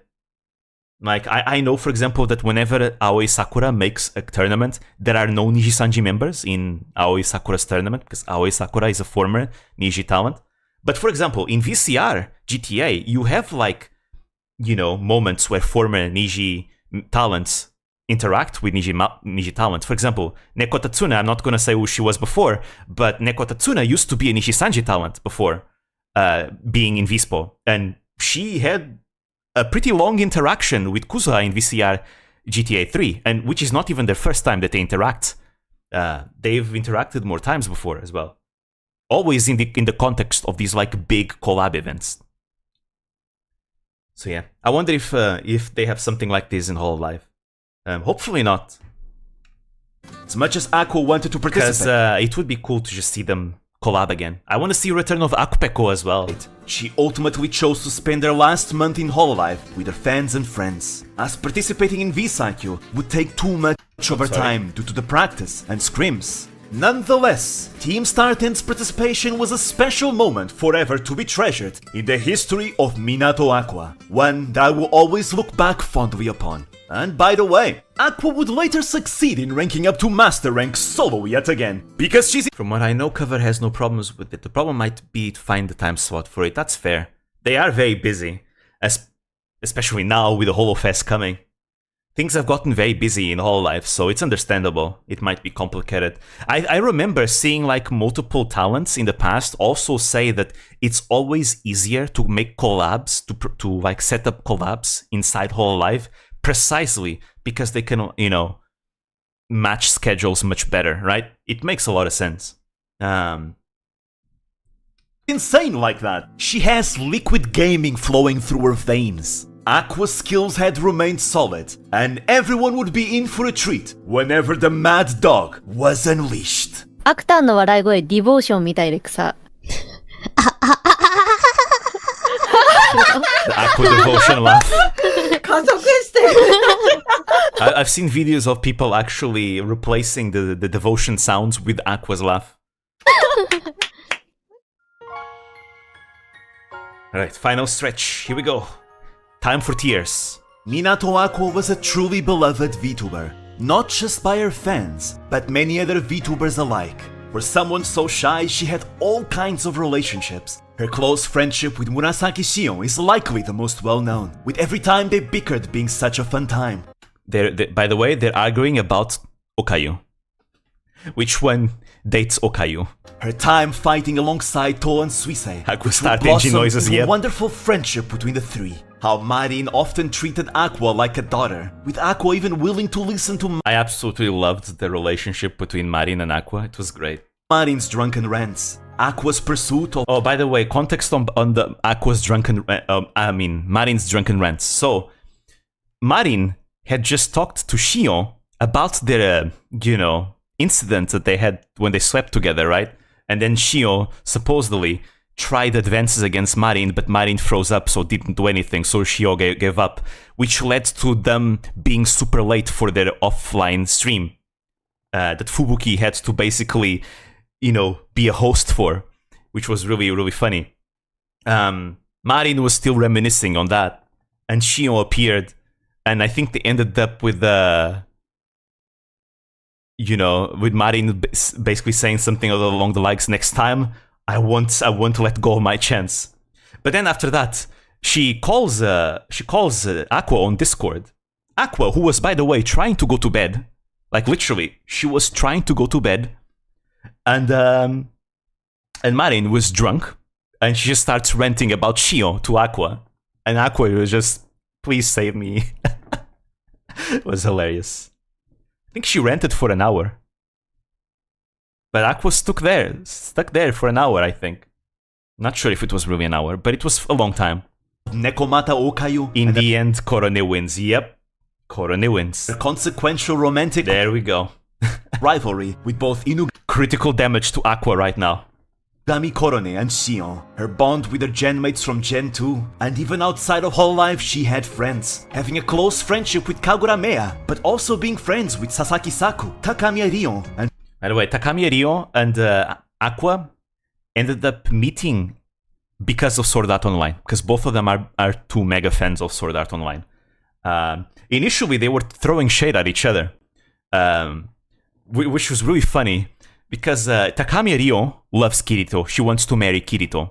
Meanwhile, Aqua loves the relationship between Kirito and Asuna, and she wants to be Kirito basically, and they were used to argue about, no, you can't marry Kirito because Kirito is for Asuna, and the two of them are perfect and things like that.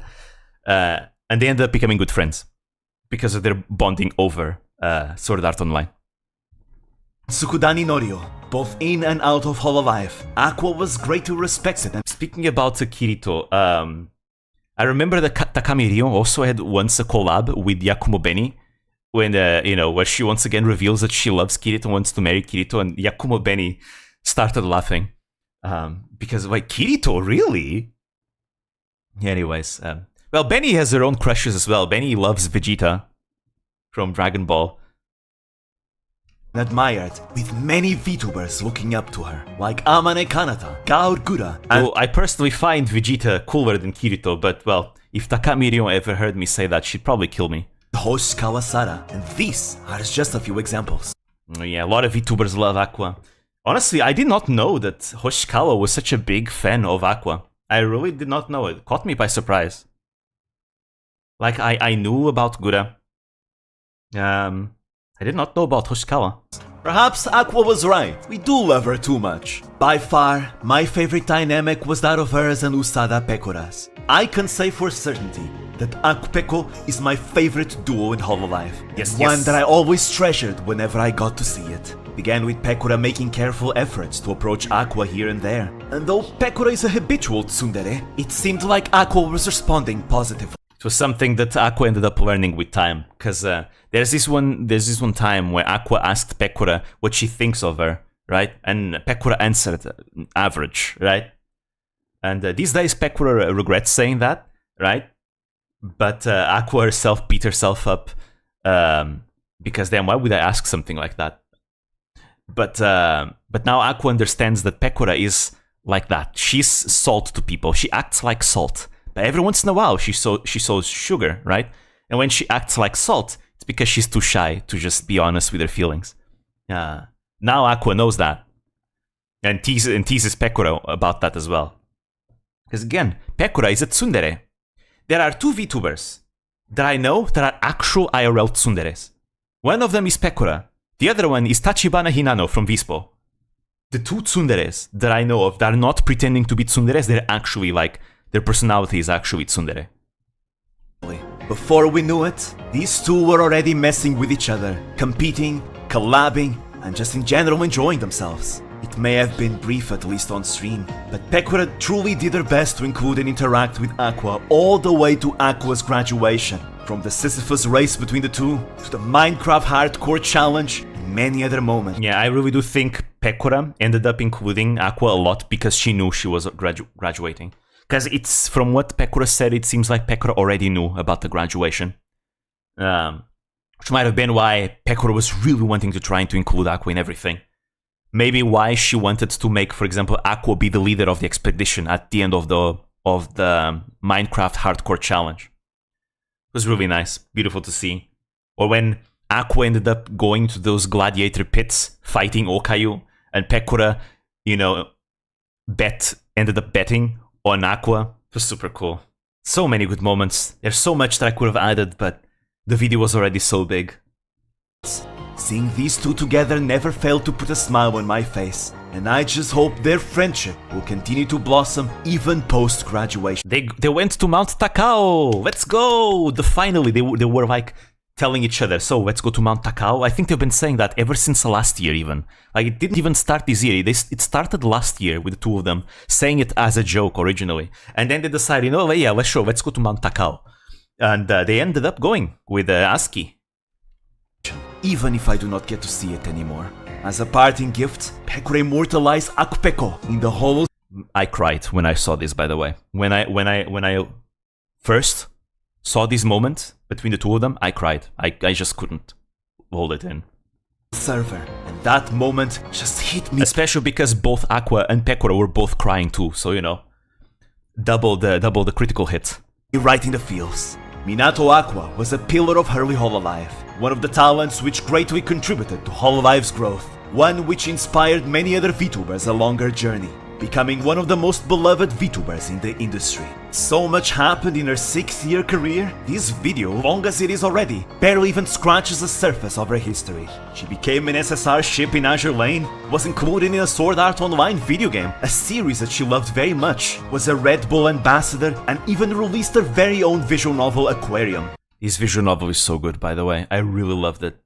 Seriously, I cannot recommend it enough to any Aqua fans out there. It just has so much soul and love poured into it, and it has a surprisingly amount of depth. Aqua... Actually, isn't there another VTuber from Hololive that's gonna get a visual novel by the same creators? I think it was Okayu. I'm not sure if it's Okayu, but I think it's Okayu who's gonna get a visual novel made by the same people. Aquarium 2 rip. There's not gonna be any Aquarium 2 unfortunately, but at least we can enjoy the first one. And enjoy any others that Entergram ends up making. I think it's Okayu who's gonna get also a visual novel made by the same devs. That'll be hype, I wanna play that too. Marin and Fubuki's voice acting performances were truly amazing and of professional quality, and Aqua would even end up gaining a Famitsu award for her voice acting performance in it. I can already tell. Oh, is the internet being poopy again? Alright, I'll give it some time. Okay, it's back to green on my end. Good. Oh, sorry. There we go. I'm gonna press play. The nostalgia is going to hit me like a ballistic missile whenever I play it. Every time I hear Stay Blue, the opening song of Aquarium, immediately I feel the nostalgia. And the best part is that I already felt the nostalgia even before she announced her graduation for some reason. Like, that song just has feelings of nostalgia in it. So now it's gonna hit me even harder. Going forward. Her growth as a person throughout these last 6 years is very visible, and one can say for sure that she left Hololive as a stronger person, even improving her communication skills compared to the early days. Up until the very end, Minato Aqua burned passionately, releasing song after song. Look at this. Look at this. 1, 2, 3, 4, 5, 6, 7, 8, 9 songs released in August. 9 songs. That's insane. She was really working hard. Like, 9 songs? 2 of them are original songs. One of them is a music video, I suppose, of a song that she already had. Still though, that's incredible. Absolutely incredible. Collaborating with as many VTubers as she could, doing all kinds of fun activities and challenges. It was a busy month, but one worthy of celebration. It all culminated in her final stream, a graduation concert that saw... I cried in this stream, obviously. Wow. It hit me so hard. Her transformation into a legend. Her graduation stream broke the previous record of the most live viewers, with over 700,000 live viewers, with some even saying it neared 1 million at some point. Her graduation... It takes a legend to surpass a legend, after all. stream was watched by all kinds of people, and even many other VTubers. Also, this is something that I found super heartwarming. How Vispo members were watching the Aqua graduation stream. Even Vispo management was there together with the Vispo members watching the graduation stream. Like, it was super cool. Be them indie or corpo, showcasing just how beloved his Shy Gaming maid really was. And it was such a great concert, seeing the participation of many JP Holo members, ending with her singing her very first original song, Aqua Iro Palette, audibly fighting tears all throughout. And honestly, I couldn't hold it in either. To be quite frank, there's still so much more that could have been said, but all of that will be available out there on the internet. The clips, the streams, the songs, the games, the references, the memories, for as long as people remember it, it shall never go away. It's sad to see her go, but Minato Aqua will live on in many more ways than one. In her final stream, Aqua asked her fans not to forget her. I do not believe such a thing will be possible. And how could we forget her? Even still, it is my wish that 100 years from now on, VTuber fans of the future look back to this video and discover the VTuber once known as Minato Aqua. That more than just Minato Aqua existed, they may have a good look at who she was and what she did, what legacy she left behind. This is partly also my intent with these videos, not just the beginner's guide, this series as well. I want to talk about VTubers beyond just the outside. How can I explain the outside versus the inside? My videos are focused on the content and personality of VTubers rather than, you know, their performance outside with their numbers and stats and their career, right? I think other people do that, and I want to do something different, right? So my videos are focused on the inside, the content itself. I may reference every once in a while numbers here and there, but it's usually not something I'm focusing on. Kind of how in the study of history, different historians will have different, you know, specialties, not just in the topics that they know of, but also in what way they approach history. You know, you have military historians, you have anthropologists who study like the daily lives of, you know, societies. You have political historians. You have all kinds of different historians, like cultural historians. You know, different historians, they might know a little bit of each other's areas, but they usually might focus on like one or two things, right? In particular. And I think when people make videos about VTubers, I think it's the exact same way, where different people might be able to focus on different aspects of remembering and preserving the history of these VTubers. In my case, I really do want to continue focusing on the content and personality of VTubers rather than, you know, how their career evolved, right? Their career evolved outside with their numbers and their popularity. That's not really my focus, even if I may mention it every once in a while. And I believe that there is still like a lot of space for other people to be able to like talk about VTubing in even more different ways. I think VTubing, as is now, it still has a lot of space for so much content to be made. I really do feel like we haven't even reached half of the things that could be made when it comes to VTubing content. Both people that make videos about VTubers and people and VTubers themselves, right? I always use this example as, well, my number one example, but think about how popular education content is on YouTube, right? How many science-based channels and history-based channels exist that are super successful with millions of subscribers, right? And yet on YouTube, on VTubing, we don't have that much of that yet. We have a few channels that have a niche. Like you have Cleo Aite, who's an indie VTuber, who used to be a university lecturer, who every once in a while, she talks about history, like with her PowerPoint presentations, and she plays Europa Universalis, so she can also talk about history there. You have, Jufute Raden from Whole Life, who loves art, and she talks about cultural history, and I love it. By the way, Raden has helped me in my own cultural, Japanese culture exam that I had recently, because one of the themes was about the Heian period, and there's actually this one clip where Raden talks about, Yamato-e art from the Heian period, and actually that ended up being very good to understand the Yamato-e art. So honestly, Raden helped me out in my exam. mean, the exam wasn't difficult because, you know, Japanese culture and Japanese history are two things that I'm very comfortable with. But still, I'll take anything I can get, regardless. And like Raden has this niche, like this complete niche, right? When it comes to like the type of content she does. Nobody is making content like Raden is, you know? She's like collabing with museums, showing actual like relics and, you know, historical artworks and things like that. And talking about art in depth because she is educated on the topic. It's just really nice. I love it. It's a niche that Raden has. And she's super popular, and that goes to show that if you have a niche that you do well and that nobody else is doing, you can find great success there because other people might be interested in that. And I really do believe that there's still so much untapped potential in VTubing. I really disagree when people say that VTubing is oversaturated. I disagree. Yes, there is a difference from now compared to back then. Back then, if you were a VTuber, yes, you could have like that novelty effect to help you. Now there's so many VTubers that being a VTuber is not enough. You need to actually, you know, have merit beyond just being a VTuber, right? Which I think that's a good thing. That means that we have more quality content these days, right? Even VTubers from back then, if you look at them today, their content has also evolved and become better and better and better, right? So I think this is good for us, the audience, as the consumer. This is good for us. Competition is always good for the audience and the consumer. If you are a VTuber yourself and you want to stand out, you need to step up your game, right? And I really do believe that there's still a lot of space for a lot to be done. It's just that when people say that VTubing is oversaturated, I think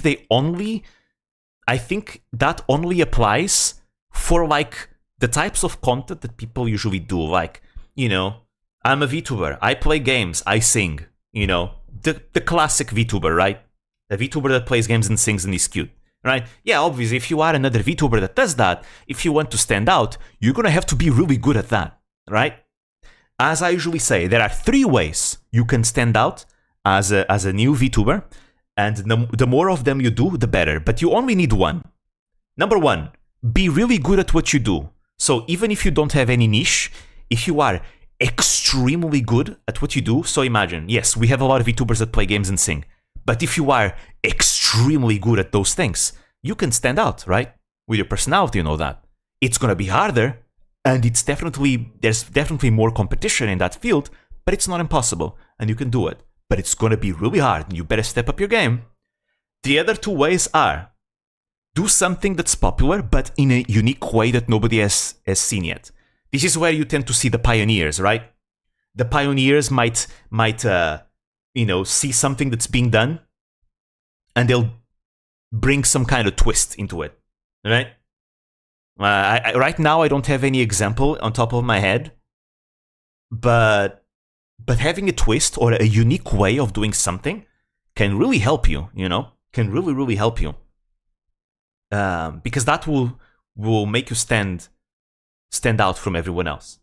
And number 3, having a niche. If you have a niche, people that are fans of that niche will be able to have someone to supply their demand, right? For that thing. This is what I believe, for example, what Raden has going for her. Raden with the historical art, where she has this niche, and people that are interested in art, historical art, can find a lot of enjoyment in what she does. Not only does she have a niche, she is also really good at it, right? So she has number 1 and number 3 going for her, because she has a very charismatic and high energy personality that just makes her really nice to listen to, right? Makes her very, very nice to listen to. So she has number 1 and number 3 figured out there going for her, and that's why she's doing so good. And there are other VTubers that have like niches. You have a VTuber called Usui Clear. Her entire channel is focused on rocketry and space exploration. Every time there's like a rocket launch, she always streams the rocket launch. Her entire content is dedicated to rocketry and space exploration. You know, now you have Cleo Aite with history. People that like history might also flock into Cleo Aite, and the better Cleo Aite ends up capitalizing into it and deliver like even more and more and more high quality content on it, the more of hold she'll have into this niche, right? How does the space exploration niche work for her? Good viewage? I mean, she's a small VTuber. She has like, what, 60,000, maybe 70,000 subscribers? She's a JP only, obviously, so she only speaks Japanese. She does not have, like, people outside of Japan don't know who she is. But I'd say she does good for herself, you know, as an independent VTuber that only does rocketry, right? We're talking about an extreme where a VTuber only does one type of content and none other, right? Because as a VTuber, you can do a niche, but still do other activities, right? For example, recently, I think ASCII has been a good show of that. ASCII, we all know she's the virtual diva of Hololive, sings, you know, the Zatsudans and all that. But recently, I feel like she's been exploring a lot of niches. Number one, we have her GeoGuessr niche, which has made her really good at geography. I mean, turns out she's really good at geography. And a lot of people like the GeoGuessr stuff. So geography nerds, there you have ASCII for yourself. But not only that, it seems like ASCII also has like a planes niche. She's obsessed with she has like a liking for planes and military aircraft, right? Which, if she continues to explore this niche and maybe even starts playing Ace Combat, like that's another niche. That's a good thing, is that you don't only need one niche. You can have like multiple niche. Yeah, Eurotruck is another good example. Like you can have multiple niches and explore those different niches, right? And go a bit more in depth rather than stay surface level at what you're doing. You can go a bit more in depth into those topics, right? If you are passionate about them, that is, obviously. And depending on how you execute them, you can try and make it in such a way that attracts people that ordinarily would not be interested in it. Again, I've seen a lot of comments of people saying that ordinarily they would not be interested in art, and yet because of Raden's personality and the way she talks, they end up being quite engaged by her, you know, by her talking about art. Because of the way she does it, right? Because the way she is and talks and her personality. And look at that. She's really huge. You know, the fastest growing in Riglost. Now, yes, that's also because of her shorts. Their shorts went viral, but it's what I'm saying. There are multiple ways of standing out. You don't always need to just go for one particular way. You gotta kind of try and find what works for you. But remember, these 3 rules. You only need one, but all 3 of them, the more you get them, the better. You know, be the best at what you do. Do something in a unique way, or have a niche. Those are the 3. So that's why I do not think VTubing is oversaturated. In fact, whenever I look at content creation outside of VTubing, and I look at content creation inside VTubing, I feel like there's a much bigger variety of content outside that's not being made inside VTubing, and I think that's a waste of opportunity. I think a lot of people could do it, you know? For a lot of things. I use education content, like history, as just an example. But like, you know, you could think of a bunch of other things if you look at other YouTubers outside. It's just a matter of, you know, thinking a little bit outside the box, basically. So yeah, that's it. I don't know where we came from this tangent. But, oh yeah, because I was talking about history, preservation of VTubing and all that. Yeah. So yeah. Then the way that I like to go about my videos. So yeah, that's about it. Maybe one day I'll make a video about that. ASCII did buy Pro Wheel for that Euro track, and now she's thinking of buying control for Ace Combat. Let's go! Yeah, I want to see her play Ace Combat, actually. I really, really do. And what a legacy did she leave behind, forever to become part of VTubing history. Like, ASCII took such an interesting route. Like, ASCII originally only did Zatsudan and only did karaoke streams. Only, back when she was still in Inonaka Music. Then, you know, Sora managed to convince her to play Minecraft, and she started doing a lot of Minecraft after that. But it seems like ever since she joined Hololive, she's been expanding her horizons and just getting into many other things. And now she does so, like, her content today looks so different from what it was back then. I'm really happy with her journey and her route. Like, she really feels like a true Hololive member, because she is, you know? And she collabs a lot as well. She barely collabed back then. She collabed sometimes with maybe Kanata or Sora, right? It was very rare for her to collab back then, compared to now. I'm very happy about ASCII. I remember I once was asked to do a beginner's guide to ASCII, because it was announced that she was going to join Holo Live. And I said I didn't want to do one because, number one, I didn't know as much about ASCII. But I also felt like now that she's going to join Holo Live, I feel like a lot is going to happen with her. And it's best to wait. And I'm very glad I did not make a beginner's guide to ASCII, because now I have so much stuff I can talk about her beyond just, you know, the Zatsudan and the singing. Like, now I have so many other things. Her collabs, her participation in events, the GeoGuessr, you know, the Ace Combat stuff, and many other things that I can talk about. I'm very, very glad. I really enjoy ASCII. A VTuber forever to be remembered as a legend. I am glad I found out about Minato Aqua, for she often made me smile. To bask in the intensity of emotions whenever she poured her heart and soul in whatever competition she fought in. To laugh at how awkwardly shy she'd be sometimes when teased. To be endeared by how precious Caillou had to rework ASCII in Holo Cure. Yeah, I remember seeing that. Like, ASCII is different from what I remember. I remember that I noticed that because I played ASCII a lot in Holo Cure before the remake. She was one of my favorite characters in the game. I haven't played the new one yet. I only saw it in a clip from a Holo member playing Holo Cure. But yeah, it makes sense, like the rework, because ASCII these days is very different from ASCII from the days at Inonaka Music. There's a lot going on with her besides just, you know, singing and being a diva. Deliciously cute she was, to root for her whenever she struggled, to celebrate her victories, to share in the feelings of defeat, even feeling proud whenever she tried to break out of her shell. I am sure many more can relate with these feelings, be them Aqua's fans, co-workers and friends. Aqua has touched and affected many people, and those legacies and memories will live on deep within our hearts. From the bottom of my heart, thank you for the good times. You will always have a special place in my heart as one of my absolute favorite VTubers. May you achieve excellence along your chosen trail, Aqua.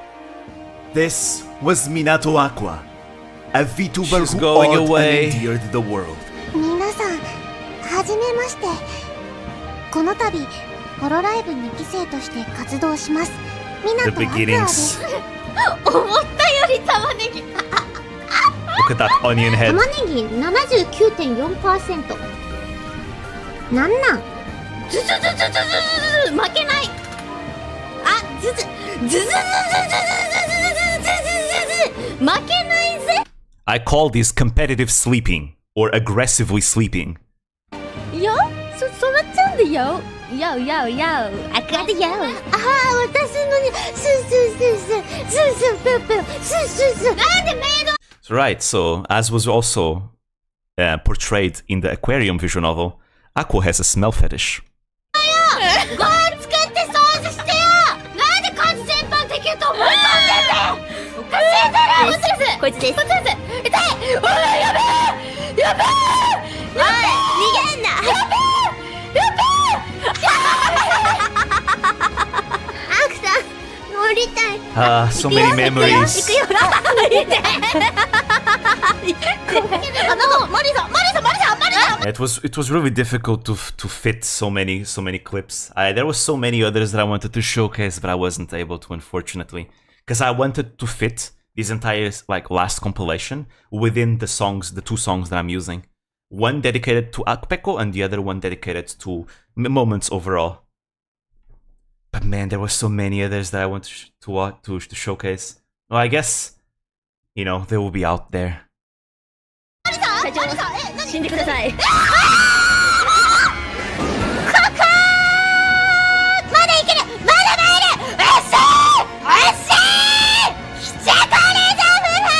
Yeah, this is that one race that I was talking about that she starts by backtracking. いただきますありがとうございますミラトークは最強ありがとういって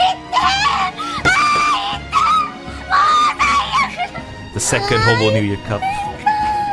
It's really funny how both Aqua and Suisei cry, right? Aqua lost, Suisei won. Both cried anyways. The sheer emotions. I love the emotions so much. I wanted to give them both a hug.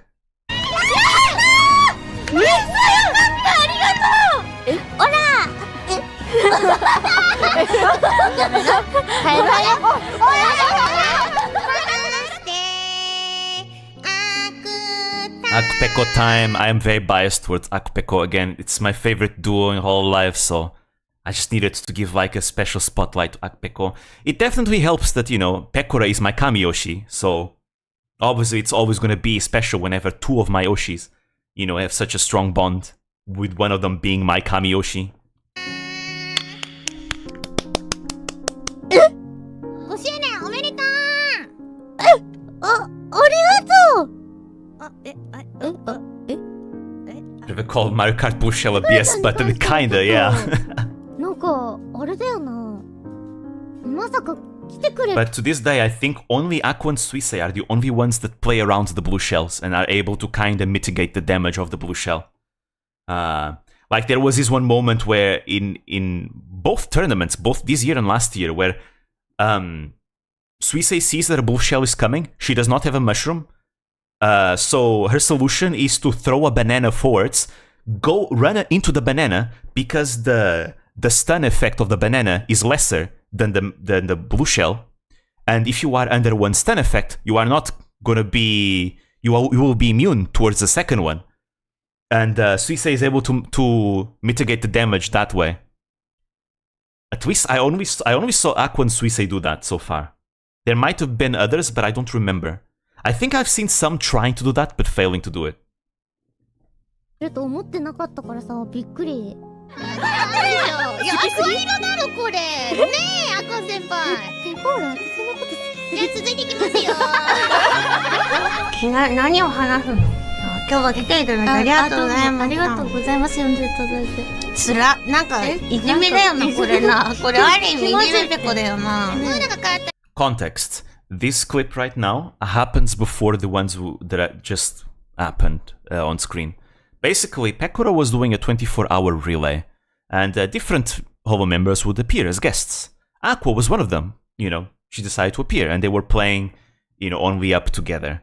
It was because of this that Pekora decided to show up for Aqua's birthday, which, you know, Aqua was not expecting that. Like, what, Pekora is here?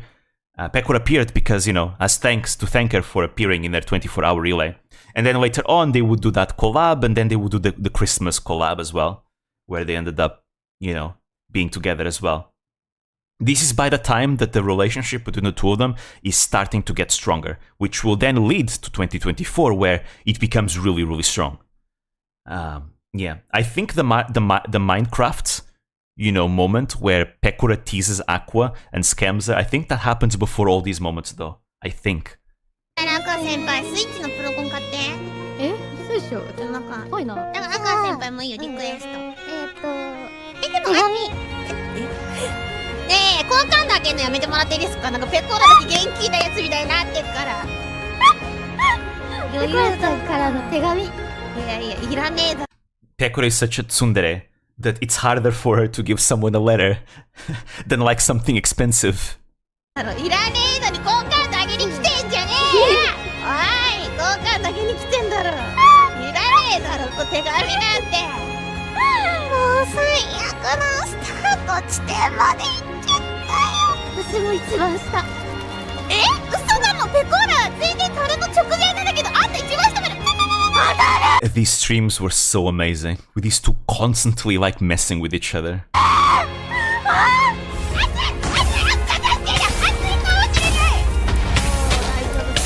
Actually, I think it was in the Sisyphus race where they actually decided for real to climb Mount Takao together. おい、マジか。ペコーラいつもありがとう。ペコちゃんへ。この1週間前から企画してくれて本当にありがとう。Also, I'm pretty sure that part of the reason why this hits hard, especially for Pekora, is because she knew about the graduation. At this point, we still didn't know about the graduation, but Pekora already knew. 進行や準備などすごく大変だ。やばい、泣きそうかも。この企画のおかげでいろんな人と絡めてとても楽しかった。犬より。おい、あくんだ、ペコーラのこと好きすぎだろ、お前。泣いちゃったペコちゃん泣いちゃった泣いてない全然泣いてないよそんな泣くと思う？ What a まさ tsundere. か、ペコちゃんが本物の。 Also, this Aqua realizes that Pekora is her Asuna, because there was like this joke that Nenechi was the Asuna to Aqua's Kirito, but then at the end of this, she just has this epiphany. No, Pekora was my Asuna the whole time. It was beautiful. だったなんて。マジか27億円のスタジオ爆発するか。それ最後にやっぱ夢を叶えてもらいたい。バカがよお前は。ホロライブは消えてんだよバカ。じゃあな。 There they are.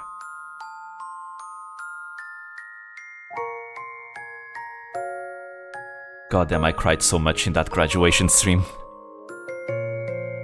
I mean, I cried a lot making this video, to be fair. Every time I replayed the video to make sure everything was alright, and while making the video, I was constantly crying. Like, god damn, was one of the hardest videos to make, not just because of the length, but also because of all the tears. Difficult to see what you're doing when you're crying all the time, you know? Anyways, damn, this was a long project. I started working on this in August.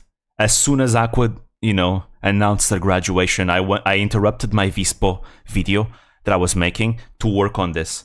I wanted originally to have it ready before the Aqua graduation, but I burnt out. I ended up burning out, so I took a break, decided it's not going to come out in time. I'm going to use this opportunity to make the best thing I can ever make. And I believe this is my greatest masterpiece, my greatest video in the channel. Usually I always try to drive myself further and further and further. And for a long time I felt like, you know, I had not surpassed like the sheer quality that I think the Millie Parfait video had. But I feel like finally I have made a video that surpasses all the others that I have made. Finally. And from now on, this is going to be the one to surpass. I'm going to be doing my best. I feel very, very proud of what I've made. And hopefully it will be a great way for people to discover about Minato Aqua, you know, who she was and what she did. It's very personal. Your content is a precious gem. Thank you for your hard work. You're one of the ones that drags me deeper into the rabbit hole. Nice. That means that I'm achieving my goal then. Wait patiently for your next videos. I'll try not take so long with future videos in the future. There's not going to be any super long videos in a long time. I want to go back to make shorter videos, especially the beginner's guide. I mean, now that I made an hour and 20 minutes video, I feel like 10 minutes should be fine from now on. I feel super motivated. Obviously, there's university that I also have on the side. You know, I already skipped a lot of classes to make this video. Like, if I hadn't skipped as many classes as I did this semester, this video would not be ready by now. But I ended up, you know, realizing, okay, if I keep going at this rate, I'm not going to have it ready. So I skipped, like, almost half of the classes that I had, you know, starting with November. Fortunately, I'm fine. Again, the stuff that I'm learning is, like, Japanese history and culture, and I feel very comfortable with that, to the point where I think the exams were easy. I had no issue. You know, let's be honest, it's not like I was going to study anyways. I don't like studying. But things usually work out for me somehow. Regardless. Yeah. This video is finally done, and it's a bit of an emotional moment because this entire time since the beginning of me working on this video, even though Aqua had graduated, to me it still didn't really sink in, right? Because I was engaging with Aqua's content for like every day since I started working on this, right? And, you know, now that it's over, this kinda is my goodbye to Minato Aqua, where Minato Aqua truly will be behind me, and it's, you know, it starts to sink in that she'll be gone. Like, for real, that graduation really starts hitting me now, a bit harder. But, you know, we'll be supporting, at least I will be supporting supporting Aqua in the future. Because now she has her alt account, her new identity as an indie, and I'll be sure to always keep an eye on her, for sure. Again, I ended up growing way too attached to her at this point.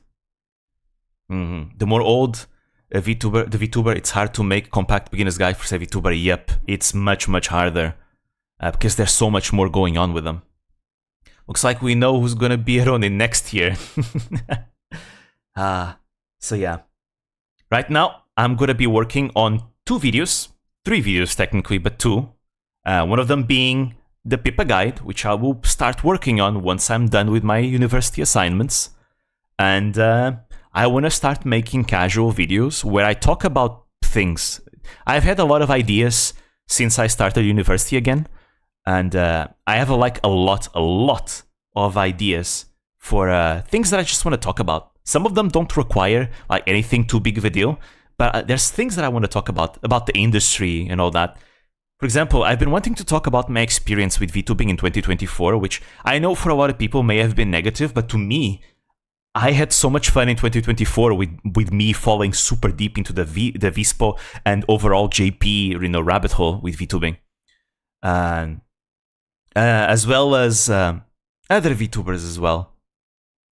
And there's other things that I want to talk about VTubing, things that ordinarily I wouldn't talk about in the beginner's guides, but could be interesting. People might be interested. I will try always keep my videos positive because I want my videos to stay positive. I'm not really a fan of doom posting, so I'll keep my videos positive. I might talk about things that happen every once in a while, events in the industry, but I want to try and give them a positive spin. For example, what I told you guys right now about VTubing, me not believing that VTubing is oversaturated, that I think there's still a lot of potential, that's one of the topics that I've been wanting to talk about. Another topic that I'd like to talk about, for example, is how VTubing has grown so large that now the EN sphere and the JP sphere have kind of grown apart, They've kind of grown apart to the point where they're both different worlds, Where if you are super into one part, you might not know that much about the other side, right? And they each have like completely different cultures at this point. And even within the EN and the JP sphere, you will find many different communities. That's why I do not believe that there exists an overall VTuber community. I don't think that's a thing anymore. But there are multiple communities that exist under one VTuber industry, right? And both the EN sphere and the JP sphere are 2 different worlds now. Which makes sense. It's grown. VTubing has grown. And I don't think that's a bad thing, actually. It means that now there's a lot of more supply to a lot of demand, basically. It means that as an audience member, you just have so much choice to watch so many things. Yeah, there's entertainment galore. Walmart Yabbit next, yes. Pippa and the Punkalopi Confusion, a match made in heaven. I'm thinking of maybe doing like an Easter special where I talk about rabbit girl VTubers. I think that could be fun. Let's see, what rabbit girl VTubers do I know? What was there's Pippa, there's Pekora, there's Punkalopi, there's Kiki, there's Bajiro, there's well, Tosaki Mimi is not really a bunny girl, the ears are false, but it works still. I'll still talk about Tosaki Mimi probably there. The TGA and VTuber Awards just made clear just how JP and EN are separate. Yes, you are 100% right. That's one of the things that definitely drive the point that yes, JP and EN are super separate. Super separate. Like the VTuber Awards are definitely like a show that if you are very much in the EN sphere, that does not mean you know much about the JP sphere because there are so many popular and super cool VTubers from JP that could have easily gotten like nominated in the VTuber Awards, but they weren't because, well, obviously, the people working it are more knowledgeable of the EN sphere, and it makes sense, right? There's nothing against them for that. It's just it's what makes sense, right? I will always find people dumping on the origin of VTubing to be annoying and laughable, though. Oh, I think I know what you mean. I've seen people like, well, I've seen one person, I guess. Basically being like, damn, why is everyone, using Japanese names and terms? Like, they're trying to be Japanese. Oh, I mean, we all know why. It's because VTubing originates from Japanese subcultures. So obviously, it has roots, deep roots in Japanese culture, subcultures, right? It's a mix of the Vocaloid subculture, the idol subculture, the Japanese internet subculture, Nico Nico subculture, right? Just in general, Japanese content creation subcultures. anime subcultures, all of them join up together to make the overall VTubing scene. I'd say JP Sphere main wall is the language itself. Yes, you are correct. Thanks to them Quippers, we are being fed with the good stuffs. Yes, there's even more Quippers these days. But obviously, if you are a new VTuber fan and you want to get into VTubers, it's easier to do it through EN because there's no language barrier and you can enjoy the streams much easier. Because before, there was no supply to the demand, right? So people watched clips much more too and watched the JP streams. But now, because there's so much supply to that demand, there's not much of a need to get into JP, which is understandable. I think that's just a natural course of events. That's why I want to do my best to kind of continue to expose to people the JP side, especially after this year, me getting super into JP. I've kind of made it a bit of a personal goal to continue to demonstrate to people in EN the many awesome VTubers in JP. I'll still make VTubers about videos about EN VTubers and Indonesian VTubers and many others. I'll still do that. Don't worry. I'm still going to be doing that. But I definitely have like this secondary goal of I want to showcase people how awesome the JP scene also is. It's one of my goals. Taurus, happens every once in a while. I think every single scene that grows large enough is kind of fated to end up having that. It's just a natural course of actions, a natural course of time. It's normal. The best thing we can do as fans that have been here for a while is to do our best to integrate people, to integrate them and explain them about things. I think that's the best thing. Because there are many people that are new fans that very much they want to get into it and they would love to if people explain to them things, right? And it's to those people that for example, my beginner's guides are catering to people that are willing to integrate themselves and learn.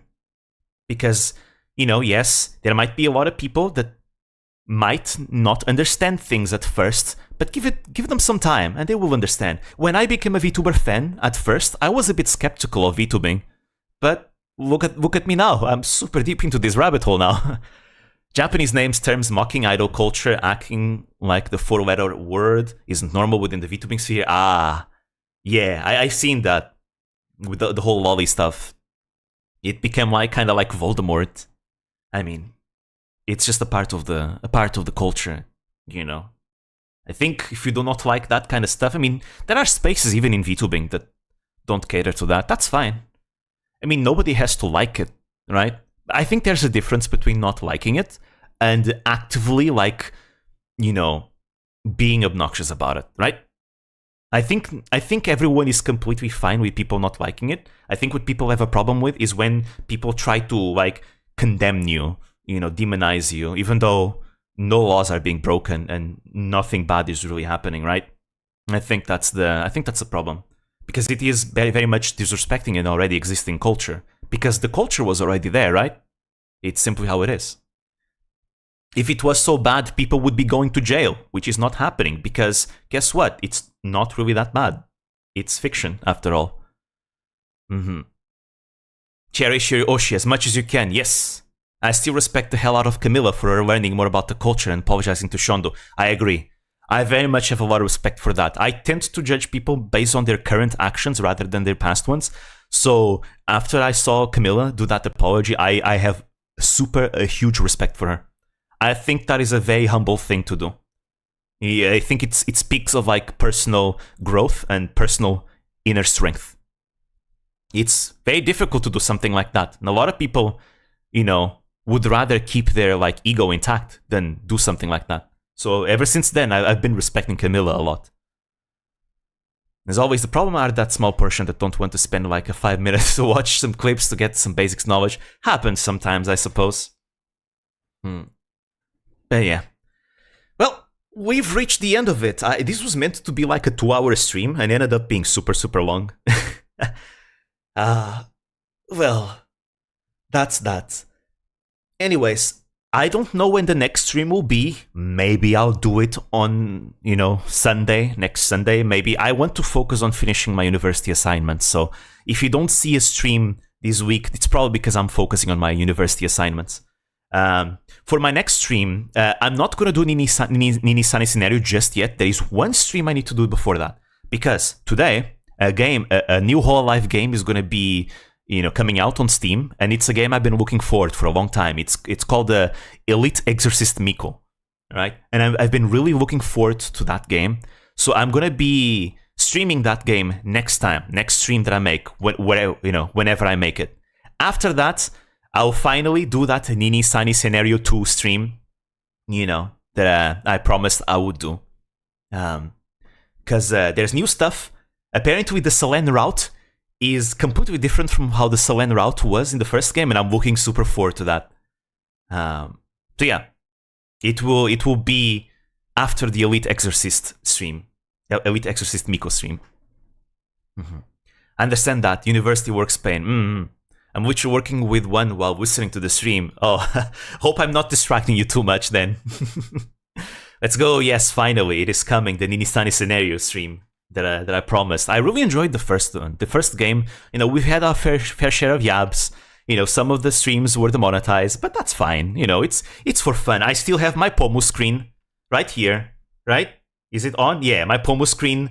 Pomu may have graduated, but the screen is eternal. I'm going to be keeping the screen. And we'll get to use it more in Ninisani Scenario 2. Alright, and with that said, good luck navigating the mall. I'll be fine. Maybe. Probably. Hopefully. Alright, with that said, thank you all for coming. It smells like mint for some reason. It does. It's a nice minty smell. Speaking about mint, I just want to say that Dokibird has had such a great path this year. I'm very, very, very happy with their path. And seeing Dokibird, make her own events, like the wrestling event had so many VTubers from so many places. And now the Apex tournament that Dokibird made at the beginning of December with so many VTubers, including even JP VTubers, like you had Konkon Arya from Neoport, you had QP and Tsuna from Vispo there as well. Like, it had VTubers from all over the place. EN Twitch Indies, EN Corpos, JP Corpos, JP Indies. It was so cool. That was such a cool event. I've been saying, like I said, my ideal of VTuber Unity is alive in the JP scene with all the VCR and VPsycho and all those events that they do in that competitive scene. But I really do believe that Dokibird will be able to give us that, but in EN. I believe that Dokibird will be the Shibuya Hall, Crazy Raccoon vault room of EN. That's my hope. And she hasn't let me down. These events she's been making have been amazing. It's great. It's absolutely great. I'm so happy that, things might have started on the wrong foot for her, but they sure ended really well. 2024, was overall a great year for her as a whole because of all the good things that she did and, the happy ending that they ended up having. So yeah. I very much look forward to see just how high Dokibird will continue to soar.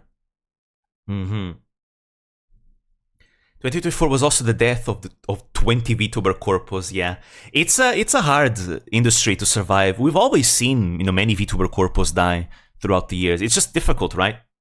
Especially now these days that VTubing is even harder to succeed in, because again, a lot of VTubers, I feel like they're limiting themselves to just doing the usual activities of singing and playing games and nothing more.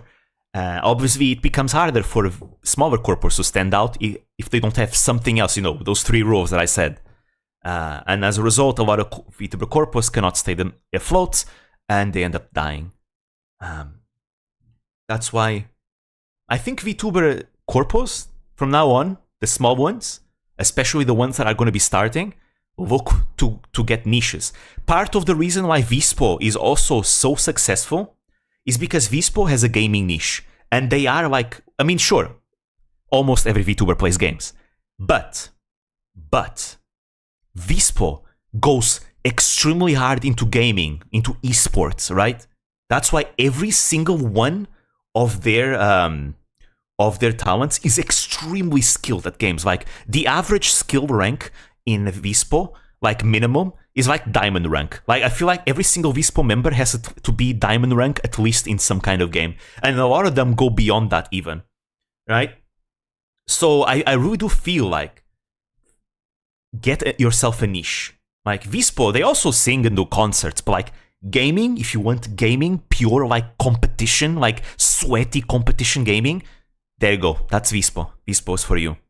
Because you have FPS specialists, now they're starting to branch into fighting game specialists. You have now like even like League of Legends specialists. And the more like popular games start arriving from like other genres, I think the more Vispo will branch out into other genres as well. Which is great. 2024 was probably one of the best years for Vispo. They grew so much. They have an EN branch, they have a CN branch, their JP branch is more popular than ever and also expanding. They are just doing amazing. Like, really, Vispo has had such a great year.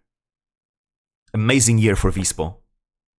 I'm very much hoping to see them continue to grow further and further. And yet, a lot of people don't know about Vispo, right? Vispo is the third largest agency in the world. Even bigger than Vshoujo, actually. But a lot of people don't know about Vispo, so hopefully I'll be able to showcase Vispo more. They have an EN branch now, which is honestly growing at a comfortable rate.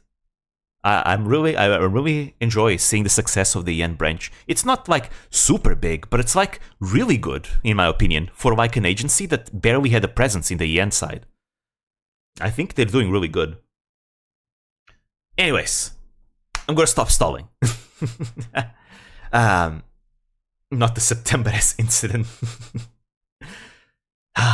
You know, I haven't watched the Holo GTA event yet. I really want to watch the Holo GTA event. The reason why I didn't watch the Holo GTA event was because I was just too busy with the Aqua video. I've barely watched anything. In case you want to know, I have 115 tabs of YouTube open right at this moment because I like tabs that I've been accumulating, and I try to watch them to start closing some tabs, but more stuff that I want to watch keeps popping up, so I keep opening them. Some of them even have like full playlists and some streams as well. So yeah, now that I finally finished the Aqua video, I can finally watch all the stuff that I've been keeping for myself, including the Holo GTA event, which is something that I've been keeping for after I finished the Aqua video. So yeah, damn, that's a lot of tabs. But I'll get through them. I'm hoping to get through them all before I start working on the Pippa video. Hopefully. Anyways, this was nice. Thank you all for coming. I'm gonna end it here. End this black screen right now. So, sweet dreams. I'll see you next time. Bye bye. Oh wait, the Pomo screen was on the whole time. Alright. Bye bye. See you next time. Peace.